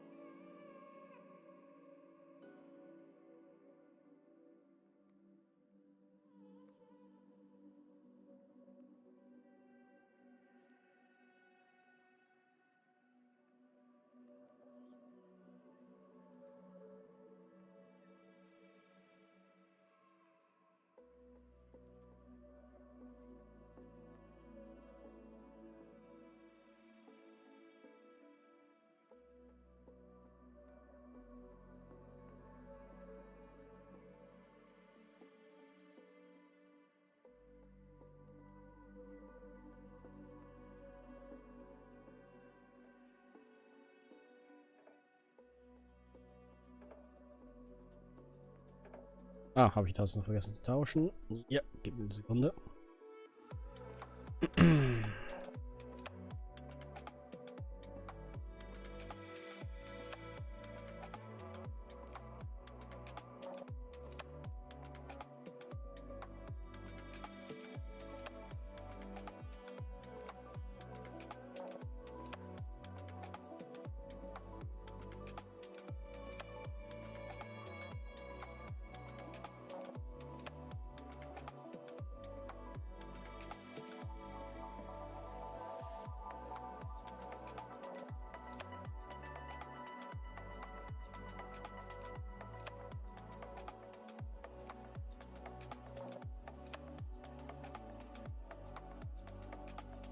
So, voilà. Da sind wir wieder. So. Daily machen. Erstmal alles komplett Daily machen, ne? Ich habe da wieder mal 20 verbraten, oder? 23, glaube ich, oder so habe ich heute wieder verbraten. Oder beziehungsweise gestern. Sehr gut. Egal. Das heißt, mit der Reserve sind es nochmal 210. Drüben mal.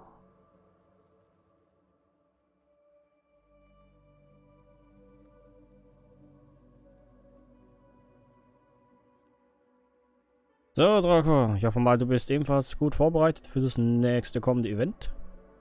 Da werden wir schließlich wieder 6 neue Schiffe wieder kriegen, ja? Warte mal, ich habe noch nicht mal auf Twitter nachgeguckt.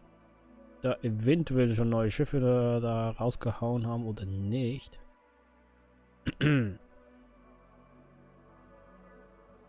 Oh, haben sie sogar. Ein neues Schiff ist da. Libeccio. Was ist ein Destroyer? Wir kriegen momentan hier einen Cute Girls, ja? Gut, dann Shelling, Evasion, das ist ja auch gut. Ja, ist halt ein Destroyer. Das ist das dritte Schiff, das heißt 3 Schiffe fehlen noch. Die großen Schiffe sind noch am Kommen.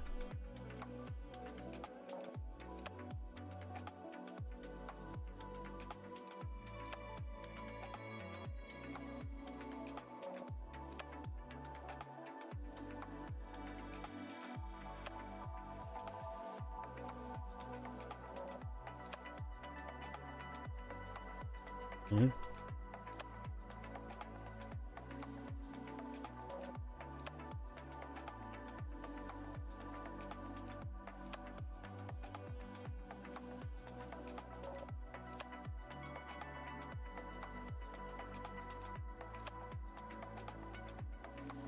Inwiefern wurden sie da verboten?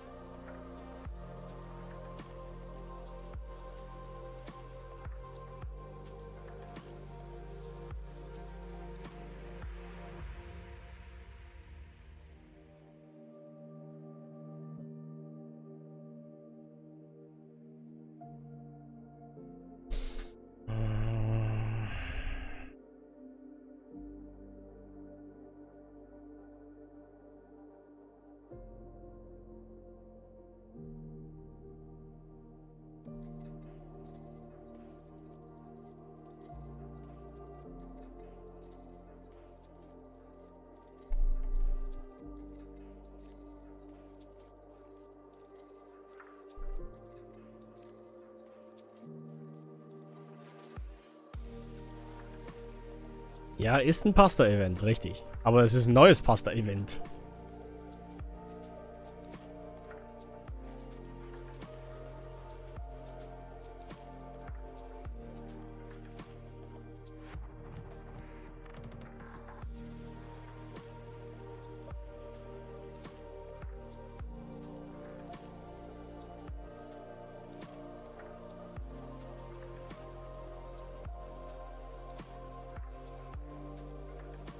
Das sind gerade mal 900, das ist ja ein Ex, ey. Ist. Ja, 3000 halt. Und eine Kiste. Eine bescheuerte Kiste. What the heck, Mann? Was ist das für ein Glück? Wow. Okay. Alles klar.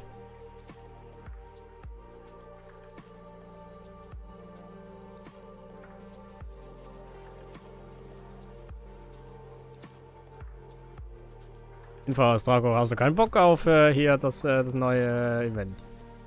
Neue Schiffe unterwegs. Dann kann man sich während den ganzen Events eigentlich hier, keine Ahnung, eine Pizza bestellen. Und zu Hause noch Spaghetti machen.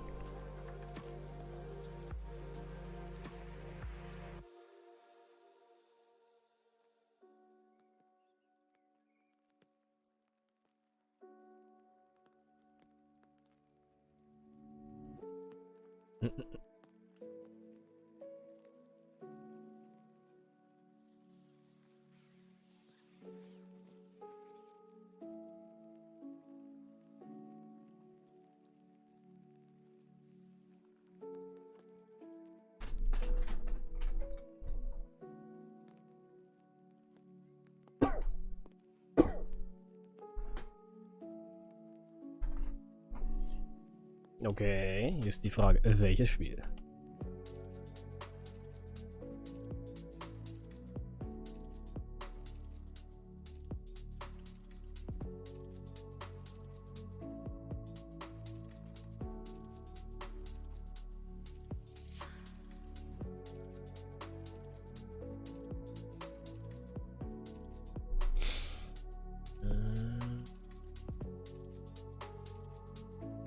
So, das können wir jetzt noch da. Oh Gott, das ist ein Level 5. Nehmen wir erstmal die kleinen. Etwas, was weniger kostet.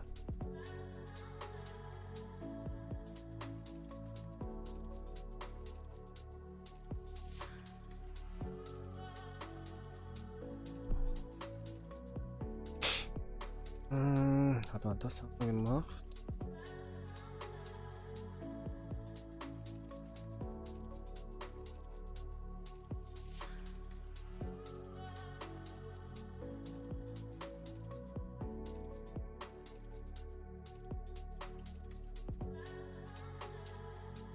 Okay. Oh, I got the Nico girl. Natsu.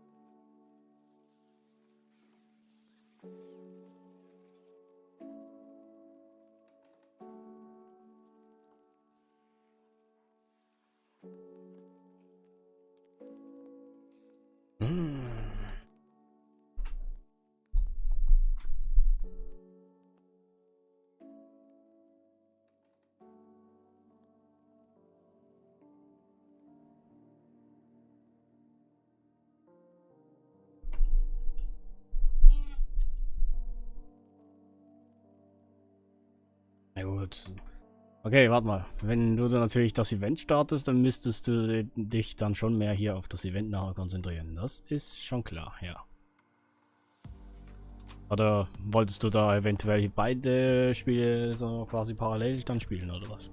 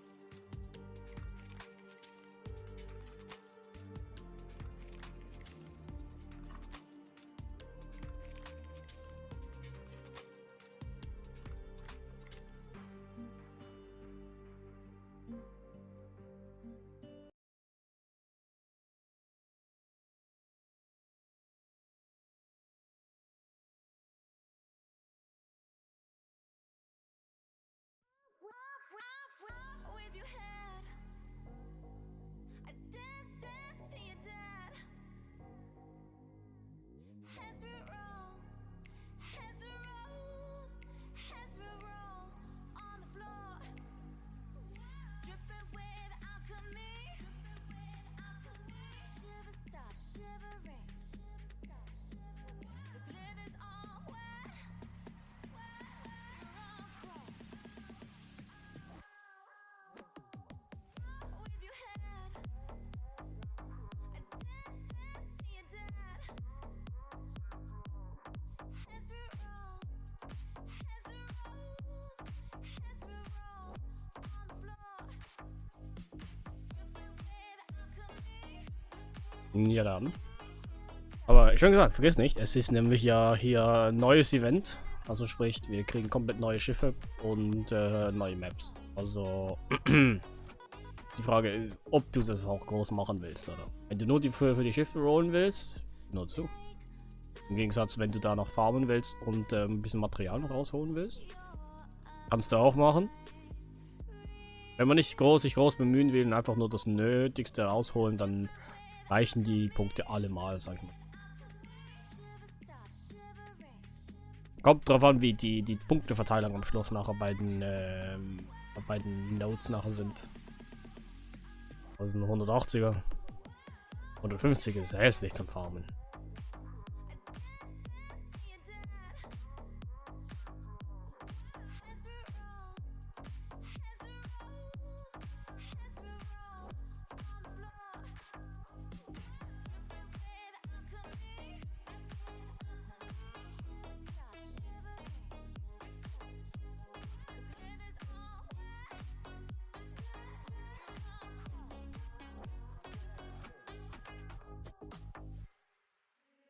You have my heart, we'll never be worlds apart.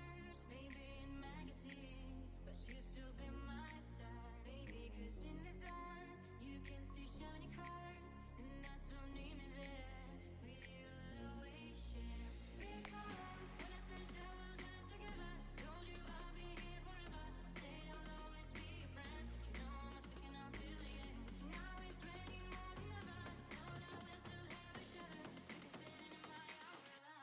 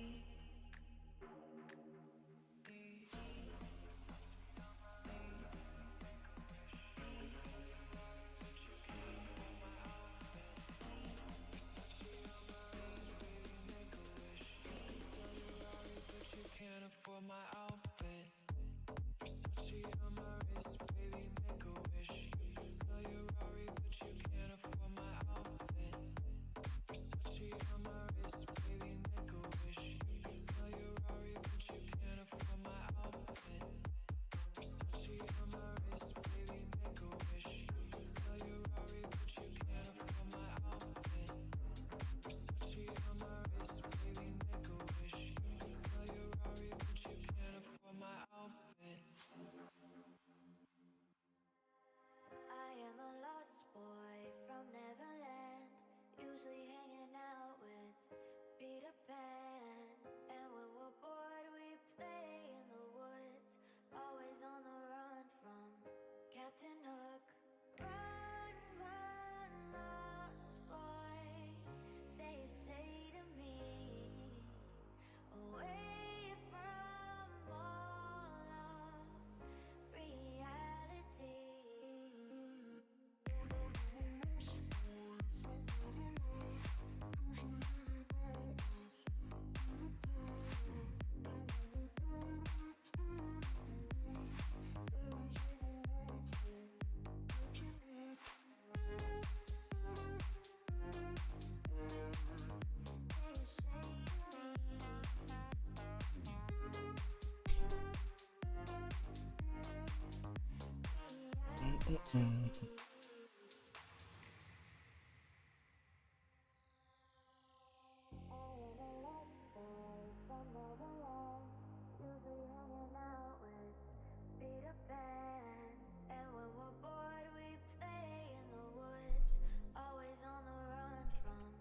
Captain Hook, run, run, lost boy, they say to me, away from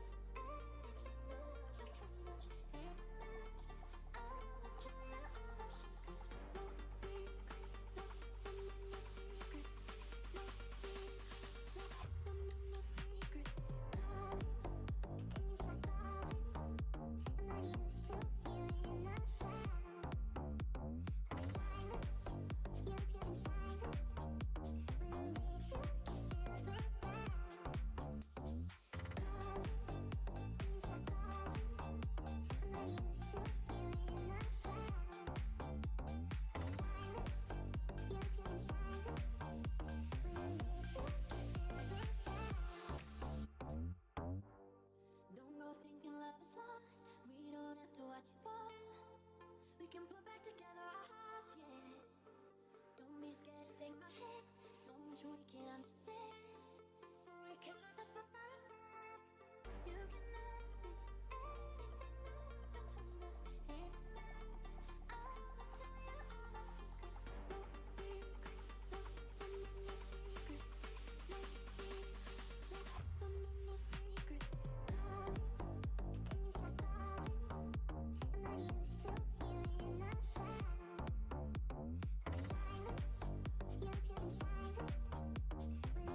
start calling. I'm not used to hearing the sound of silence. You're getting silent. When did you get filled with doubt? Something about you is different.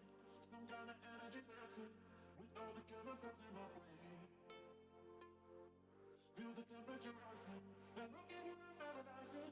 Forever you'll never leave in my veins. Something's happening. We can tell it's right. But you said I'm away. Tell me time to rush. You went away. You said I'm away. You can ask me anything that was between us. Ain't a mask. I will tell you all my secrets. No secrets. No, no, no, no secrets. No secrets. No, no, no, no secrets. Calling, and you start calling. I'm not used to hearing the sound of silence. You're getting silent. When did you get filled with doubt? Calling, and you start calling. I'm not used to hearing the sound of silence. You're getting silent.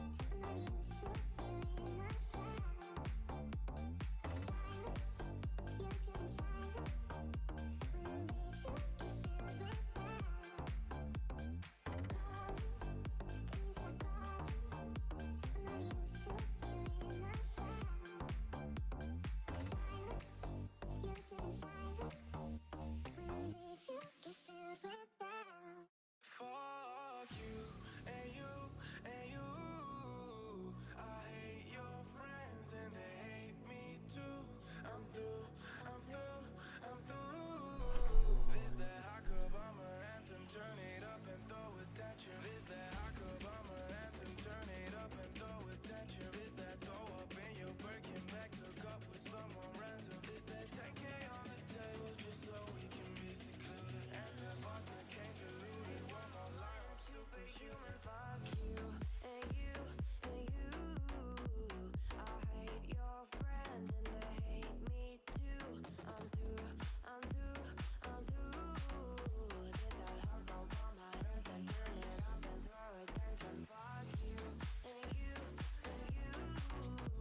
I hate your friends and they hate me too. Fuck you, and you, and you. Did that hard go on my earth. Oh, was? Okay. Nett. Module. Hier war. Module technisch haben wir 1, 2, 3. 4 Module, plus nochmal eine Siren-Module. Okay.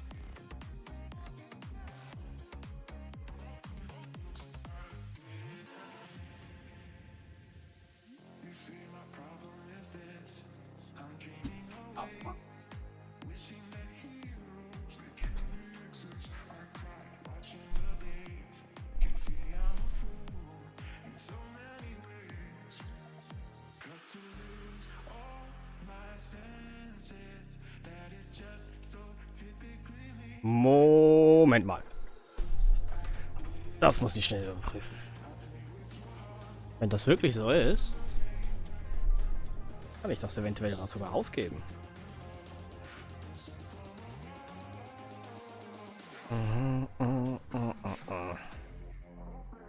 Na, ganz gut.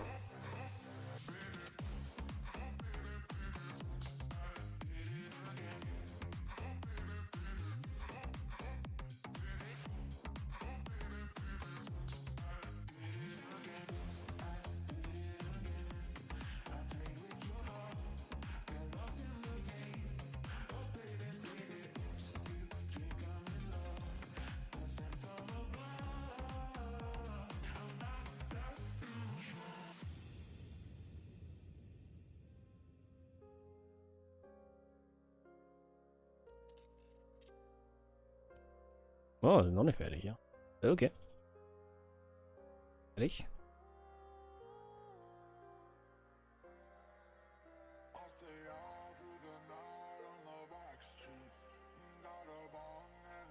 Danke für dein Follow und willkommen zum Stream. Link, schnell drücken, was zu knabbern und geben die Show.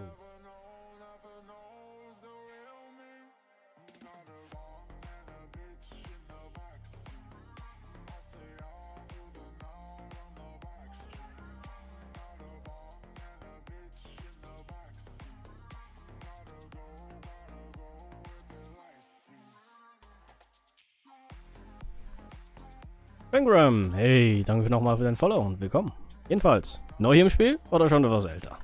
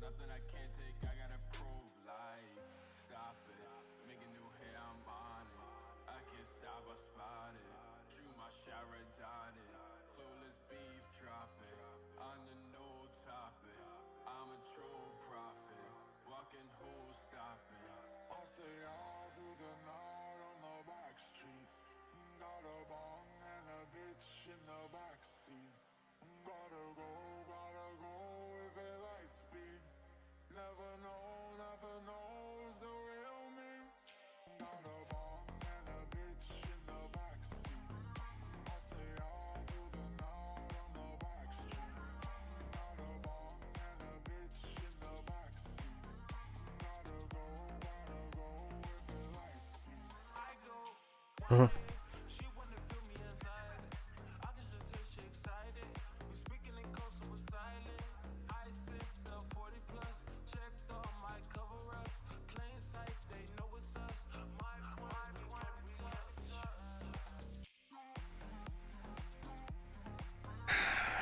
Ist jetzt nicht deren Ernst, oder was?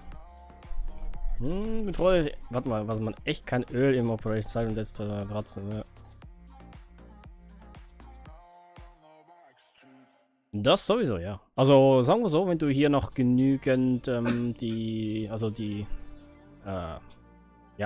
Energy Boxes noch aufbehalten hast, dann kannst du ja eigentlich schon recht sehr, sehr lang fahren. Der Nachteil ist einfach nur, wir wissen es ja, Man kriegt sehr wenig XP. Das ist der Nachteil. Aber kriegen hier mindestens Material für die neuen Waffen und so. Das ist mindestens der Vorteil für uns.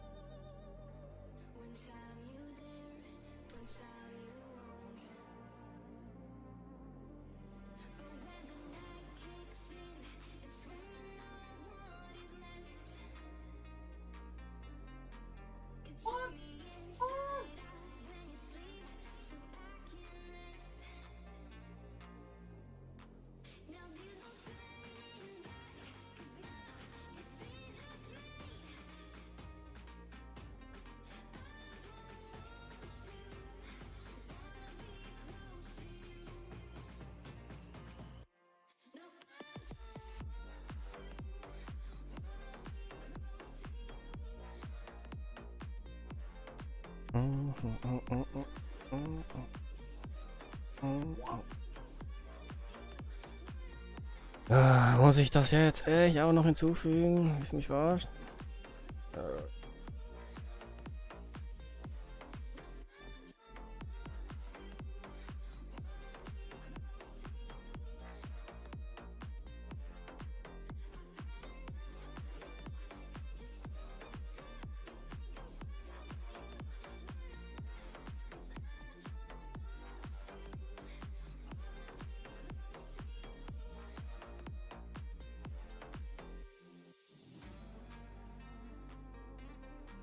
Ah.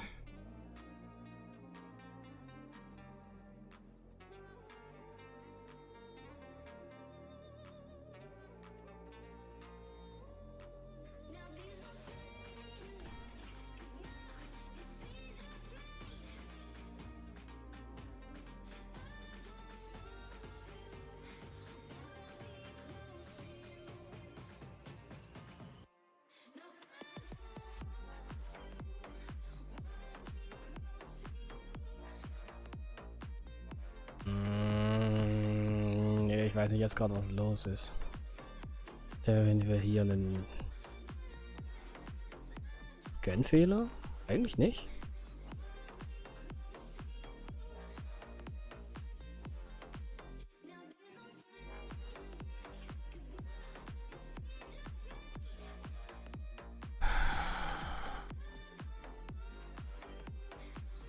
Ja, der hat, glaube ich, hier einen Scan-Fehler drin.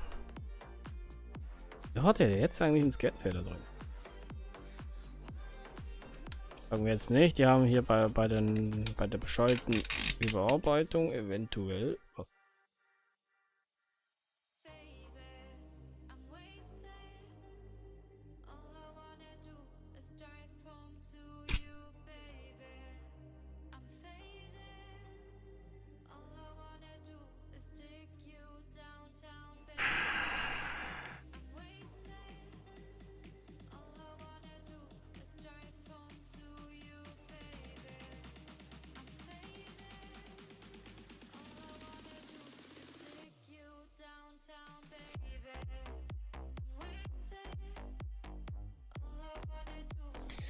Oh, du Bescheuerter.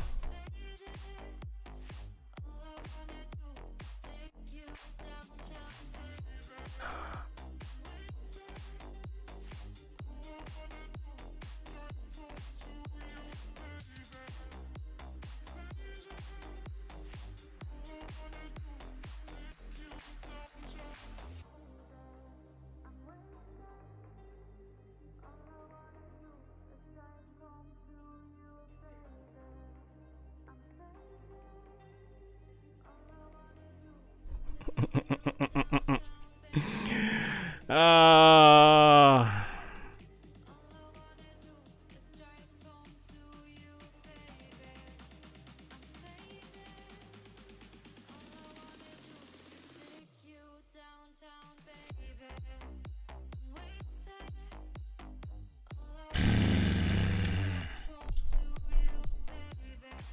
Ich muss mal kurz mal nachprüfen, ob die da eventuell beim letzten Update hier die Sensorüberarbeitung irgendwie eingeschränkt haben. Das kann ja nicht sein.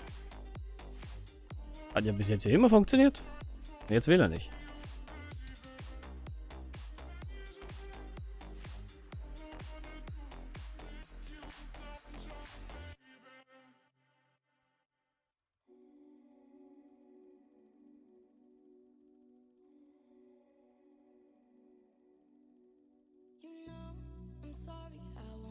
to your party, got caught up in my own selfishness. You won't let me be a part of this, and I know I've started drifting off every second. I can't wait to leave as soon as I arrive. I count the seconds. Down and down we go. Er kennt den Hä? Torch this place we know. Ah, sag mir jetzt echt nicht, dass der hier den gesamten Radius jetzt nicht abdeckt. Willst du mich verarschen?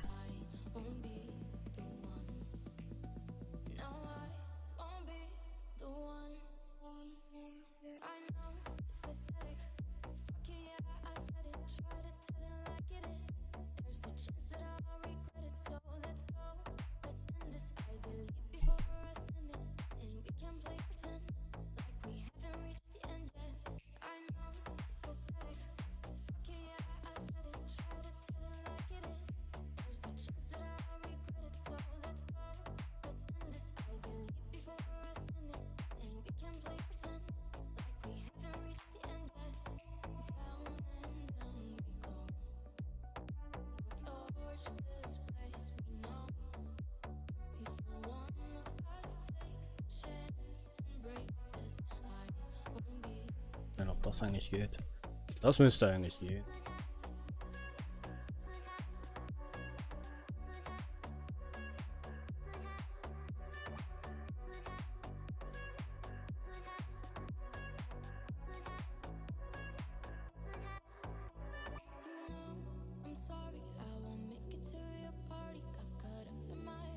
Ah, okay, gut, das geht. Die haben da irgendwas in der Programmierung wieder mal hier blöd angestellt. Ich weiß nicht, was es ist, aber... Ja gut, zum guten Glück funktioniert der noch. What the heck, Mann? Soll ich noch machen? Ah ja. Meine eigenen Bosse eigentlich so gesehen noch challengen. So, jedenfalls, ich sehe gerade, Maschina, bist ja auch noch dazu gekommen, ja? Wir kommen, so, Sonntag. Ich hoffe mal, du hast deine ganzen Dailies und Abend drum und dran fertig gemacht. Ich habe ein Rainbow-Modul, schwer welche Pläne für Wivern oder Tops zu erhalten. Ja, die Module natürlich zu kriegen, ist immer ein bisschen nervig. Wissen wir ja. Also, ist halt mit viel Zeit verbunden, sag ich mal so.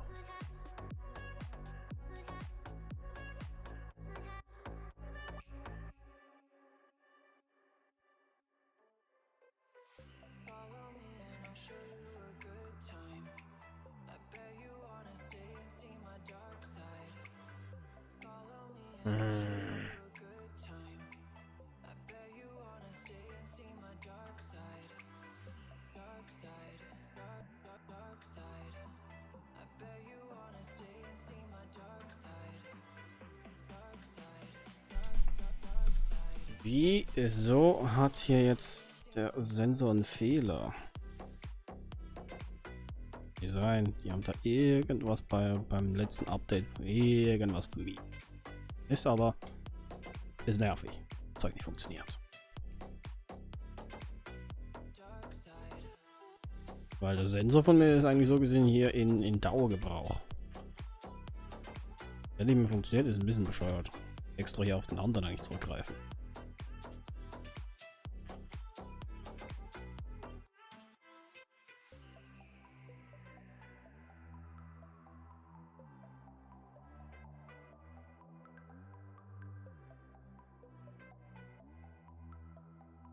Ah, Borderlands. Alles klar. Looten und leveln.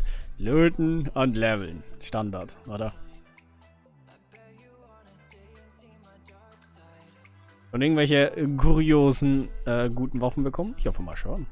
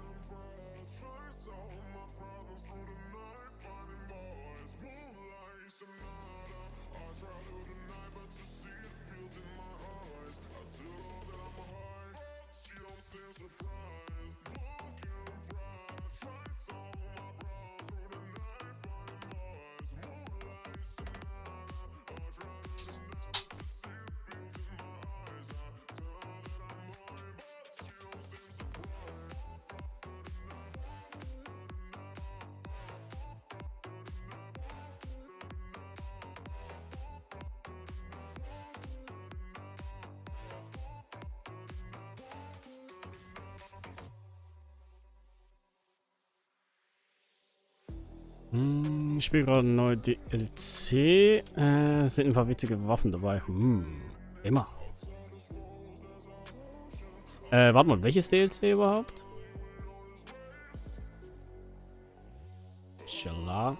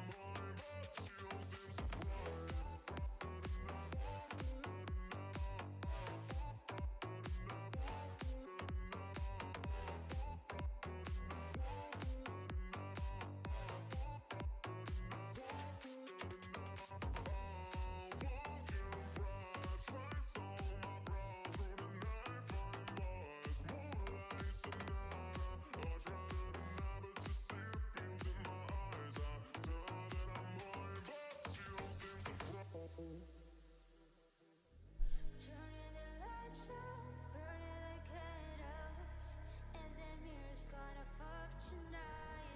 Turning the lights out, Oh, was? Okay. Ich habe echt hier eine... Oh, das ist nice. Ich habe es erst jetzt bemerkt.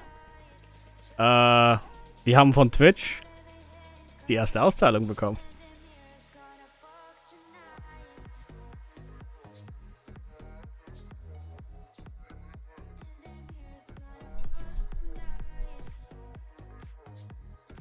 So, gut. Dann würde ich mal sagen, warte mal, wie viele sind von euch überhaupt da? Jetzt müssen wir mal gucken, ob das geht. Ich hoffe, das geht.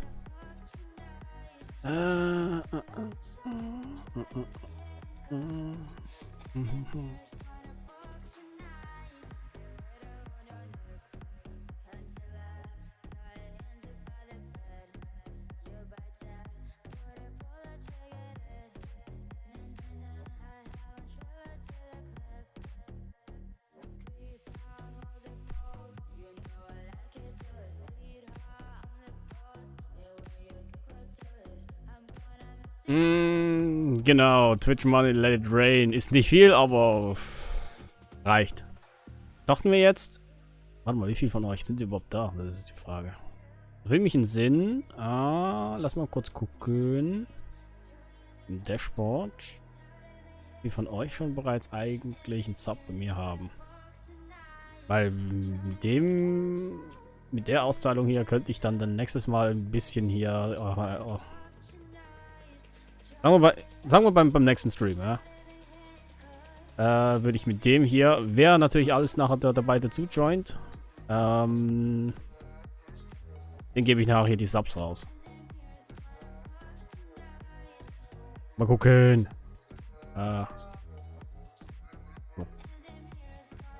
So. Haben wir da. Das sind 5 Abos, 10 Abos. Okay, für 10 Abos könnte ich hier genau 10 Leute damit vergeben. Ja?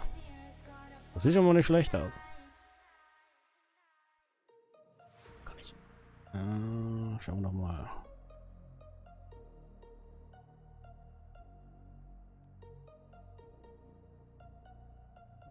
Ja, definitiv. Ich denke mal, beim nächsten Stream verteile ich da ein paar Subs. Kommt drauf an, wie viele von euch nachher da sind. Weil eben, durch die Auszahlung kann ich da euch ein bisschen was zurückgeben und quasi ein extra Ding halt zurückgeben halt, oder? Aber ja, das machen wir am besten beim nächsten Stream. Es sei denn, man möchte es jetzt schon bereits gerne haben.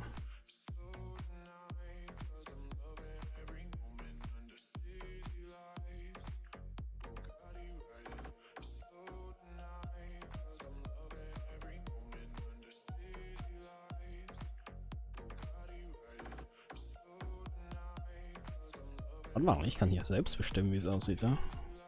Wenn wir nur mal sagen, wie. Aha. Ja, okay. Okay. Das geht auch. Na, perfekt. Nice, nice. Hm.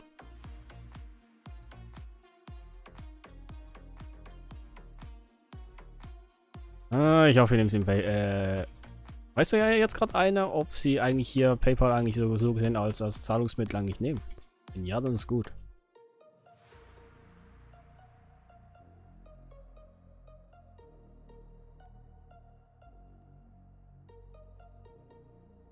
Ist der eigentlich fast, oder?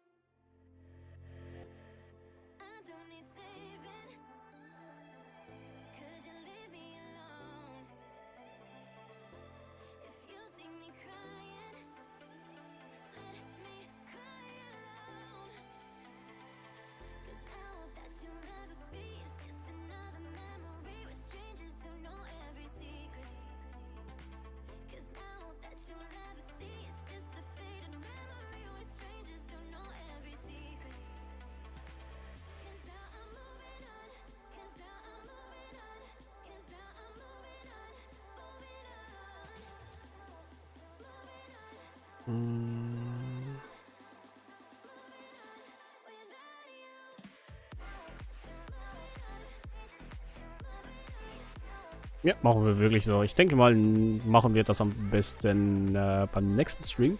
Dann verteile ich da mit der Einheit hier ein Wasser-Ups.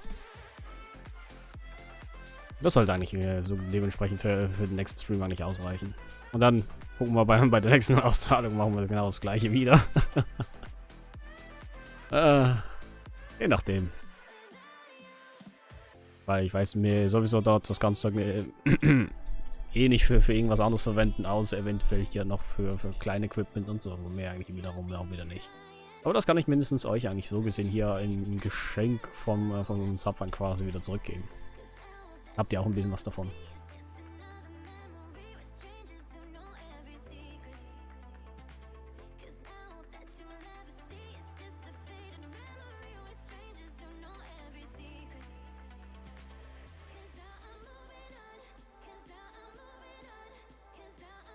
Es ist irgendwie so ruhig. Seid ihr alle ein bisschen konzentriert auf ein Spiel gerade oder so?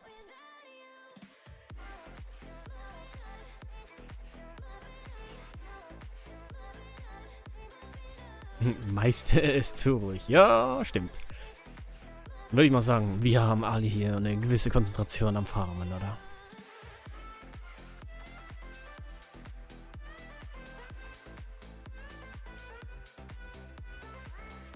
Ja gut. Es sei denn, man hat ein gewisses Thema noch hier zum Anschneiden, halt, oder? Jetzt momentan.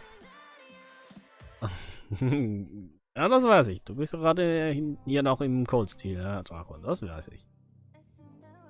Aber eben, man braucht meistens immer hier ein schönes Thema zum Anreden.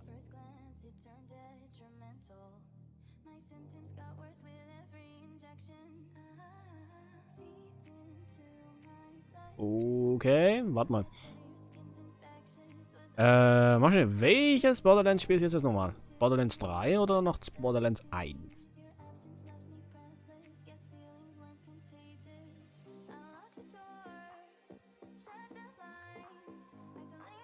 Borderlands 3. Oh. Das heißt, da bist du gerade im Weltall, ja? Mit der Schwerelosigkeit. Welche Klasse hast du genommen? Oder welchen Charakter überhaupt?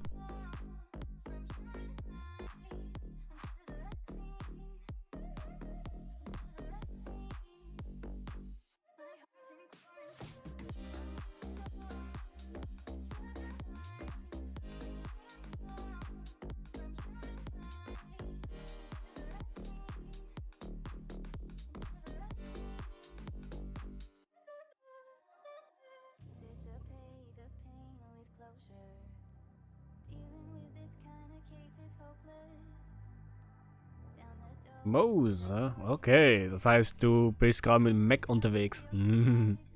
Weißt du, wen ich genommen habe? Das ist eigentlich das Dümmste, was du machen kannst.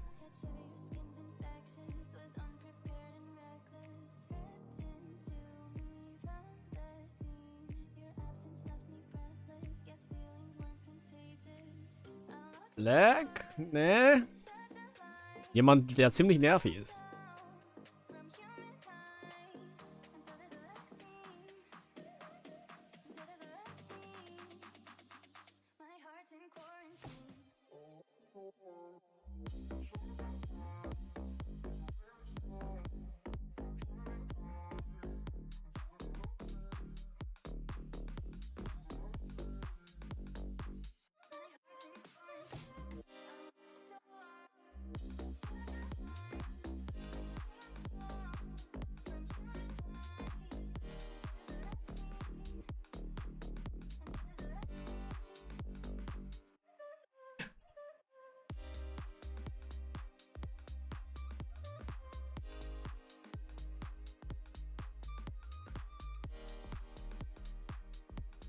Wer fällt dir sonst noch hier von dem kompletten Team 1, wo nervig sein kann? Es gibt eigentlich nur einen Charakter, der eigentlich ziemlich nervig ist.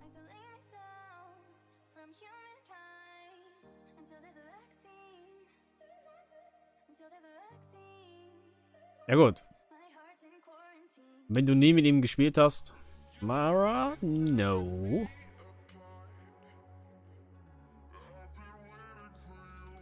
Ich sag nur ein rollender Rollstuhl.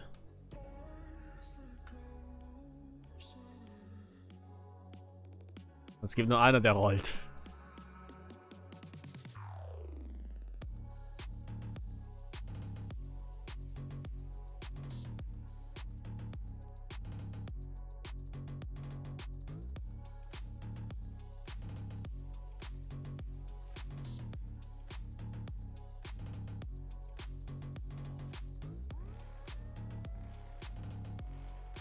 Oh no, Claptrap. Richtig. Schon gesagt, das ist das Dümmste, was du nehmen kannst. Aber ein Vorteil hast du halt mit Claptrap. Claptraps Ulti ist nämlich hier perfektioniert, glaube ich, auf alle Ultis halt, oder? Aber von den vergangenen anderen Spielen halt, oder? Das ist ein Vorteil. Und, was auch noch vorteilhaft ist, wenn du im Weltall bist, brauchst du keine Luft.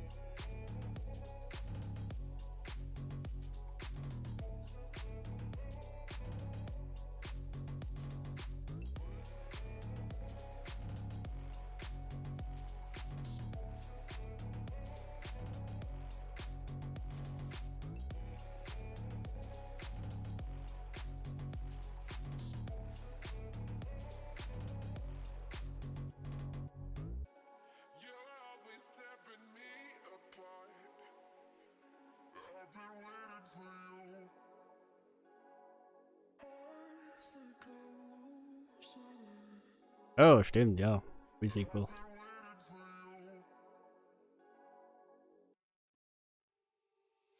Warte mal, Borderlands 3 war ja da hier mit den. Was war das? Psycho-Zwillingen? Kann das sein? Ja, aber ich glaube noch nicht mal angekratzt. Das Ding habe ich immer noch bei mir auf der Platte, aber ich habe es noch nicht angespielt. Ein Kumpel von mir wollte halt mit mir noch spielen, das ist das andere. Aber ich habe es bis jetzt, glaube ich, noch nicht angerührt. Borderlands 3.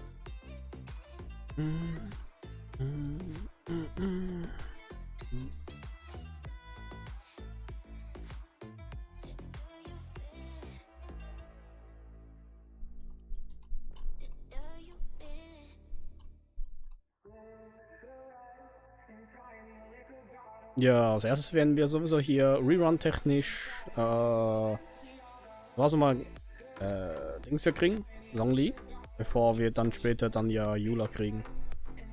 Hey, Giovanni, willkommen zurück.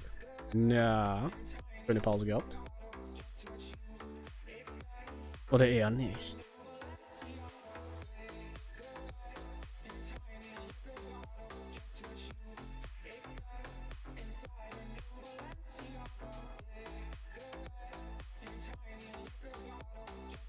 Dann passt's ja.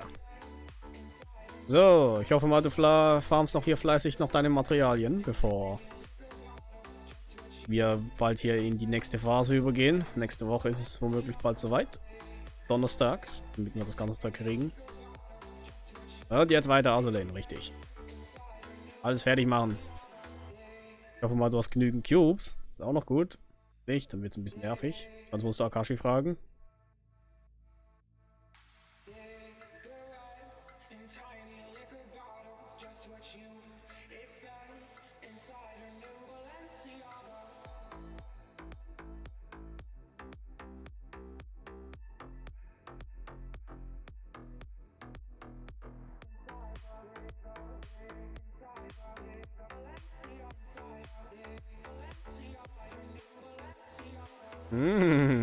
Hast du eventuell hier noch die ganzen Materialien oder was? Zum hier die neuen Waffen zu bauen?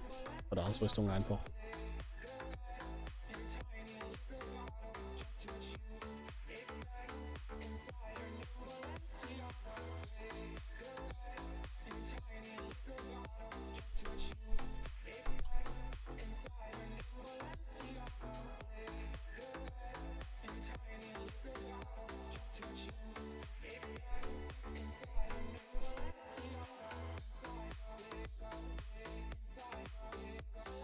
Ja, da.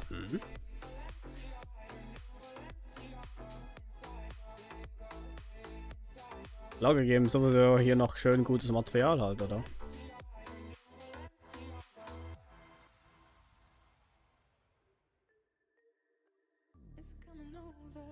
Aber am besten natürlich hier die goldenen oder die Rainbow Loggers. Ein bisschen mehr Material geben. Alle anderen sind mehr so kleinliche Sachen, aber hey. Man weiß ja nie, ob man da eventuell noch Glück hat und dort eventuell noch einen Rainbow abzugreifen, ne? Das könnte auch noch sein. Also irgendwas halt, oder? Sprich für Rainbow-Material für Torpedo, für Let it rain, ne? Okay, nice. Aber ja. Ich habe schon mal hier bei den filmischen Sinn, bei den Normal Maps, also sprich die Normal Logger, die Elite Logger. Aber da habe ich wirklich mal Glück gehabt, da einfach mal einen Rainbow-Teil rausbekommen. Aber eben, sind selten, das ist ein bisschen das Problem. Jetzt glaube ich nur einmal passiert, die restlichen Male kriegst du einfach nur Gold. Für Subtop und Viren zum Enhancen. Oh ja. Gut, bis wir hier die Würfel erstmal fertig haben. Wird erstmal eine gute Zeit vergehen hier. Aber, ich sag mal so, solange du genügend AP zur Verfügung hast, farmen, farmen, farmen. Kannst du hier das ganze Zeug noch runterholen, so gut es geht. Stronghold so gut alles wie möglich machen, dann kriegst du auch alles ab.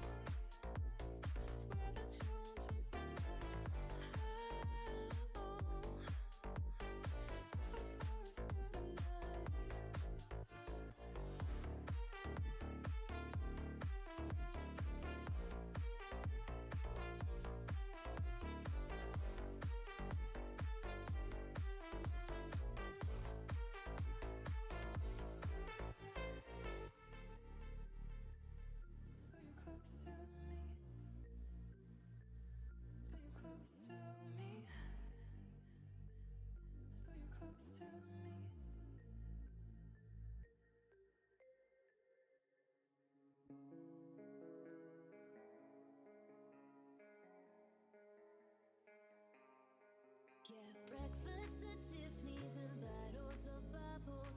Girls with tattoos who like getting in trouble. Lashes and Ich denke mal, die Wahrscheinlichkeit, dass du da Rainbow kriegst, ist, glaube ich, bei den Strongholds etwas besser geeignet. Aber wenn du halt hier die größeren Maps eigentlich invadest, also sprich die 80er und waren es die 80er? Ja, ich glaube, waren es die 80er. Also sprich Corrosion 5 und 6 machst, dann hast du dort auch eine gewisse kleine Chance, dort eigentlich so gesehen hier Rainbow rauszuziehen. Und sonst müsstest du hier die Loggers eigentlich nehmen, weil von denen hast du eher mehr die Chance hier die ganzen Rainbow-Sachen rauszukriegen. Das Problem ist einfach nur, du brauchst da entweder einen Rainbow-Logger oder einen Gold-Logger halt, oder? Weil dann ist... Habe ich noch nicht mal nachgeguckt, ob überhaupt irgendwie eine gewisse Chance da drin besteht. Also bei den... Was bei mir jedenfalls so gewesen war, ich habe bis jetzt wirklich nur einmal aus den Elite-Logger einmal einen Rainbow rausbekommen. Von vielen verschiedenen Loggern halt, oder? So. Da mal einen rauszuziehen. Gleich 5%. Nicht gerade viel. So. Nee.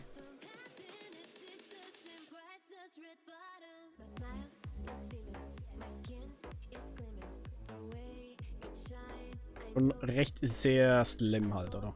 Aber das, ich glaube, der beste wäre es eigentlich, wenn du bei den Corrosion 6 oder 5 vorbeigehst und dort auf die Katzenfelder gehst. Bei den Katzenfeldern, wenn es gut läuft und wenn du noch eine gute Katze hast mit, ich glaube, genügend Logistics, dann kannst du dort, glaube ich, die Drop-Chancen von Rainbow ein bisschen anheben. Dass sie da besseres Material halt dementsprechend kriegen.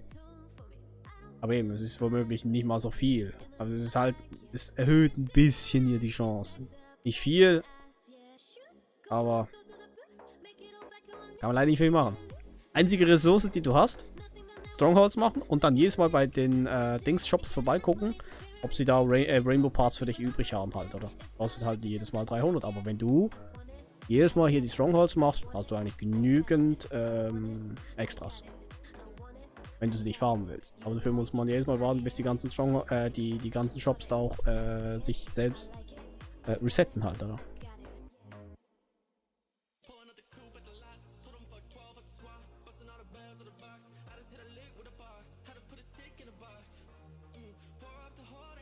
$2000 Tokens, 82 Coins. Hast du genug? Coins hast du ja echt genug hier, die ganzen Dings runter zu kaufen. Weil wenn du so viel genügend hast, dann pro Tag, wenn die ganzen Shops sich ja resetten, alles rausholen, was du rausholen kannst mit den Tokens und dann auch noch mit den Coins halt, oder?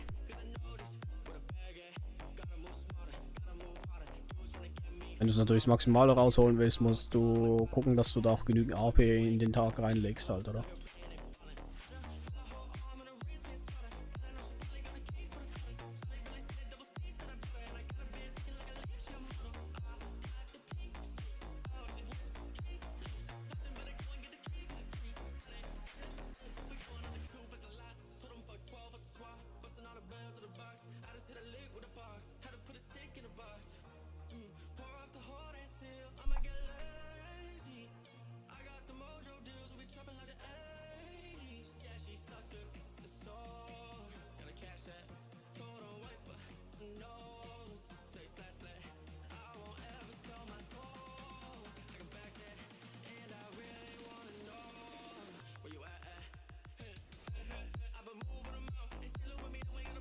Hm, 1300 Tokens ist recht.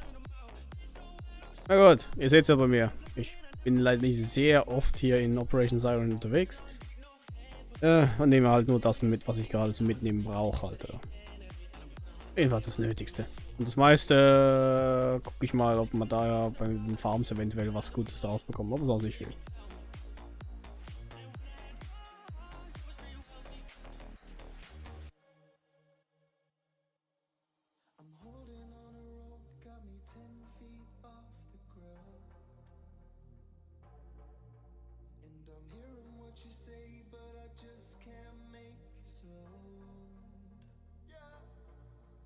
Ja, hast du hier den kompletten Shop schon leer gekauft, ja?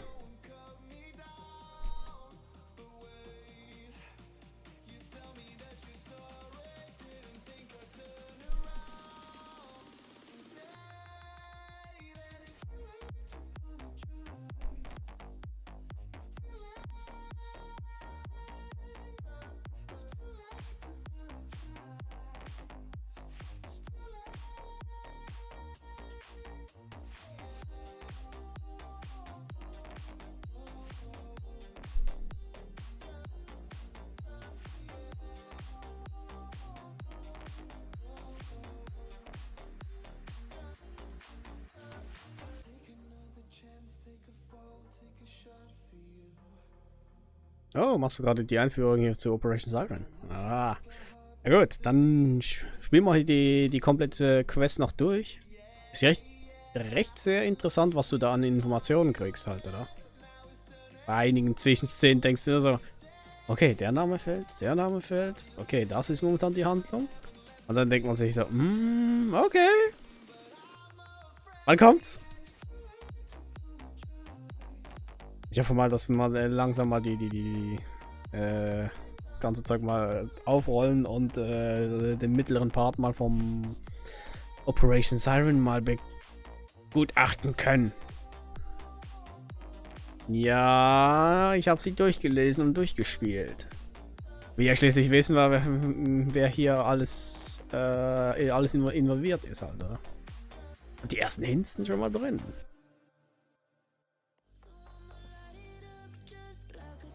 Tust erstmal TB kennenlernen. Das Geile daran ist, TB ist gesynkt. Also, ich glaube, bei einigen Szenen ist sie gesynkt und der Rest ist einfach nur stumm.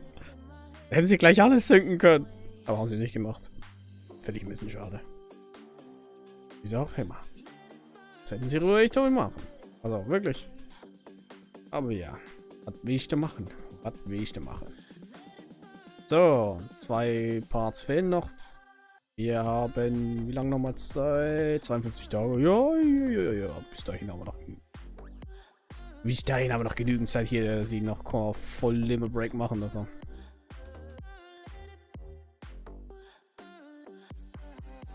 Ja, der ist gesynchronisiert, richtig. Wenn du natürlich hier die Interaction mit TB nicht angeschaut hast, dann kannst du das, glaube ich, nochmal nachholen. Müsste mal gucken, ob da überhaupt noch die Einführung noch mit drin ist von TB. Festival, Striving Wish.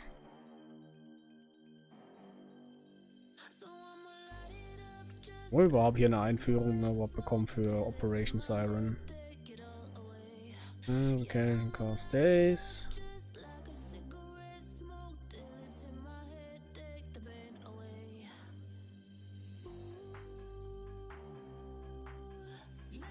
Ne, wie es aussieht, nicht.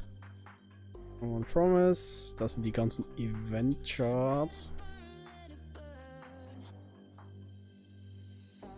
Over Torture, Angel and Tomorrow. Run. Adventure.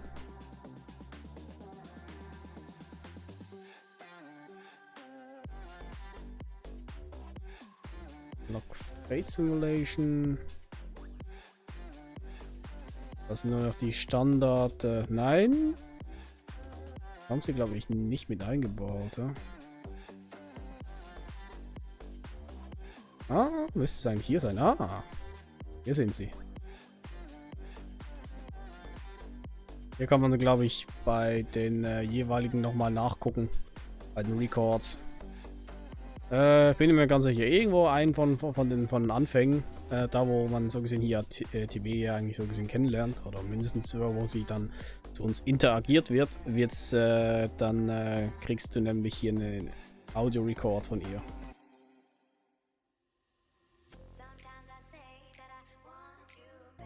Wir müssen sonst mal nachgucken. Ich und den war das noch. Jetzt haben wir, glaube ich, noch nicht viel.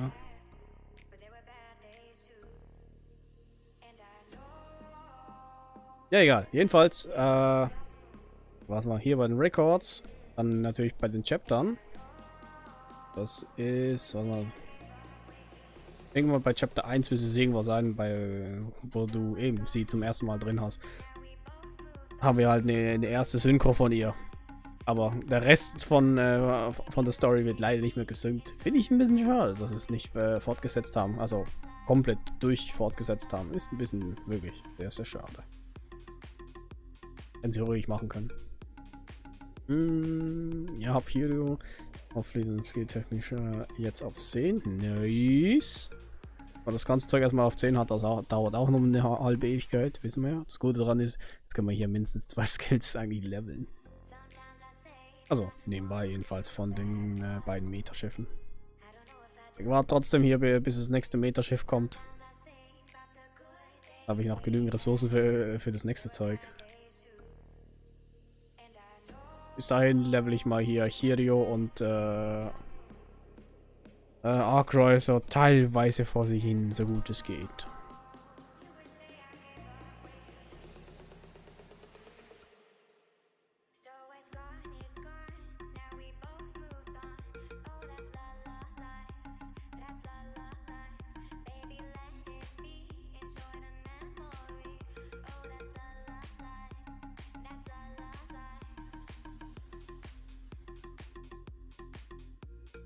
Sie haben noch einen Skill freigeschaltet. Okay. Du kannst jetzt so gesehen, wenn du genügend Bücher hast, kannst du alle Skills eigentlich freilegen. Aber du kannst aber nur ein Skill auf einmal halt leveln. Dann. Aber das Gute daran ist, wir können halt 2 von denen jetzt gleichzeitig leveln. Also sprich, wenn dann später nochmal hier einen weiteren Metaschiff halt kriegen, werden wir dort dann das nächste Metaschiff ebenfalls noch die Skills eigentlich so gesehen ja mitleveln. 40.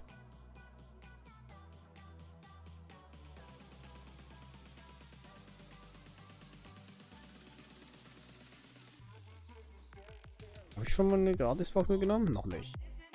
Nehmen wir mit. Und das ist eine blaue Box. Okay. Kann man hier nehmen.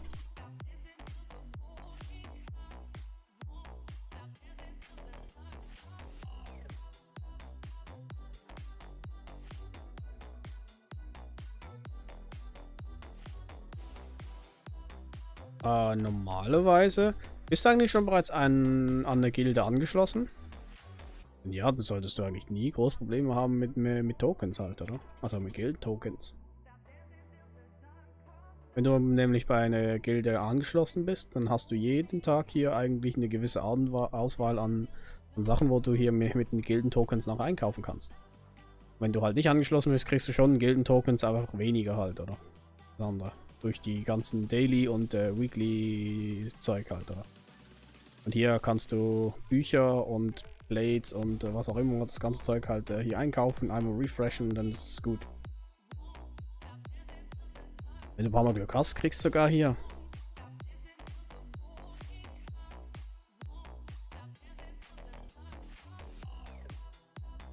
Das ist ja sparsam. Siehst du doch, ich habe das ganze Zeug sogar heute wieder geresettet und wieder rausgeholt.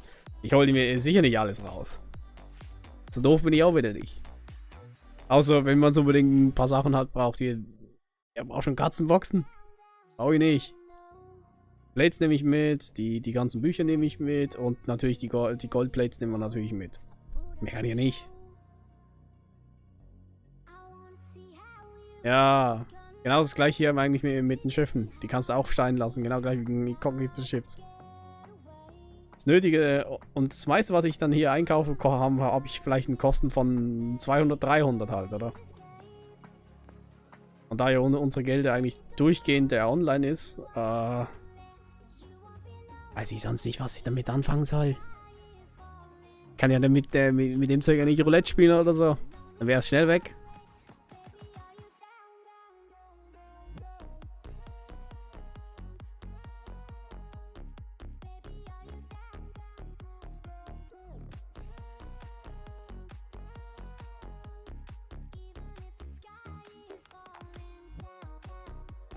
Ja gut, wenn Futter gibt, dann hole ich auch Futter.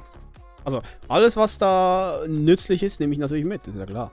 Außer das, was nicht nützlich ist oder wenigstens was ich nicht brauchen kann, nehme ich natürlich nicht mit. Das ist ja völlig unsinnig. Ja.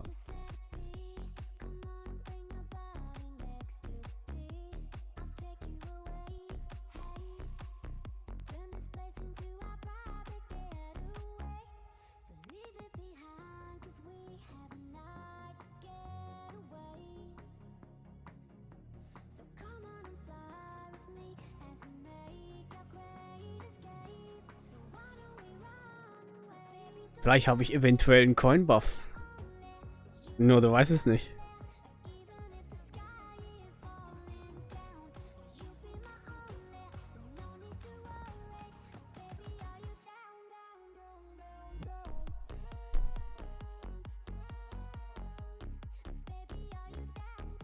Vielleicht, wir wissen es nicht.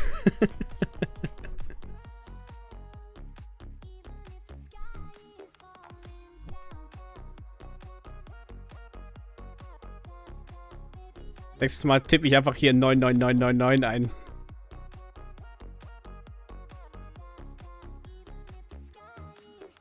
Dann habe ich das Maximum an Coins nachher erreicht, ja?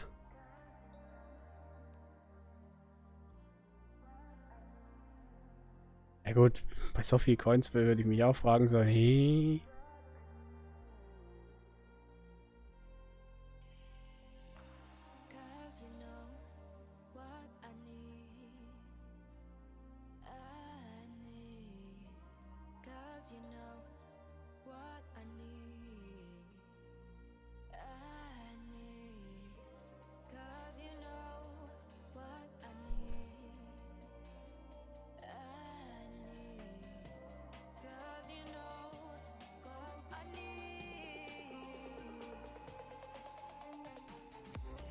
Was ich dann so gesehen bald auch noch zu viel habe, wird hier Core Data nachher sein halt, oder?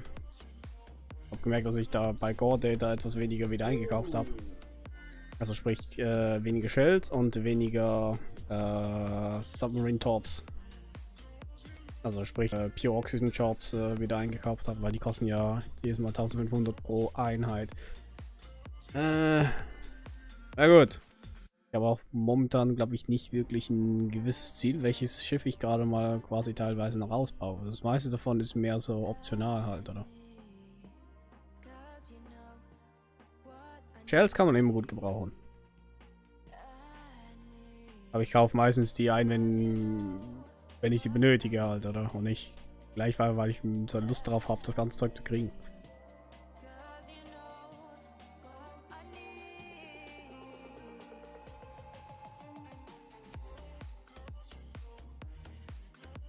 Hm, 80k. Ja, die 80k sind dann schnell weg, hä?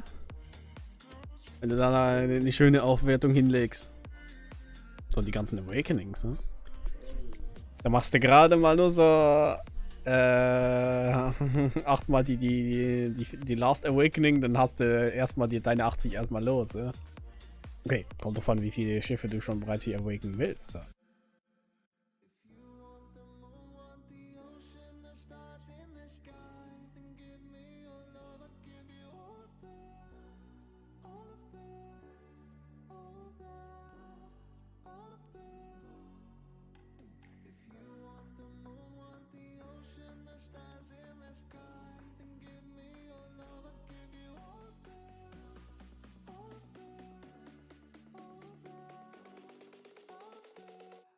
Das sind beide Corrosion 6, oder? Ja, beide Corrosion 6.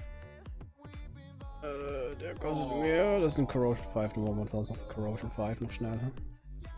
Bloß nochmal hier den Logger, den wir gerade vor kurzem noch freigeschaltet haben. Ups, dahin. Eine Mission, die können wir noch mitnehmen. Unas Missiones, nehmen wir noch mit.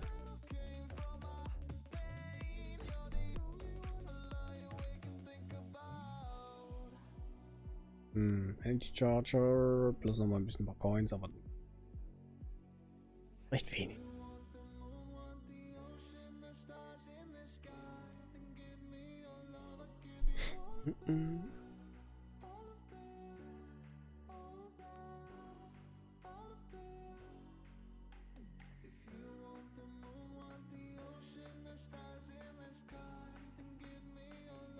Boah, was hier noch raus, ne? Okay.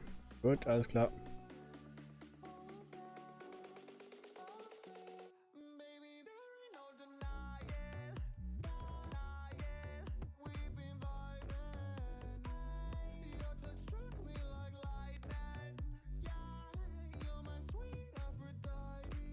Oh.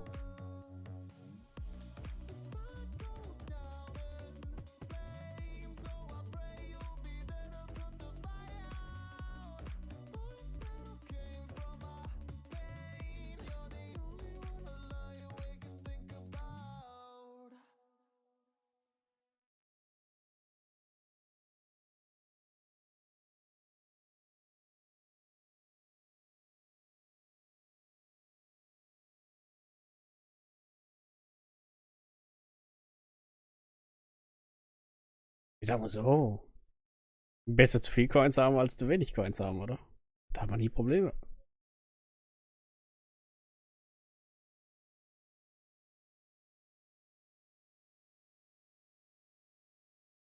Hm.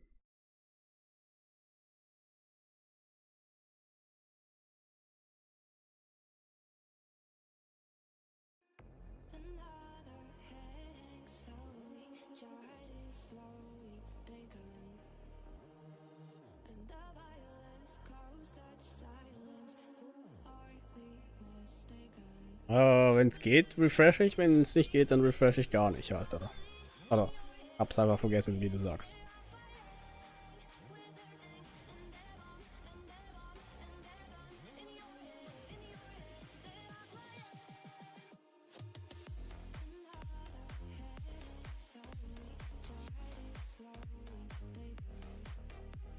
Plates? Immer. Wenn Plates hat, dann hole ich mir die Plates. Also die Goldplates sowieso. Wenn wir genügend Plates eigentlich so gesehen hier zusammen haben, um die ganzen Kanonen noch auf alle auf plus 13 halt zu machen, oder?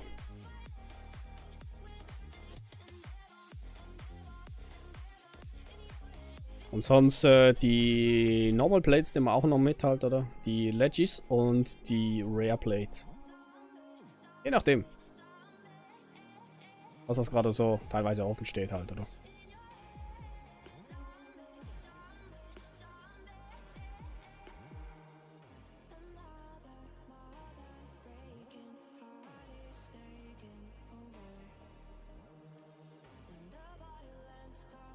Und wenn halt noch ein Upgrade in den Gilden noch gibt, dann kaufe ich ja dort auch noch ein bisschen was ein halt, oder? Ich muss auch so ein bisschen gucken.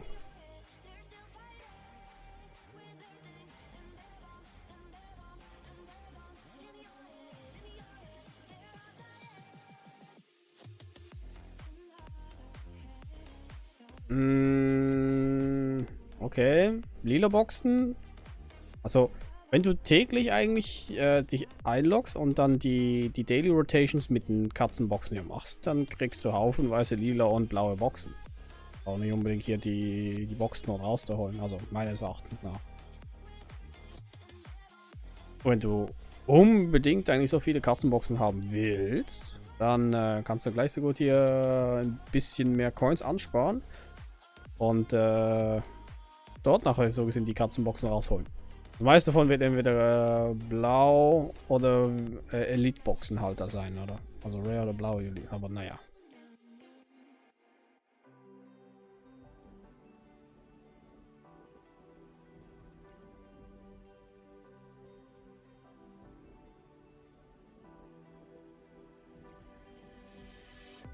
They told me to stay friends, that we would never make it. If things are getting tense, there's no way we could take it. Don't know what to believe with everything I'm hearing. No, I don't wanna leave. I'll tell you what I'm feeling. Hold on, I think they might have it all wrong. You and me, we got this so strong. I know we can get it just a little closer, just a little closer. Come on, baby, let your body have fun. I know that you want us back on. What if you could have me just a little closer? Okay, ja. Bis auf die blauen und lila Boxen. Es sei denn, es gibt noch Goldboxen, oder? Aber Goldboxen, ich weiß nicht, ob die überhaupt groß lohnen. Jawohl. Wenn man unbedingt hier die Goldboxen haben will, dann geht man am besten hier eigentlich auf die Maps. Und geht auf die Katzenfelder. Weil ich hatte mal so eine richtig bescheuerte Situation, wo wir einfach, wo ich mich halt zweimal drauf gefreut habe, ey, Katzenfeld. Die haben was Schönes gefunden und ich krieg 2 Katzenboxen. 2 goldene. Also, an und für sich haben wir ja alle goldenen Boxen. Also, beziehungsweise alle goldenen Katzen. Aber mehr brauchen wir ja nicht.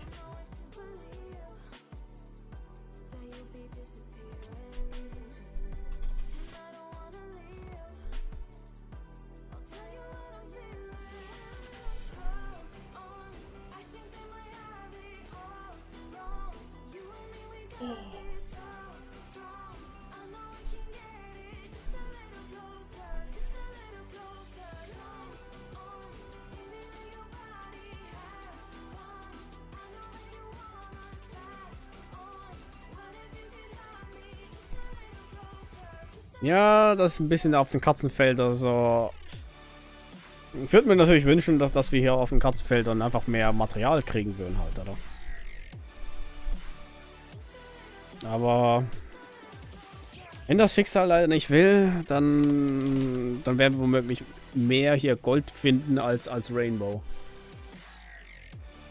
Weil, wenn schon ausschlägt, dann hätte es mindestens ein Rainbow sein können.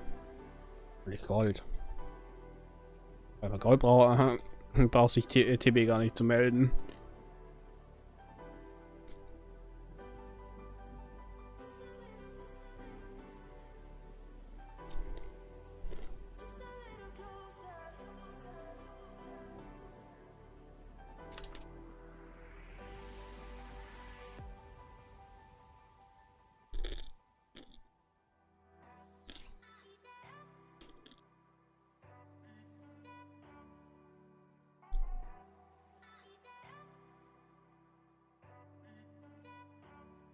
If I was a bad guy, I would have left you hanging by a thread. If it was the first time, I would have held on until the edge.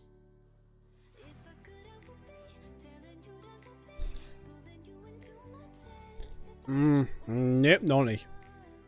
Irgendwann mal, aber noch nicht. I said what I said, 'cause I said goodbye. We made a stop, one of us. We say goodbye. 'Cause I said goodbye. We made a stop, one of us. We say goodbye. Ja gut. Wenn du an 2 Accounts farmst, dann geht's ja.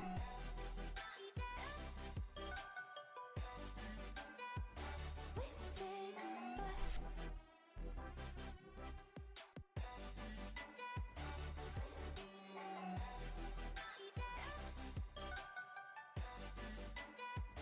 We say goodbye. From the beginning,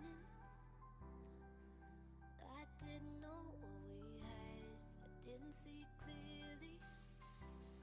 Fog in the headlights holding me back.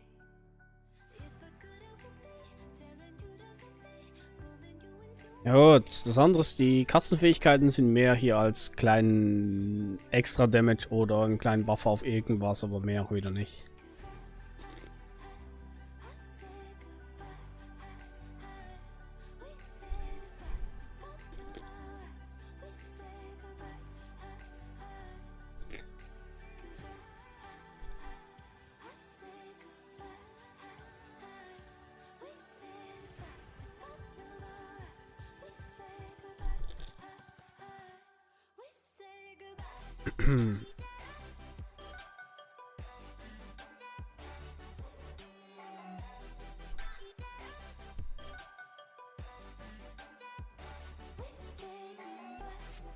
25. Mir ist, glaube mein höchstes vielleicht das 17, 18 oder so. Also viel höher ist es, glaube ich, nicht.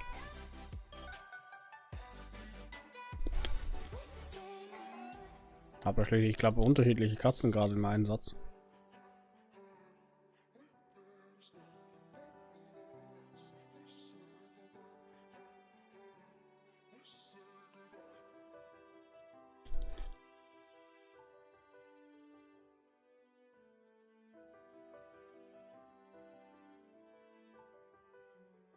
I used to believe we were burning on the edge of something beautiful, something beautiful.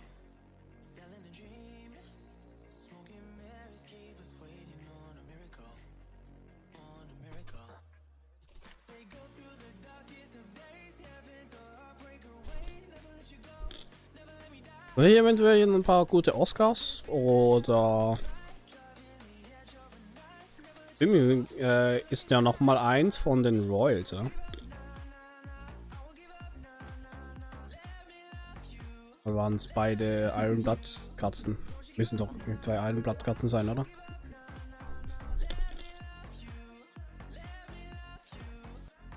Würde eine BB zugesehen hier hinten ein bisschen zu verstärken.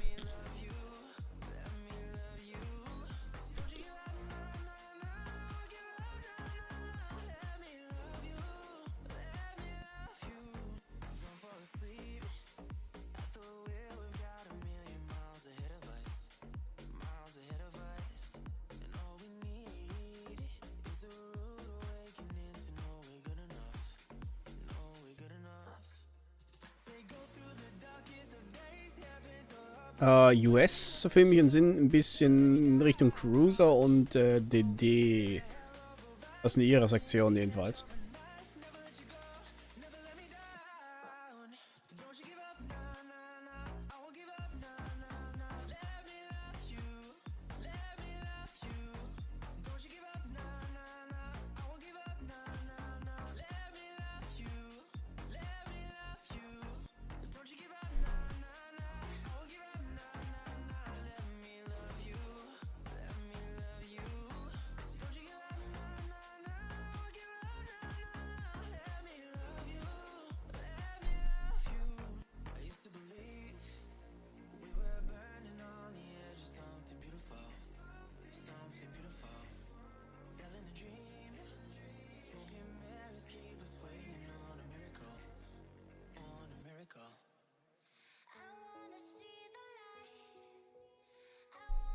Nada de cachai, de what the hell?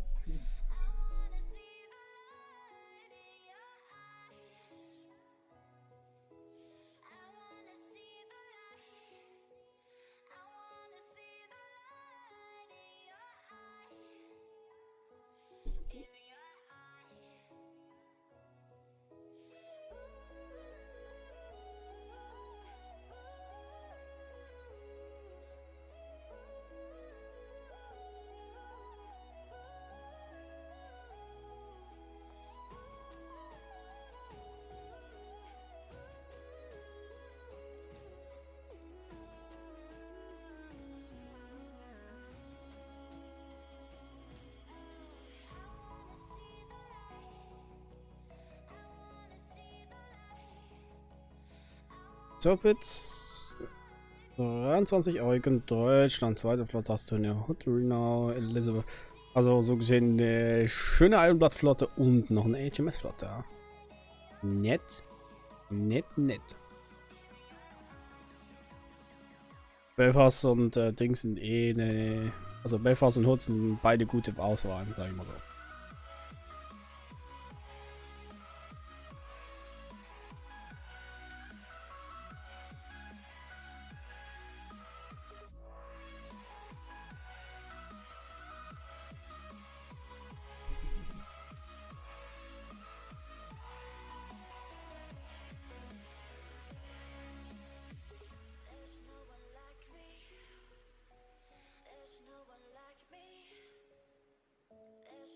Aber das Gute daran ist, für dich jedenfalls, Phoenix, wenn du da die Flotten gut weit ausgebaut hast, ist nämlich für das nächste Event, das jetzt kommt, hast du nämlich, glaube ich, eher hier nach ein leichteres Spiel. Also für die Normal Maps. Weiß nicht, wie es mit dem Dings-Map nachher aussieht, mit dem Hard Maps, wenn wir da wieder Hard Maps kriegen, wegen den ganzen Restrictions. Wenn das aber wiederum stimmt, dann passt es ja. Einfach, Problem einfach an Hard Maps ist ja, die gehen dann von 70 hochwärts halt, oder? Ein Oscar, 2 Takimaru und eine Bisha. Über 15.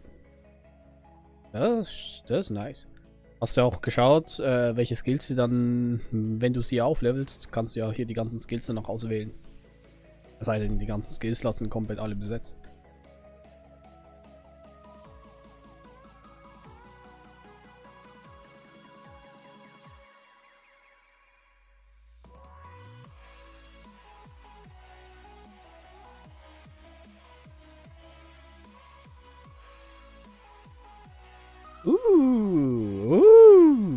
Schön, sehr schön. Gold. Das ist mal eine schöne Ausbeute.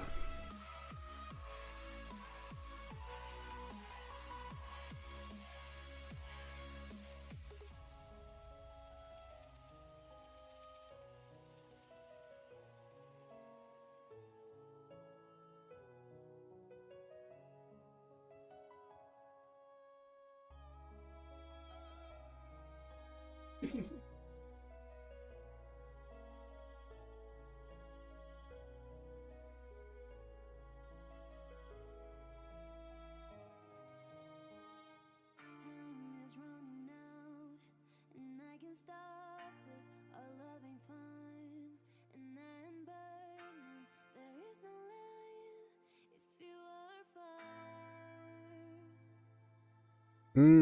Hast du mal geschaut, welche Extras, also welche Substats deine Katze auch hat?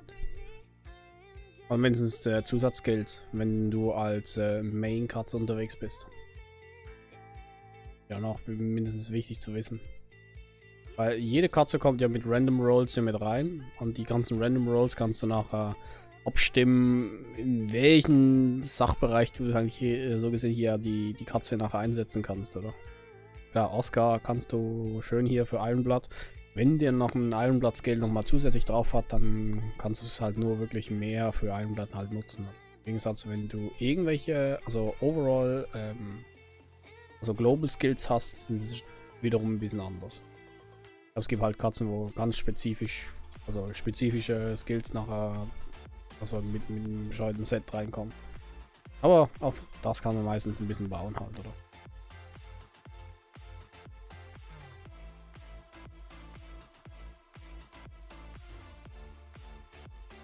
Danke für dein Follow und willkommen zu Sim.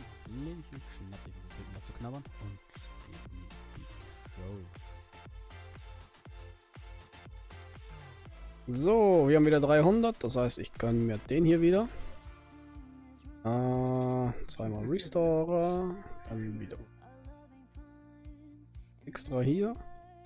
Mehr brauchen wir nicht. So, hier können wir noch unsere Truppe schnell wieder neu refreshen. Sehr schön.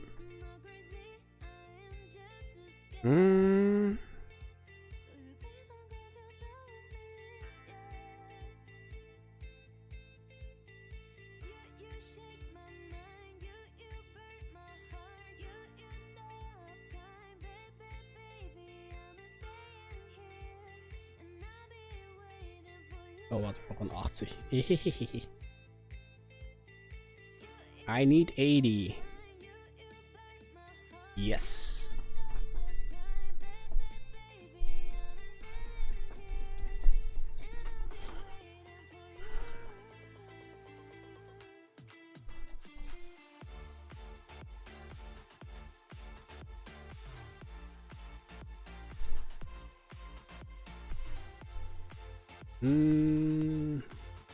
Eine Takumau auf 14 mit Rainbow Buff, huh? Okay.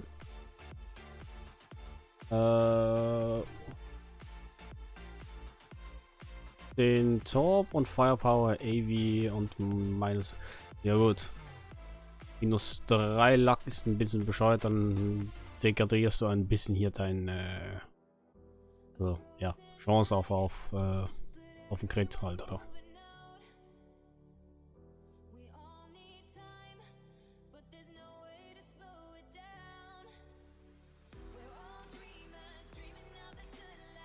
Oh nein, nicht die. Was hat die jetzt nochmal für Kondition drauf?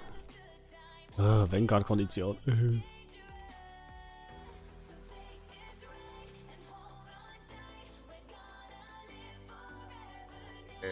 Oh Gott. Na gut, dann machen wir das noch schnell. So, fangen wir erstmal hier mit der Grundlotte an. Sollte nicht gehen.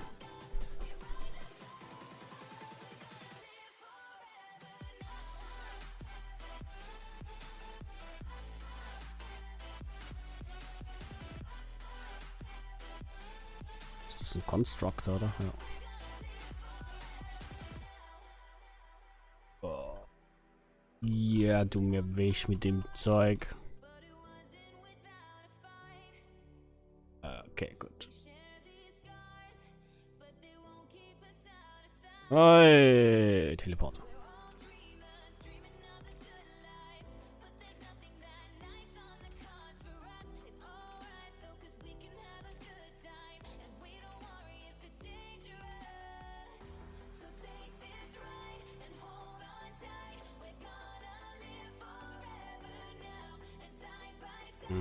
Der hat ja natürlich die Dings nicht komplett wieder eingenommen.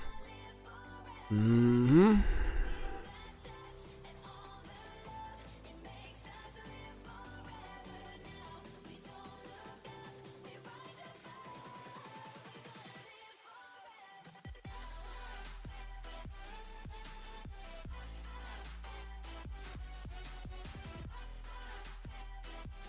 Boah.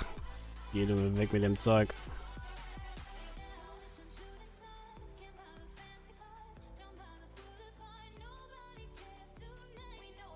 Der Front-Facing Torben. Oh Gott, oh Gott, oh Gott, oh Gott. Geh mir weg. Geh mir weg. Geh mir weg. Geh weg. Geh weg. Okay.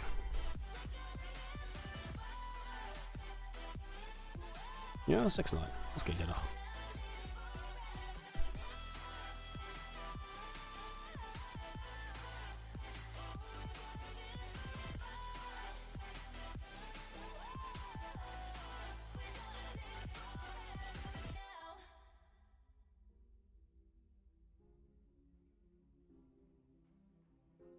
So. Jetzt mal hier. Schutzpatrouille.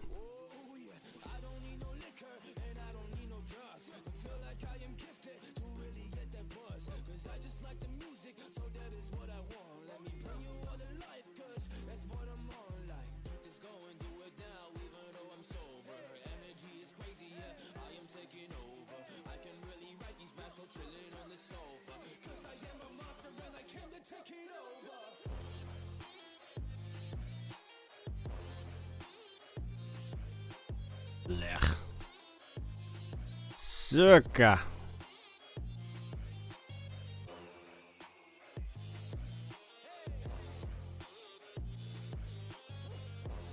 Gut, dass man ein Schild hat.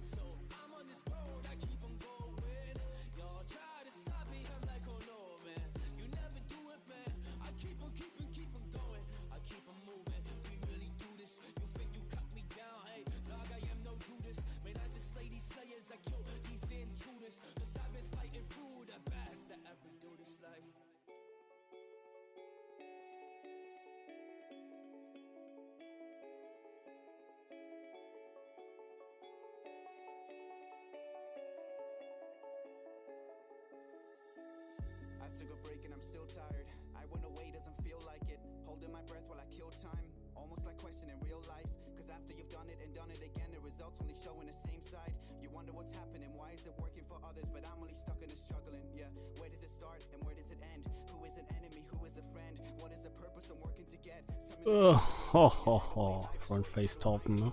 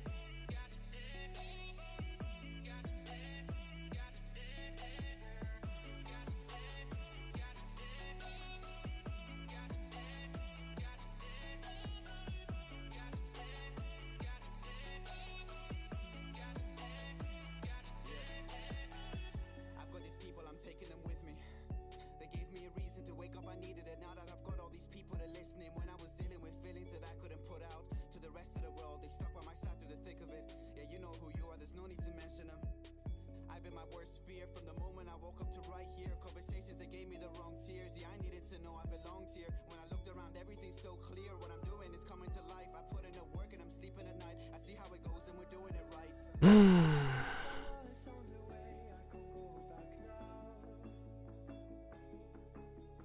Bis wir erstmal hier Georgia erstmal fertig hat. Plus nochmal die Georgia dann noch hat und dann noch Fate 5. Boah, da war sehr, sehr, sehr viel Zeit.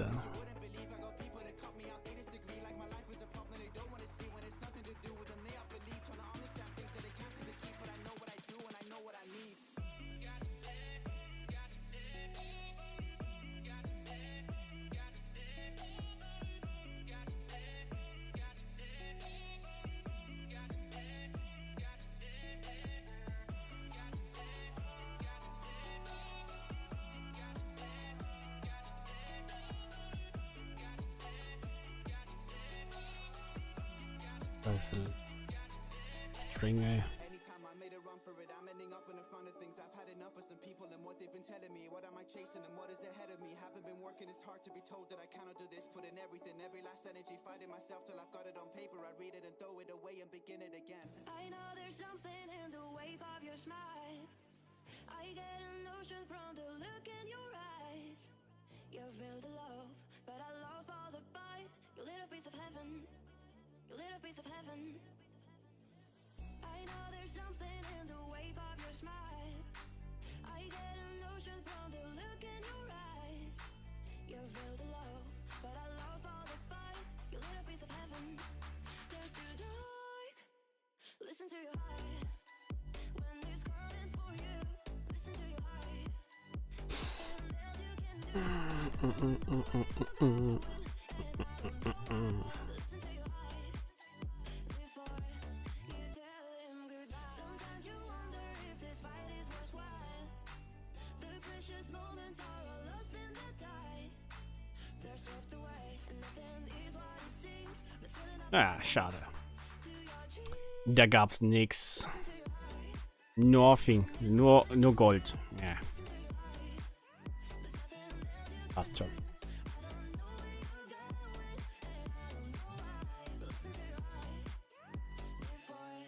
You tell him goodbye. And there are voices that wanna be heard. So much to mention, but you can't find the word. The sense of magic, the beauty has been. When love was wilder than the wind. Listen to your heart. When it's calling for you, listen to your heart. There's nothing else you can do. I don't know where you're going, and I don't know why. But listen to your heart. Before you tell him goodbye. You tell him goodbye. You tell him goodbye. You tell him goodbye.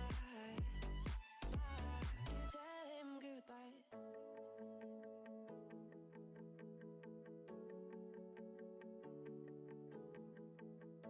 A simple town, a broken home, but you let me in through your door. In you I found my only hope. So what are we waiting for? You and I, bound for life, always be together. In the sky we will fly like birds of a feather. You and I, till we die, run away forevermore. Follow me, take my hand, sailing the same course, wild and free. Waves and sand, what are we waiting for?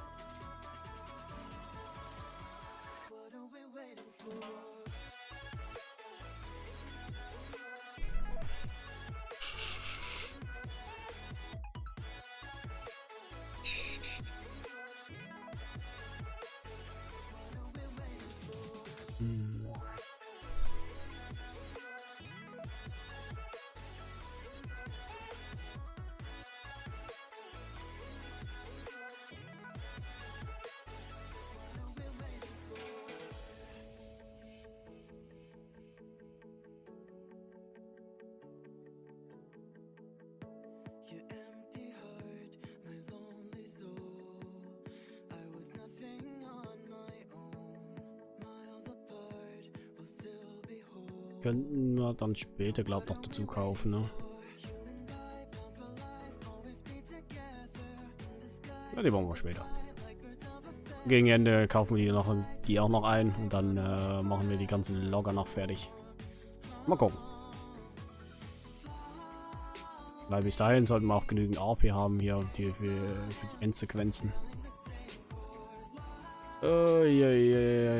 Kurz 80er, ne?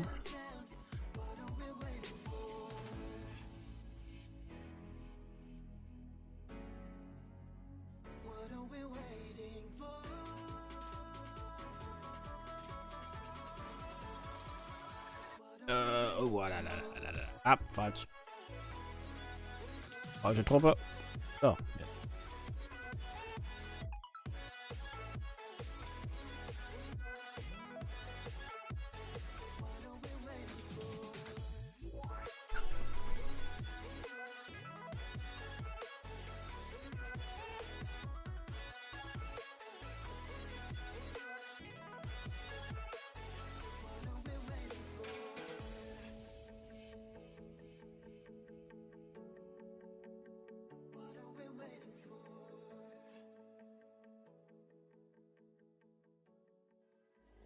Didn't walk up with a how you doing when he came in. He said there's a lot of girls I can do it, but I can't wait. I knew him forever in a minute.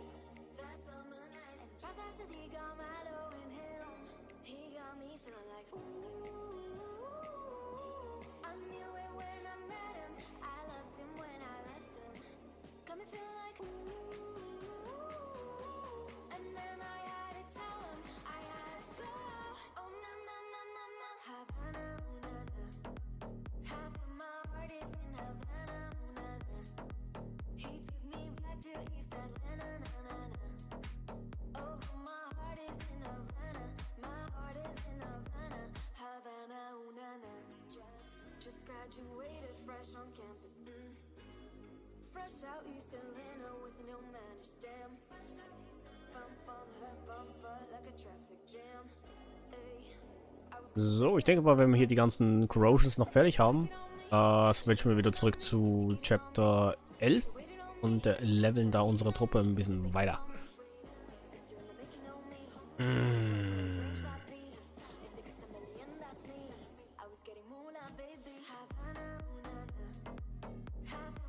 Bei mir spielt es momentan keine Rolle, wo mein Flagship ist. Solange wir nicht im Dings drin sind, im Stronghold drin sind, ist die Positionierung eigentlich egal.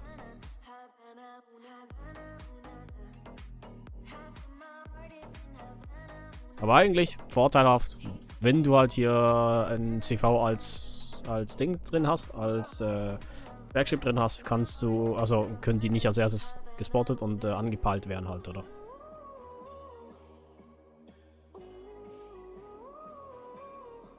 Das heißt, wenn eben Monarch ist zum Beispiel hier dementsprechend oben, das heißt, sie ist die ganze Zeit offen. Wenn natürlich hier ein gegnerischer Angriff kommt, das meiste davon wird natürlich erstmal an Monarch, also wird an Monarch gehen, wenn sie hier natürlich hier dementsprechend Mitte ist und Flagship irgendwann mal sinkt, dann hehehehehe.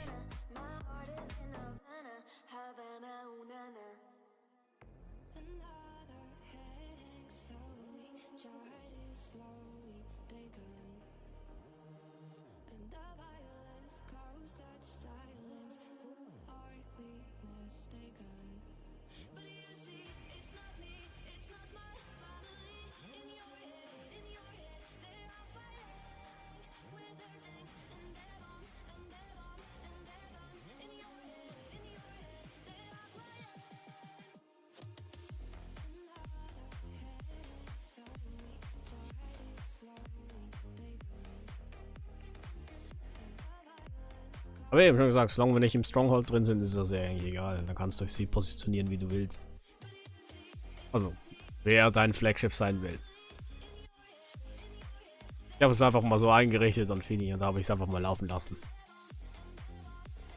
Position brauche ich auch nicht groß zu verändern. Also.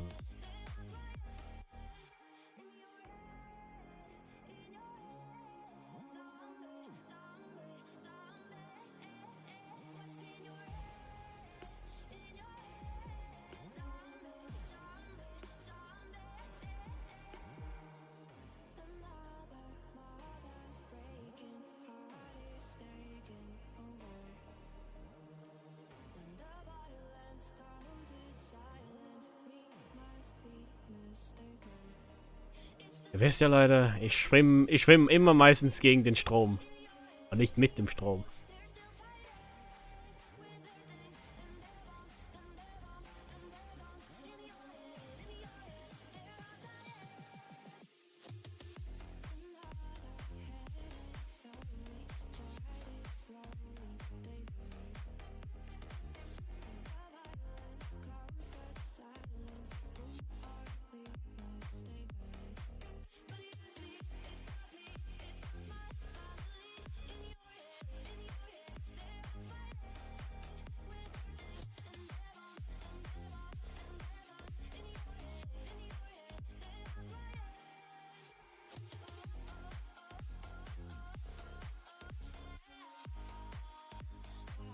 Richelieu sicher her. Wenn du sie hier noch, was war's nochmal, mit der 406 ausrüstest, also die von Research 2, dann ist sie schon recht sehr stark.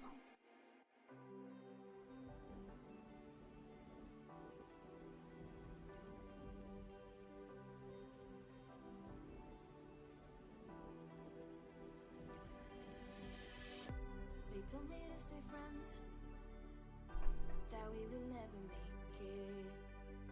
If things were getting tense, there's no way we could take it. Don't know what to believe with everything I'm hearing. No, I don't wanna leave. I'll tell you what I'm feeling. Hold on, I think they might have it all wrong. You and me, we got this so strong.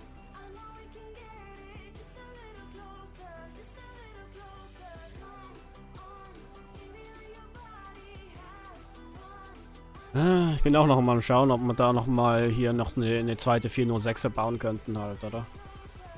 Und dann habe ich ja nur eine. Aber die Teile zu kriegen ist mies. Ob wir auch mal irgendwann hier die 234er noch kriegen, ja, noch so ein bisschen zu bezweifeln halt, oder?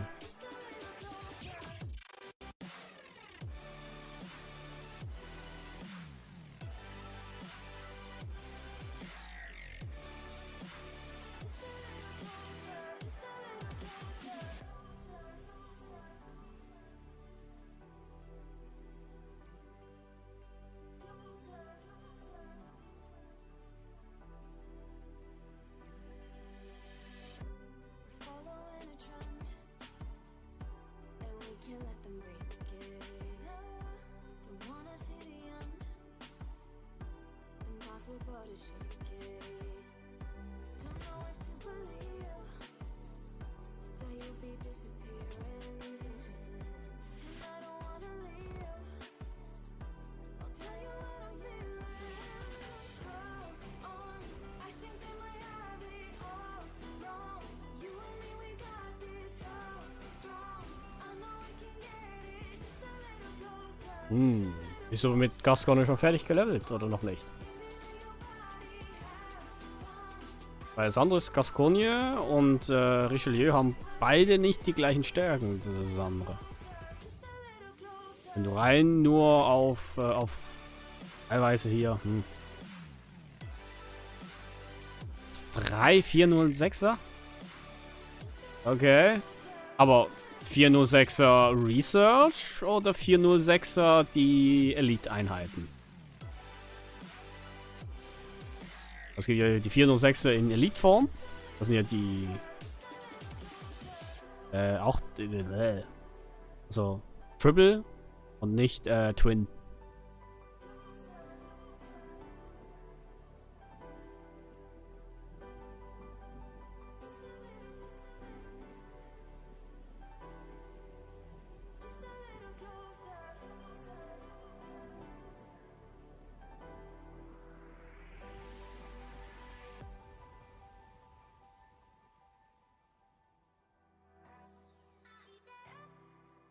Dreimal Research. Boah. Jetzt habe ich, glaube ich, nur einen bauen können.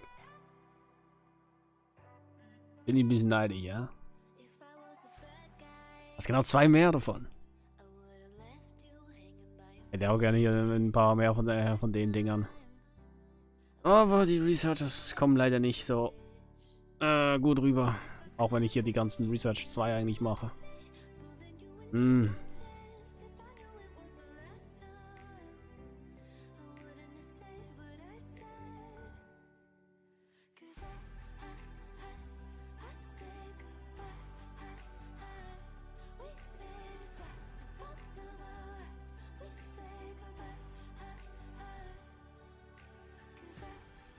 So durchgehend hier schön Research 2 durchballern, ne?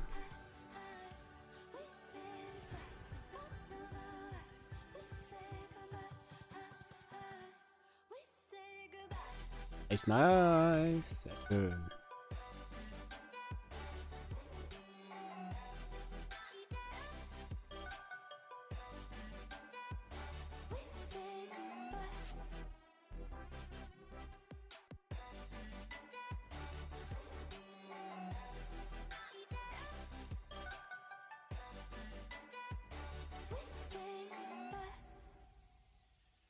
From the beginning,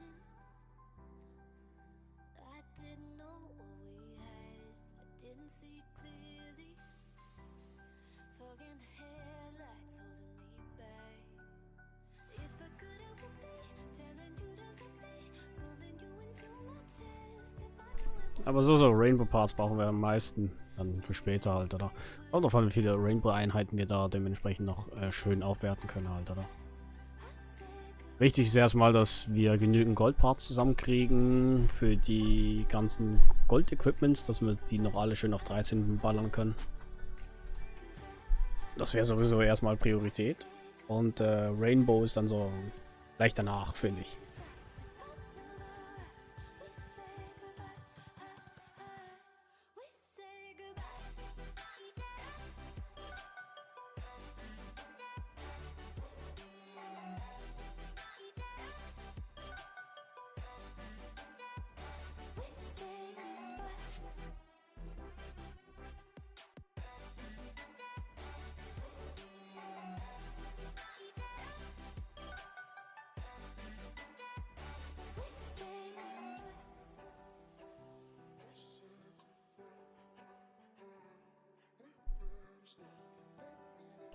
Okay, gut. Kommt drauf an, wie lange du jetzt noch brauchst. Hier für die nächste. Also willst du jetzt noch mal eine 406 nochmal zusammenstellen oder was? Oder eventuell 457er. Ja gut. Das wird aber hässlich, ja? 457er hier fertig zu machen. 39 von 50. Ich habe nicht mal so viel. Da ist man jedes Mal glücklich, wenn man hier ein neues kriegt, ja? Bis man erstmal hier das ganze Ding überhaupt mal bauen kann, das ist die andere Sache.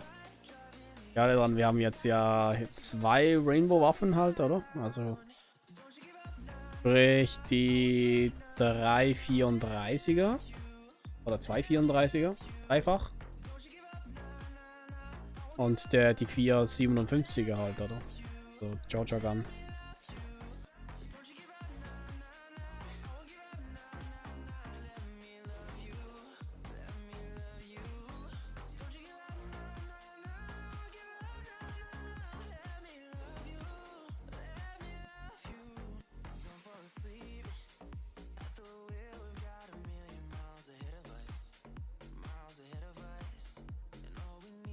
Ich glaube, das ist das Ziel von uns allen eigentlich hier noch, die bescheute 457er so gut wie möglich eigentlich, oder beziehungsweise so schnell wie möglich eigentlich zu bauen. Aber 457er ist nervig zu bekommen.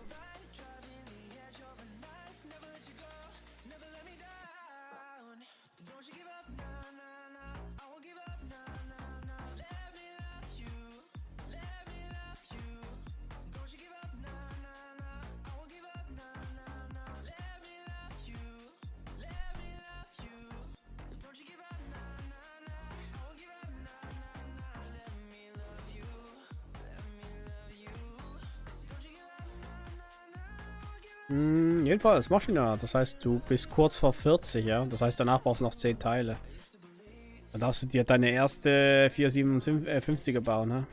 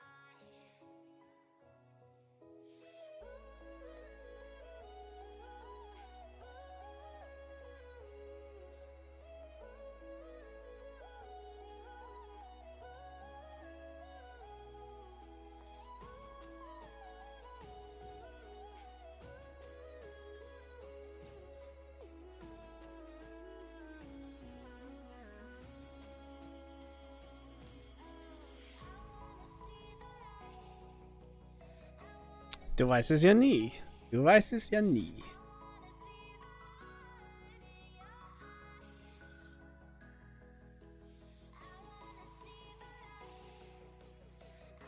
Hier sind wirklich dann nur noch hier die 11 Parts halt, oder? Und danach bist du fertig.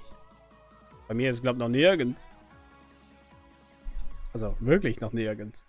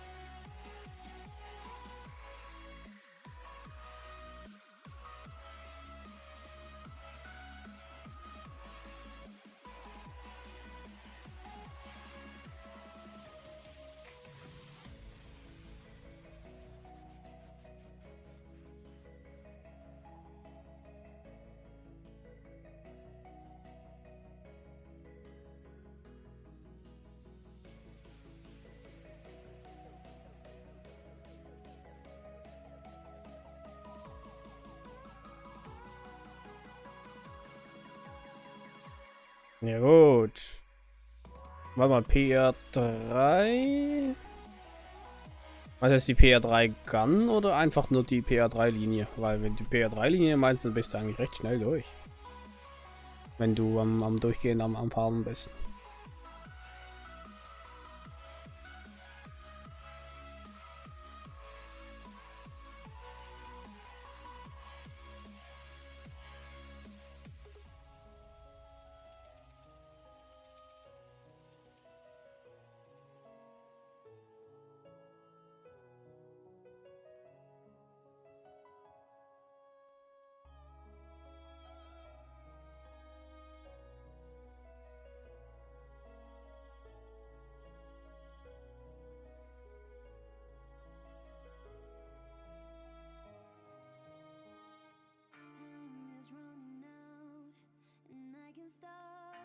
Oh, okay, alles klar.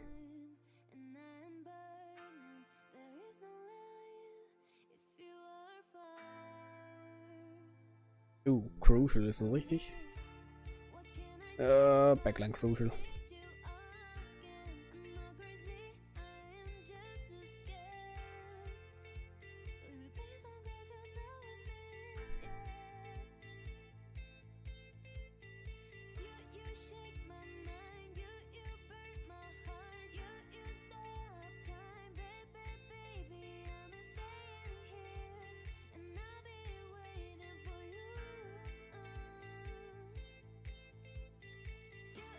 Shake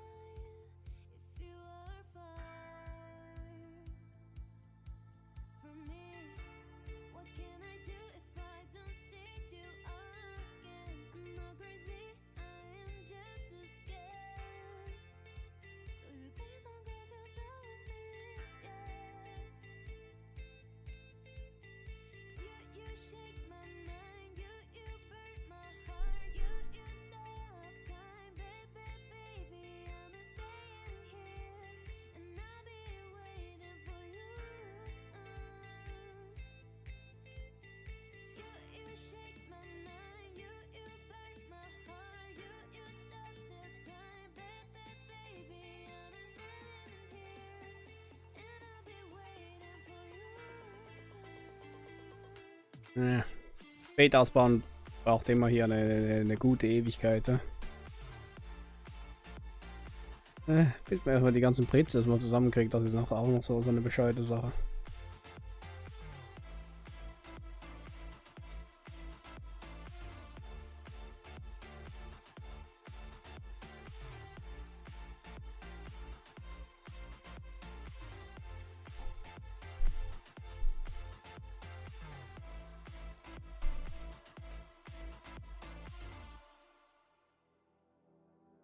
Ja, die sind schon etwas nervig. But everyone's moving out. We all need time, but there's no way to slow it down. We're all dreamers, dreaming of the good life, but there's nothing that nice on the cards for us. It's alright though, 'cause we can have a good time, and we don't worry if it's dangerous. So take this Ja, PR4. Ich erwarte womöglich PR4 eigentlich das Jahr noch. Ich hoffe mal, dass wir da schön, wunderschöne Schiffe kriegen. Mit, oh, ich denke mal, wir werden womöglich hier die gleiche Voraussetzungen womöglich kriegen, wie auch hier bei den vorherigen PR-Voraussetzungen halt, oder? Also sprich, die ganzen Extra Points für die, die Fraktionspunkte haben und danach die dementsprechend freilegen.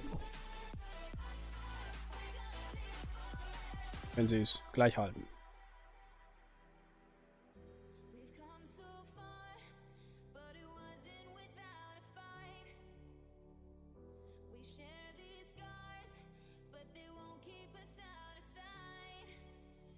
We're all dreamers, dreaming of the good life, but there's nothing that nice on the cards for us. It's alright though, 'cause we can have a good time, and we don't worry if it's dangerous. So take this ride and hold on tight. We're gonna live forever now, and side by side, we don't need light. We're gonna live forever now. You feel that touch? Ja gut, alles sehr schnell hier auf 30 zu machen, erfordert da sehr viel Zeit, Investierung. Ne? Damit überhaupt hier für PR3, PR1, PR2, wenn du da natürlich noch nichts angefangen hast, dann ist das schon etwas ekelhaft. Ah, jetzt muss ich echt die Zweitflotte nehmen wegen dem solchen Scheiß wieder. Ja, muss ich. Muss ich. Ja gut, muss ja hier die.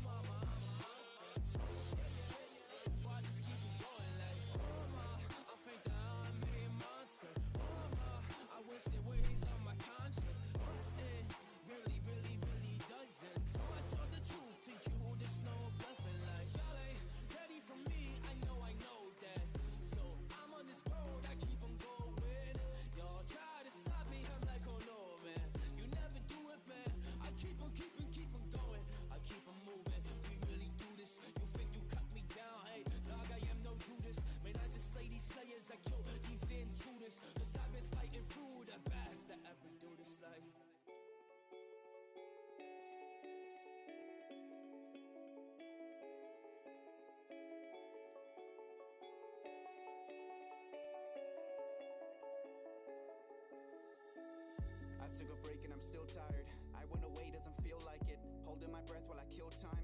Almost like questioning real life. Cause after you've done it and done it again, the results only showing the same side. You wonder what's happening, why is it working for others, but I'm only stuck in the struggling. Yeah, where does it start and where does it end?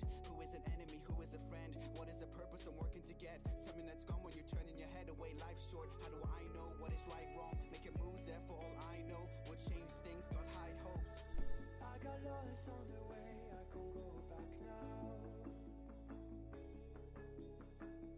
I got lost on the way, I can't go back now. I'm sitting for hours just getting it down. I'm admitting that I'm overthinking it, wondering if what I'm doing is killing me. Never been able to cut out the middleman. Thoughts I could never repeat, but I know where they're coming from now. Look around, all the change you were making, and look at the lives that were changing. See, I wouldn't change it for anything.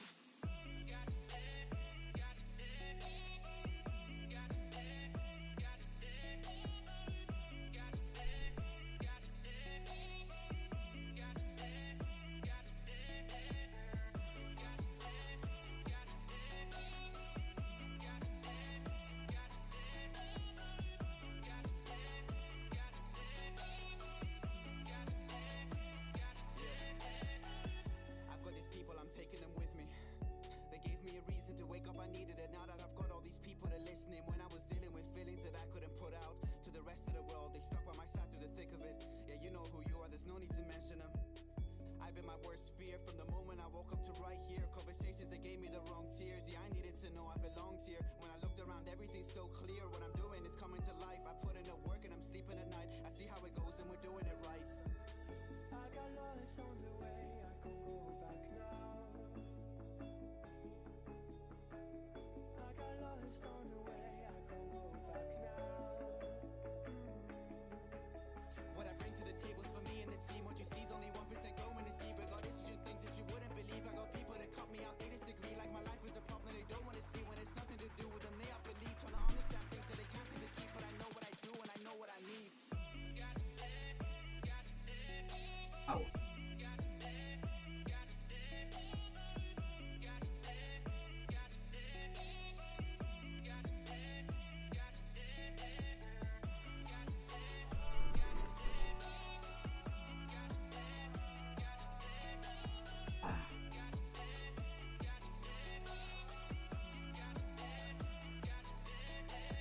Anytime I made a run for it, I'm ending up in the front of things. I've had enough of some people and what they've been telling me. What am I chasing and what is ahead of me? Haven't been working, it's hard to be told that I cannot do this. Put in everything, every last energy, fighting myself till I've got it on paper. I read it and throw it away and begin it again. I know there's something in the wake of your smile. I get a notion from the look in your eyes. You've built a love, but our love falls apart. You lit a piece of heaven. You lit a piece of heaven. I know there's something in the wake of your smile. I get a notion from the look in your eyes. You've built a love, but our love falls apart. You lit a piece of heaven. There's too dark. Listen to your heart. Alles klar, Phoenix. Dann wünsche ich dir ebenfalls hier einen wunderschönen Restabend. Danke dir fürs heutige Dasein. Gute Nacht dir und später. So, vergiss nicht, morgen ist neue Woche. Da ist das andere Zeug noch machen halt, oder? Schöne Vorbereitung noch, bevor wir dann zu der Endstation kommen. So gut es geht. Aber ja, kennen wir ja. Kennen wir ja. So gut wie möglich. Zu jedem bescheuerten Event.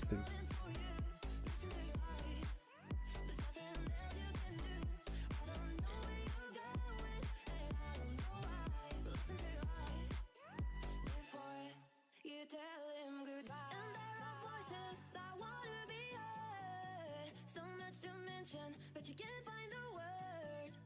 The sense of magic, the beauty that's been. When love was wilder than the wind. Listen to your heart.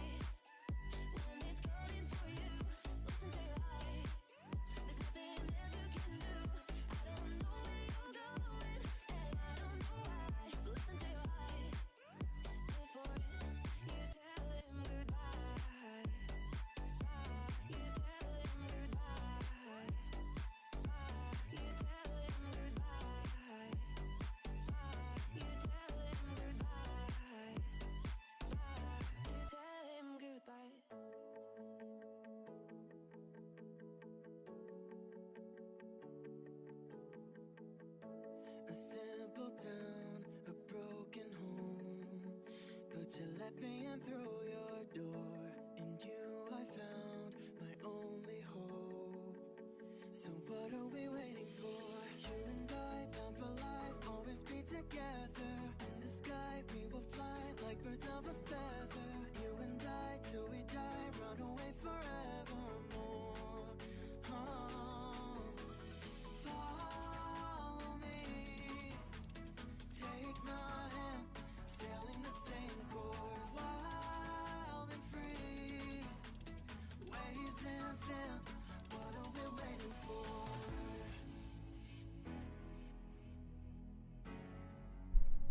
What are we waiting for?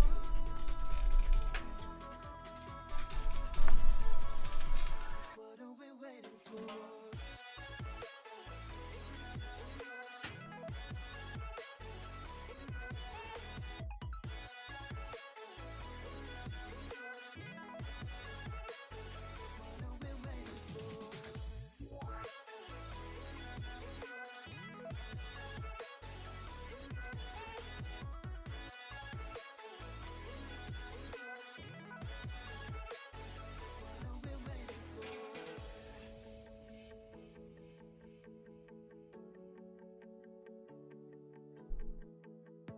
Your empty heart, my lonely soul.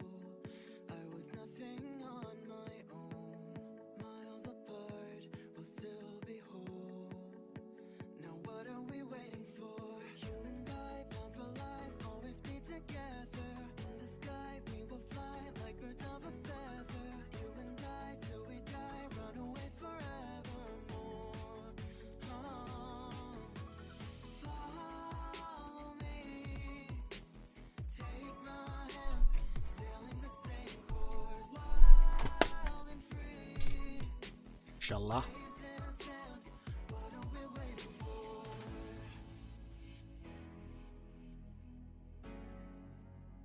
What are we waiting for?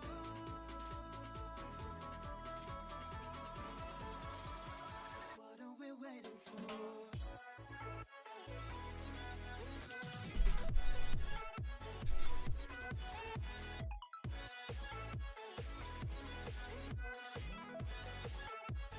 What are we waiting for? What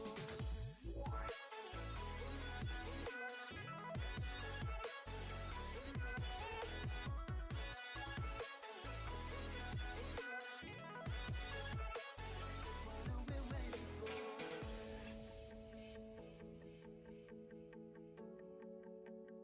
What are we waiting for?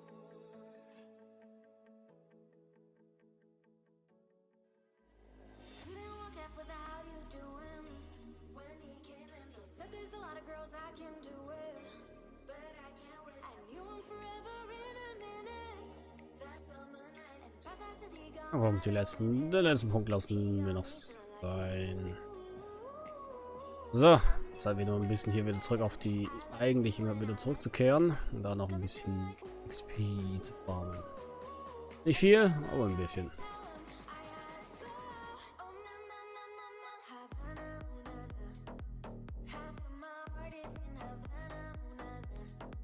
Aber irgendwie den Sinn, dass man Gascogne eigentlich noch nicht den 100er Schnitt noch nicht erreicht hat. Traue ich mich das noch nicht zu, dass man da eigentlich so ein bisschen mit ihr spielt. Fresh on campus, fresh out East Atlanta with no manners, damn. Fun, like a traffic jam. Ay, I was good to pay that girl like Uncle Sam. Back it on me, shawty craving on me, get to eating on me. She waited on me, shawty kicking on me, got the bacon on me.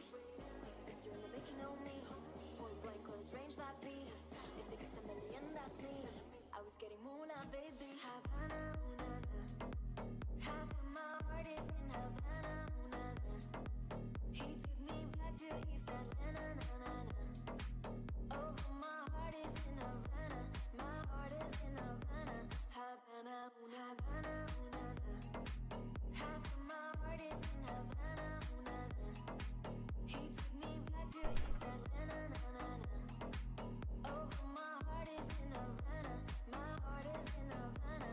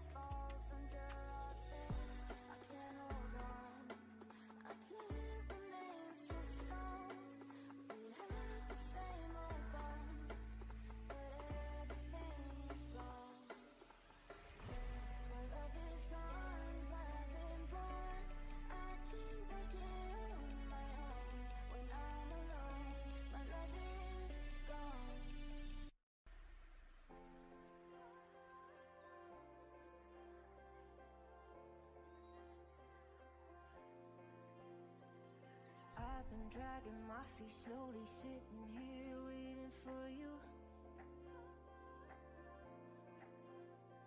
Don't seem to wanna listen even when my heart knows the truth.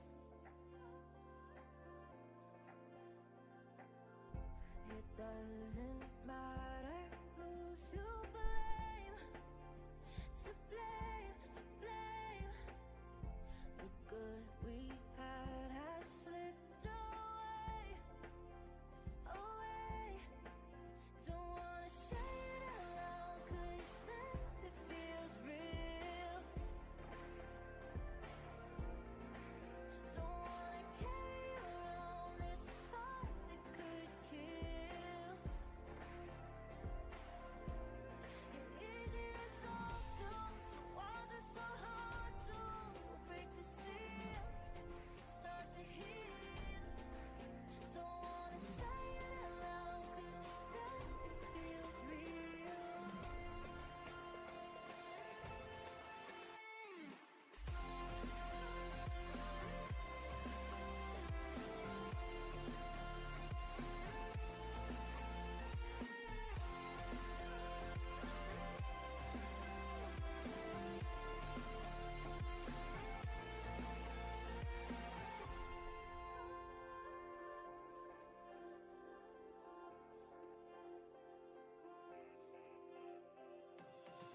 Told my roommate something's wrong and I don't know what to do.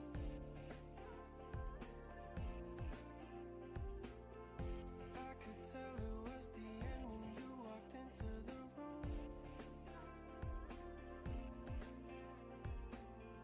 The last time I might see your face, think it's more than I can take. Don't wanna say it out loud, 'cause then it feels real. So, gehst du auch gleich mal hier pennen, ne? Desmond. Ebenfalls dir danke für das heutige Dasein. Ich wünsche noch einen wunderschönen Restabend. Gute Nacht dir. Und später. So, machen wir dann noch so bis Viertel vor, denke ich mal. Danach gehen wir ebenfalls hier in die Haie. Und nehmen doch das Nötige mit, was wir noch mitnehmen können jetzt noch. Das wird nicht mehr lang. Ja, wir fahren eigentlich mal durch. Teilweise ein bisschen durch. Wir haben jetzt, glaube ich, mehr hier die Zeit damit verbracht, im Dings halt zu verbringen, oder? In Operation Siren. Nebenbei mache ich noch hier Princess Connect noch durch. Aber irgendwie ist hier mal hier Bescheid, der Event-Map ist wieder offen.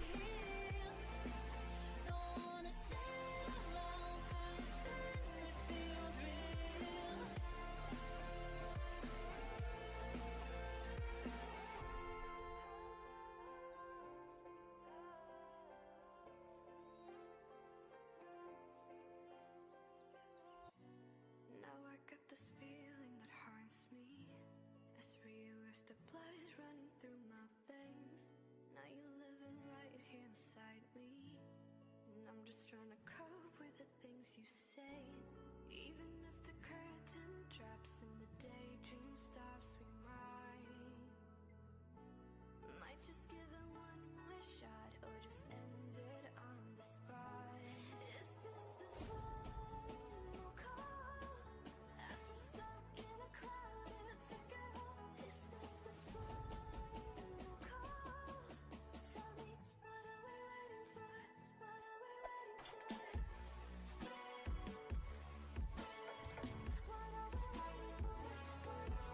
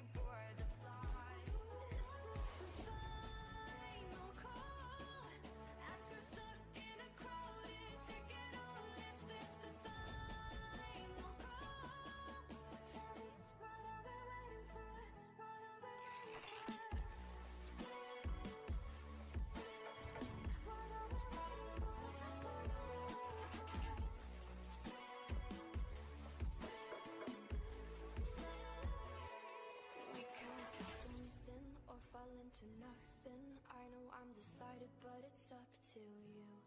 Different directions, different connections. I am going nowhere, but it's up to you.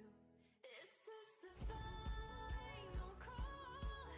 As we're stuck in a crowded ticket hall, is this the final call? Tell me, what are we waiting for? What are we waiting for? What are we waiting for? What are we waiting for?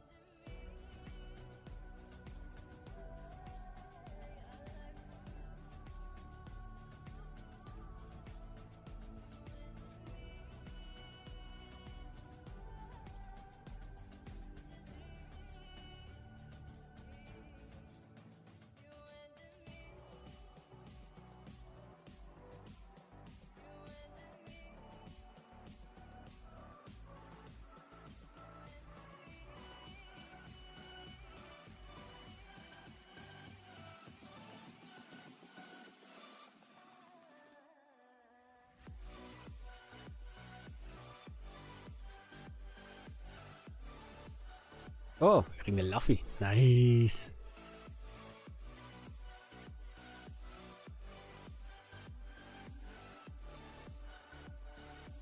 Das ist nochmal ein schöner Schlussstrich.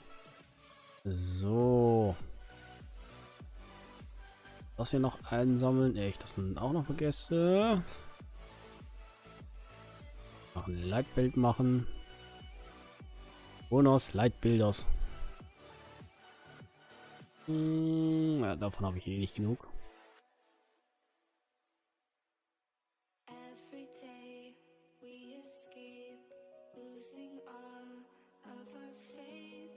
We can't live this way. Feel me slowly fade away. Feel me slowly fade away.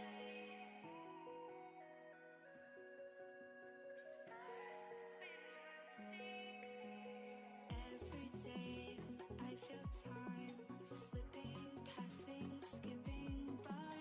All the words I could say, but just can't really say.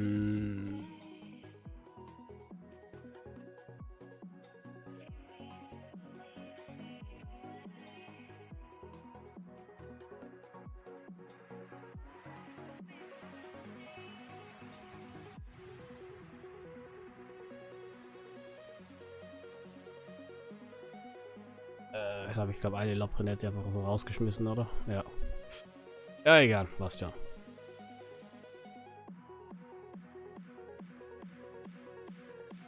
Habe ich eine, glaube ich, weniger hier für den Limit Break. David. Egal.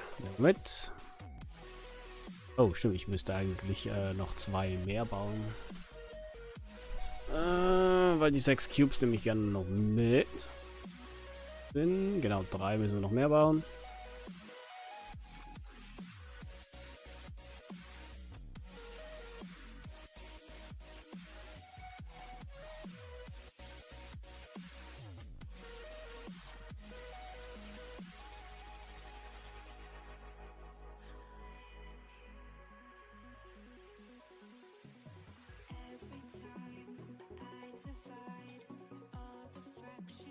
Naja, mindestens 1. Alles andere kommen nicht F5. Dammit.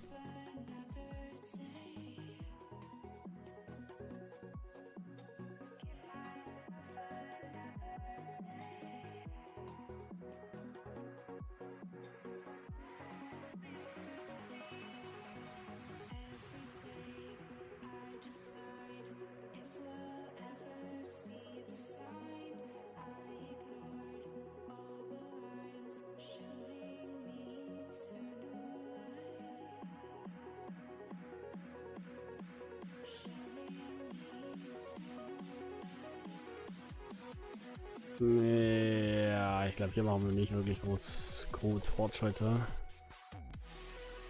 Und brauche ich das unbedingt?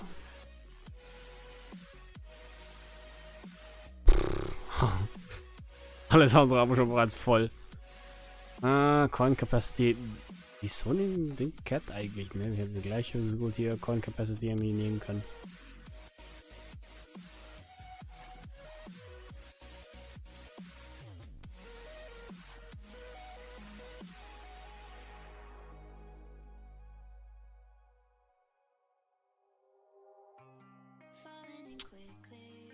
Oh, Kita. Nice, brauche ich. Dann können wir noch die Fate Simulation noch irgendwo fertigstellen. Ne?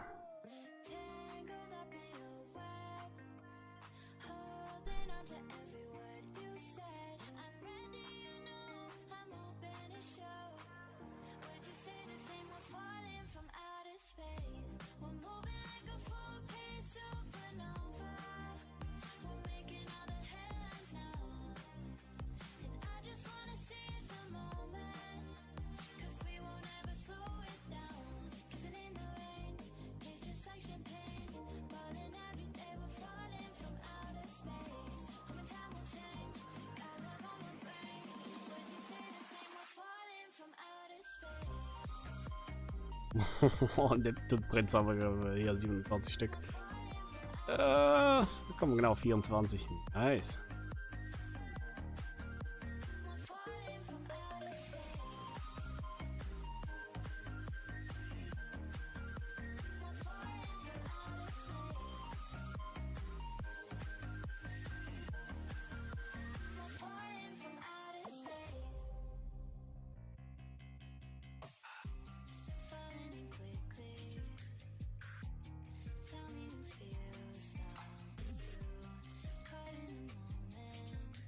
So, fehlt noch eine Stufe. Genau, 5.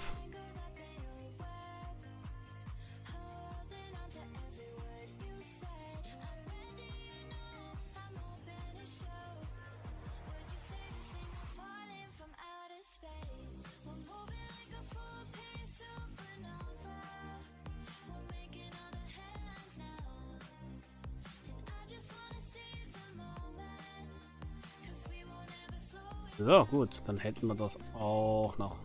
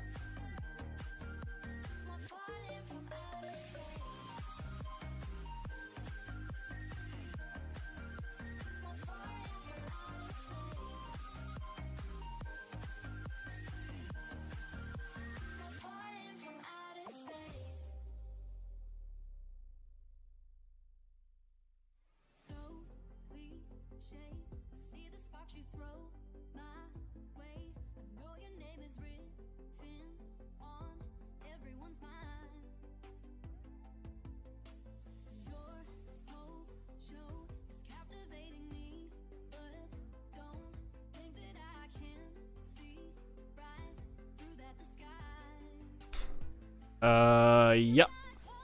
Hab schon bereits ein bisschen weiter gelesen.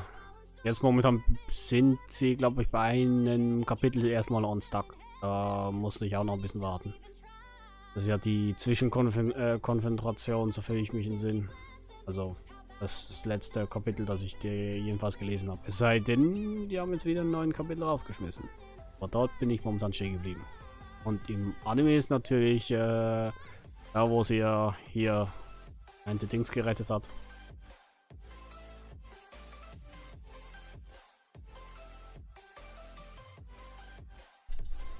Sie ist gut. Aber in den Augen von den Menschen ist sie aber quasi als böse abgestempelt. Sie hat ja schließlich hier die böse Aura um sich. Das Problem ist einfach nur, ihr Appearance ist ein bisschen anders als das, was wir sehen.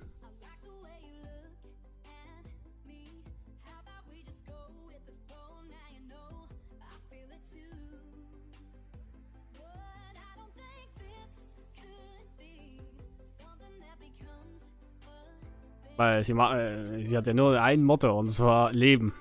Mehr gibt's bei ihr nicht.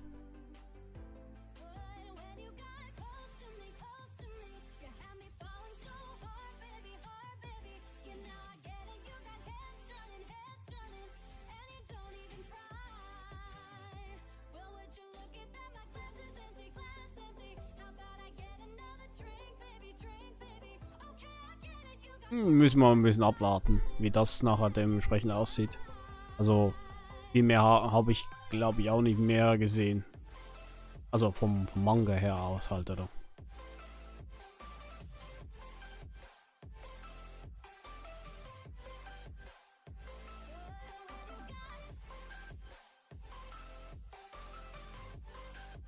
Da kann man nur gespannt sein, wie auch auf das nächste Kapitel.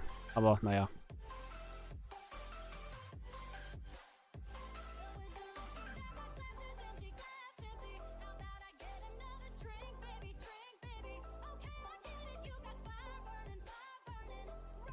Mal gucken, mal gucken. Das Einzige, was ich jedenfalls auch noch darauf warte, ist hier, wenn unser bescheuerter Schleim-Anime endlich mal in die nächste Runde geht, Also die nächsten 12 Folgen nachher kommen, aber die kommen ja erst im Juni oder Juli, habe ich damit bekommen. Also bald. Mai. 2 Monate.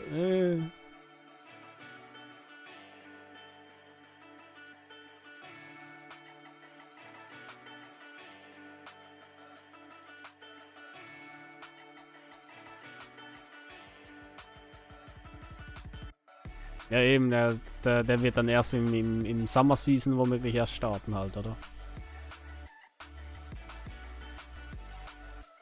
Ah ja, ja, ja. Schön ein bisschen provokationiert für dich, ja? Ja, erst im Summer Season halt, oder? Also eher dann im Juli, August, sowas. Ja, die Dairy läuft momentan. Die Dairy habe ich, so viel mich im Sinn, habe ich auch da schon im Manga schon mal ein bisschen vorgelesen. Also schon eine Ewigkeit.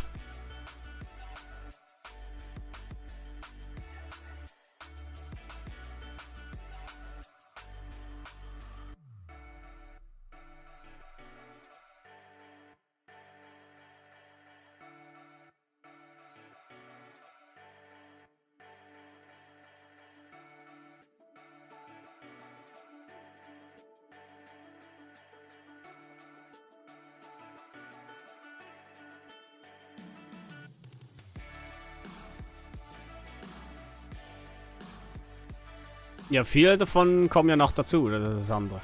Einige davon, von denen, die dann da reinkommen, kennst du entweder noch nicht oder hast sie eventuell nur gerade mal so vom Light Novel oder von einigen, ja, das meiste kommt ja von Light Novels, wenn man das so will. Die ganzen Namen und ganzen Artpicks, wenn man es ein bisschen verfolgt hat halt, oder? Aber auf den nächsten Arc kann man sich schon mal freuen vom Dings. Also vom Slime wäre dann der nächste Arc hier ja Valpuris. Also die Mondkönigstreffen. Und nachdem soll dann irgendwann später hier noch das Kirchen-Arc noch kommen. Mit Hinata Sakaguchi. Das wäre dann der nächste Arc dann.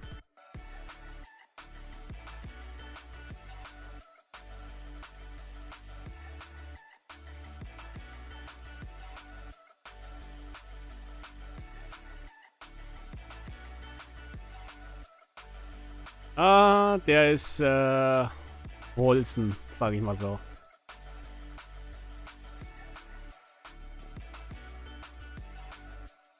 Das ist wirklich knuffig, sag ich mal so.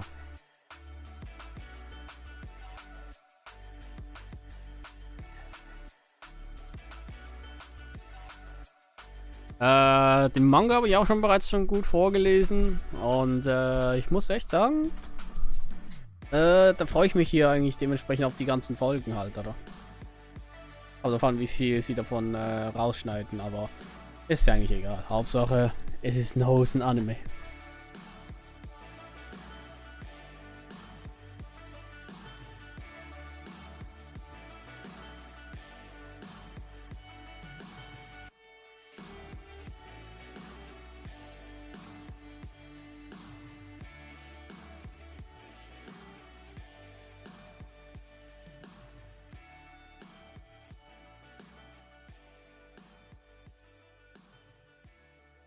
Genau, ist genau die gleiche halt, oder? Ich habe mir auch gedacht, wo ich da mir den Anime reingezogen habe, so, hä? Jetzt? Die hat hier 2 Synchrostimmen bekommen, also 2 Main Character, wenn man das so will. Einmal hier eben vom Spider als Main Character. Und einmal hier, ja, zusätzliche Leben halt, oder? In 300 Slimes, also die 300 Jahre, wo sie da die ganzen Dings gemacht hat. Aber ist auch nice. Zweite Folge habt ihr schon bereits geschaut? Oder du jedenfalls, China? Oder noch nicht?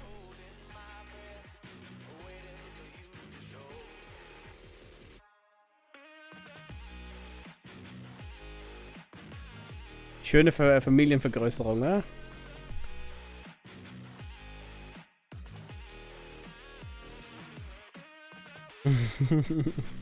Wenn man so will, ja.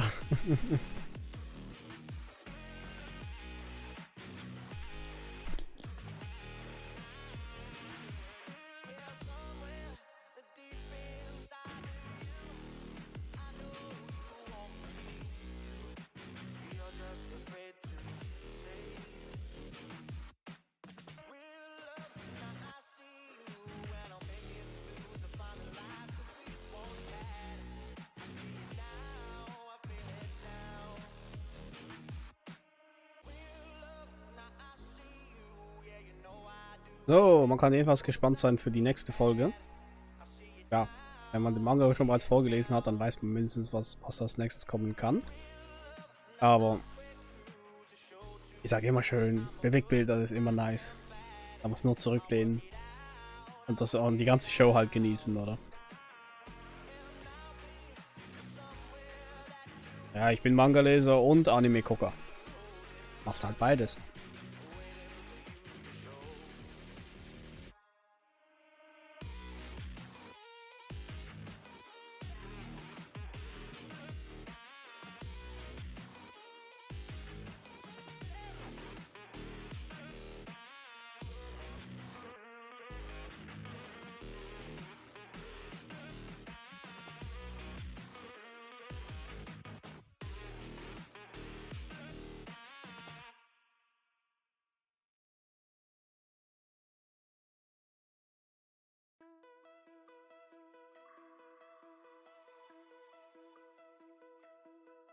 Find your way into this wonderland.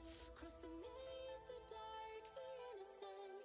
Chase the faith, the thrill, the heaven sent. I got you wild upside down. The labyrinth will guide you far away to the place where senses will decay. Your ghost and mind will shadow play. I got you wild upside down.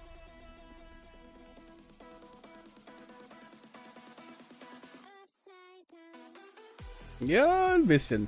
Aber noch was. Habt ihr eventuell hier noch den zusätzlichen Anime auch noch angeguckt? Eventuell? Und zwar... Was war das nochmal? Lass mich kurz mal gucken.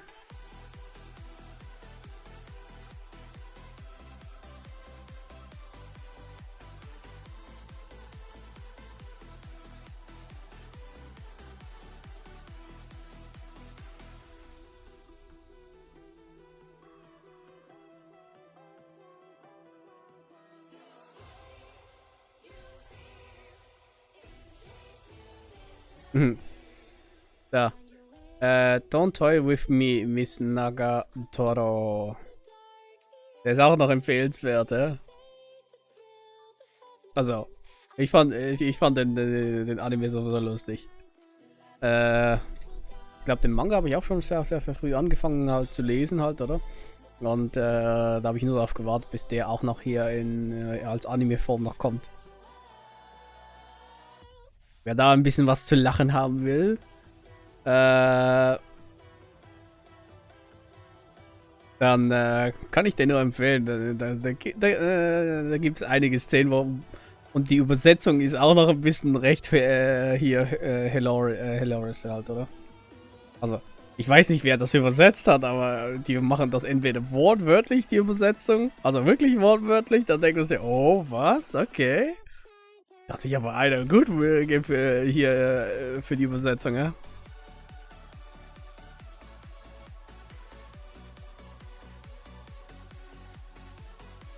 Bei den einigen Stellen, also muss ich wirklich hier lachen halt. Musst du nicht unbedingt, aber lachen, also wirklich.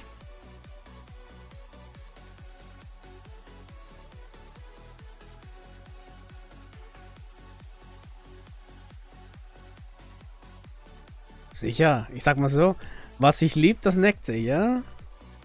Und sie mag ihn halt, das ist das andere. Aber sie will es bloß nicht sagen. Genau gleich hier jetzt mit der zweiten Folge, wo wir am Anfang das kleine Minispielchen mit ihr hatten. wo sie ja angefangen hat und nachher er.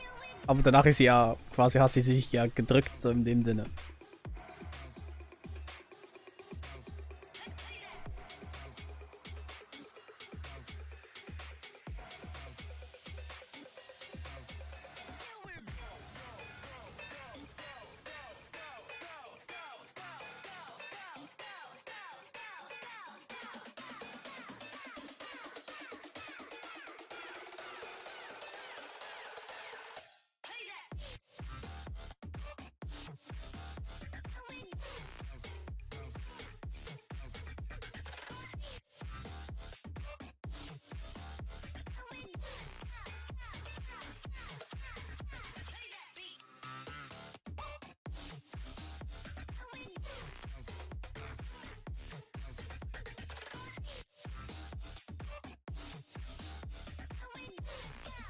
Man hat es schon gemerkt, je näher er hier das Spiel, also kam, je aufgeregter wurde sie.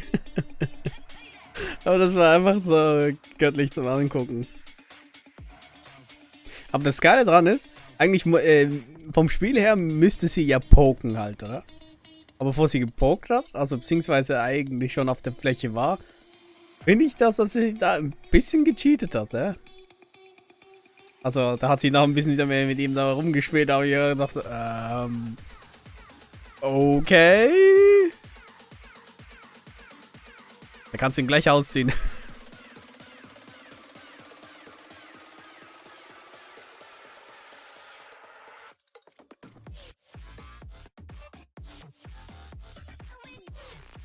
Die Regel ist ja so, dass du ja treffen musst halt, oder?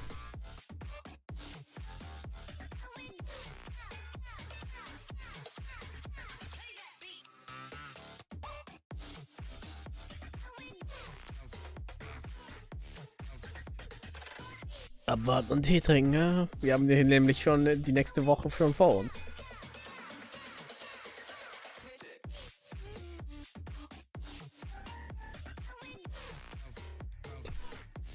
So, jedenfalls, ich denke mal, machen wir langsam Schluss für heute.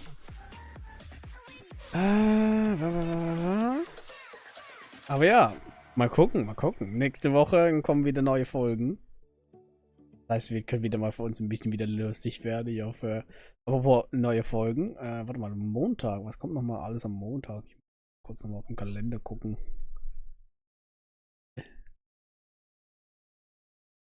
Wir haben dafür für einigen von uns hier eigentlich schon für den Montag was Gutes vorbereitet, sag ich mal so. Ah, genau. Warte mal, Gloomy, ne, nicht das.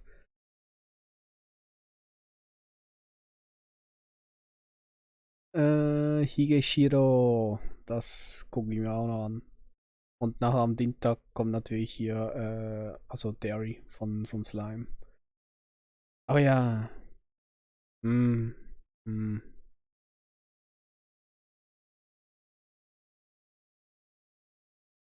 Können wir erstmal gespannt sein für den nächsten, hä? Aber naja. Bis dahin müssen wir noch ein bisschen schlafen. Und danach. Hey, neue Folge. Aber erst dann, wenn wir wieder zu Hause sind. Verdammt. Das heißt, wenn wir erst morgen wieder zurück sind, müssten wir dann noch die ganzen Daily-Zeug noch fertig machen. Also Daily plus nochmal die Weekly. So gut es geht. Aber naja, passt schon.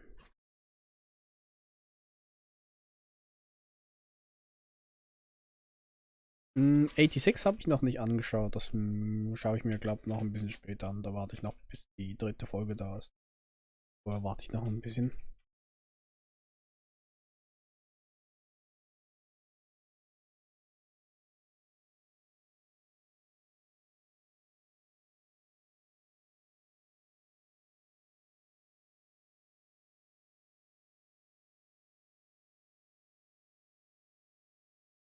So, was nehmen wir da mit? Nehmen wir den.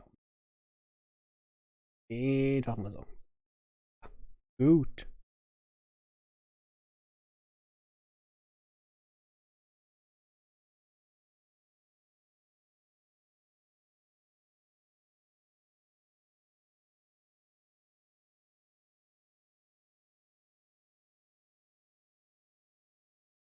Das heißt, da gucken wir uns das nachher an, halt, oder? Jetzt noch nicht, aber warte ich da noch ein bisschen und dann kann ich mir mindestens so 3 Folgen hintereinander reinziehen, dann kann ich mehr sagen. Aber ja, bis dahin abwarten und Tee trinken. Jedenfalls, Leute, machen wir das am Schluss. Ich denke mal, viele von uns sind womöglich ein bisschen sehr, sehr müde und wollen einfach mal dementsprechend hinlegen und auf den nächsten Tag warten, wenn die neuen Folgen kommen. Bloß nochmal die ganzen Daily und mal drum und dran bei Genshin und auch hier für Azulane. Bis dahin, gut vorbereiten, wenn das ganze Zeug startet, ja.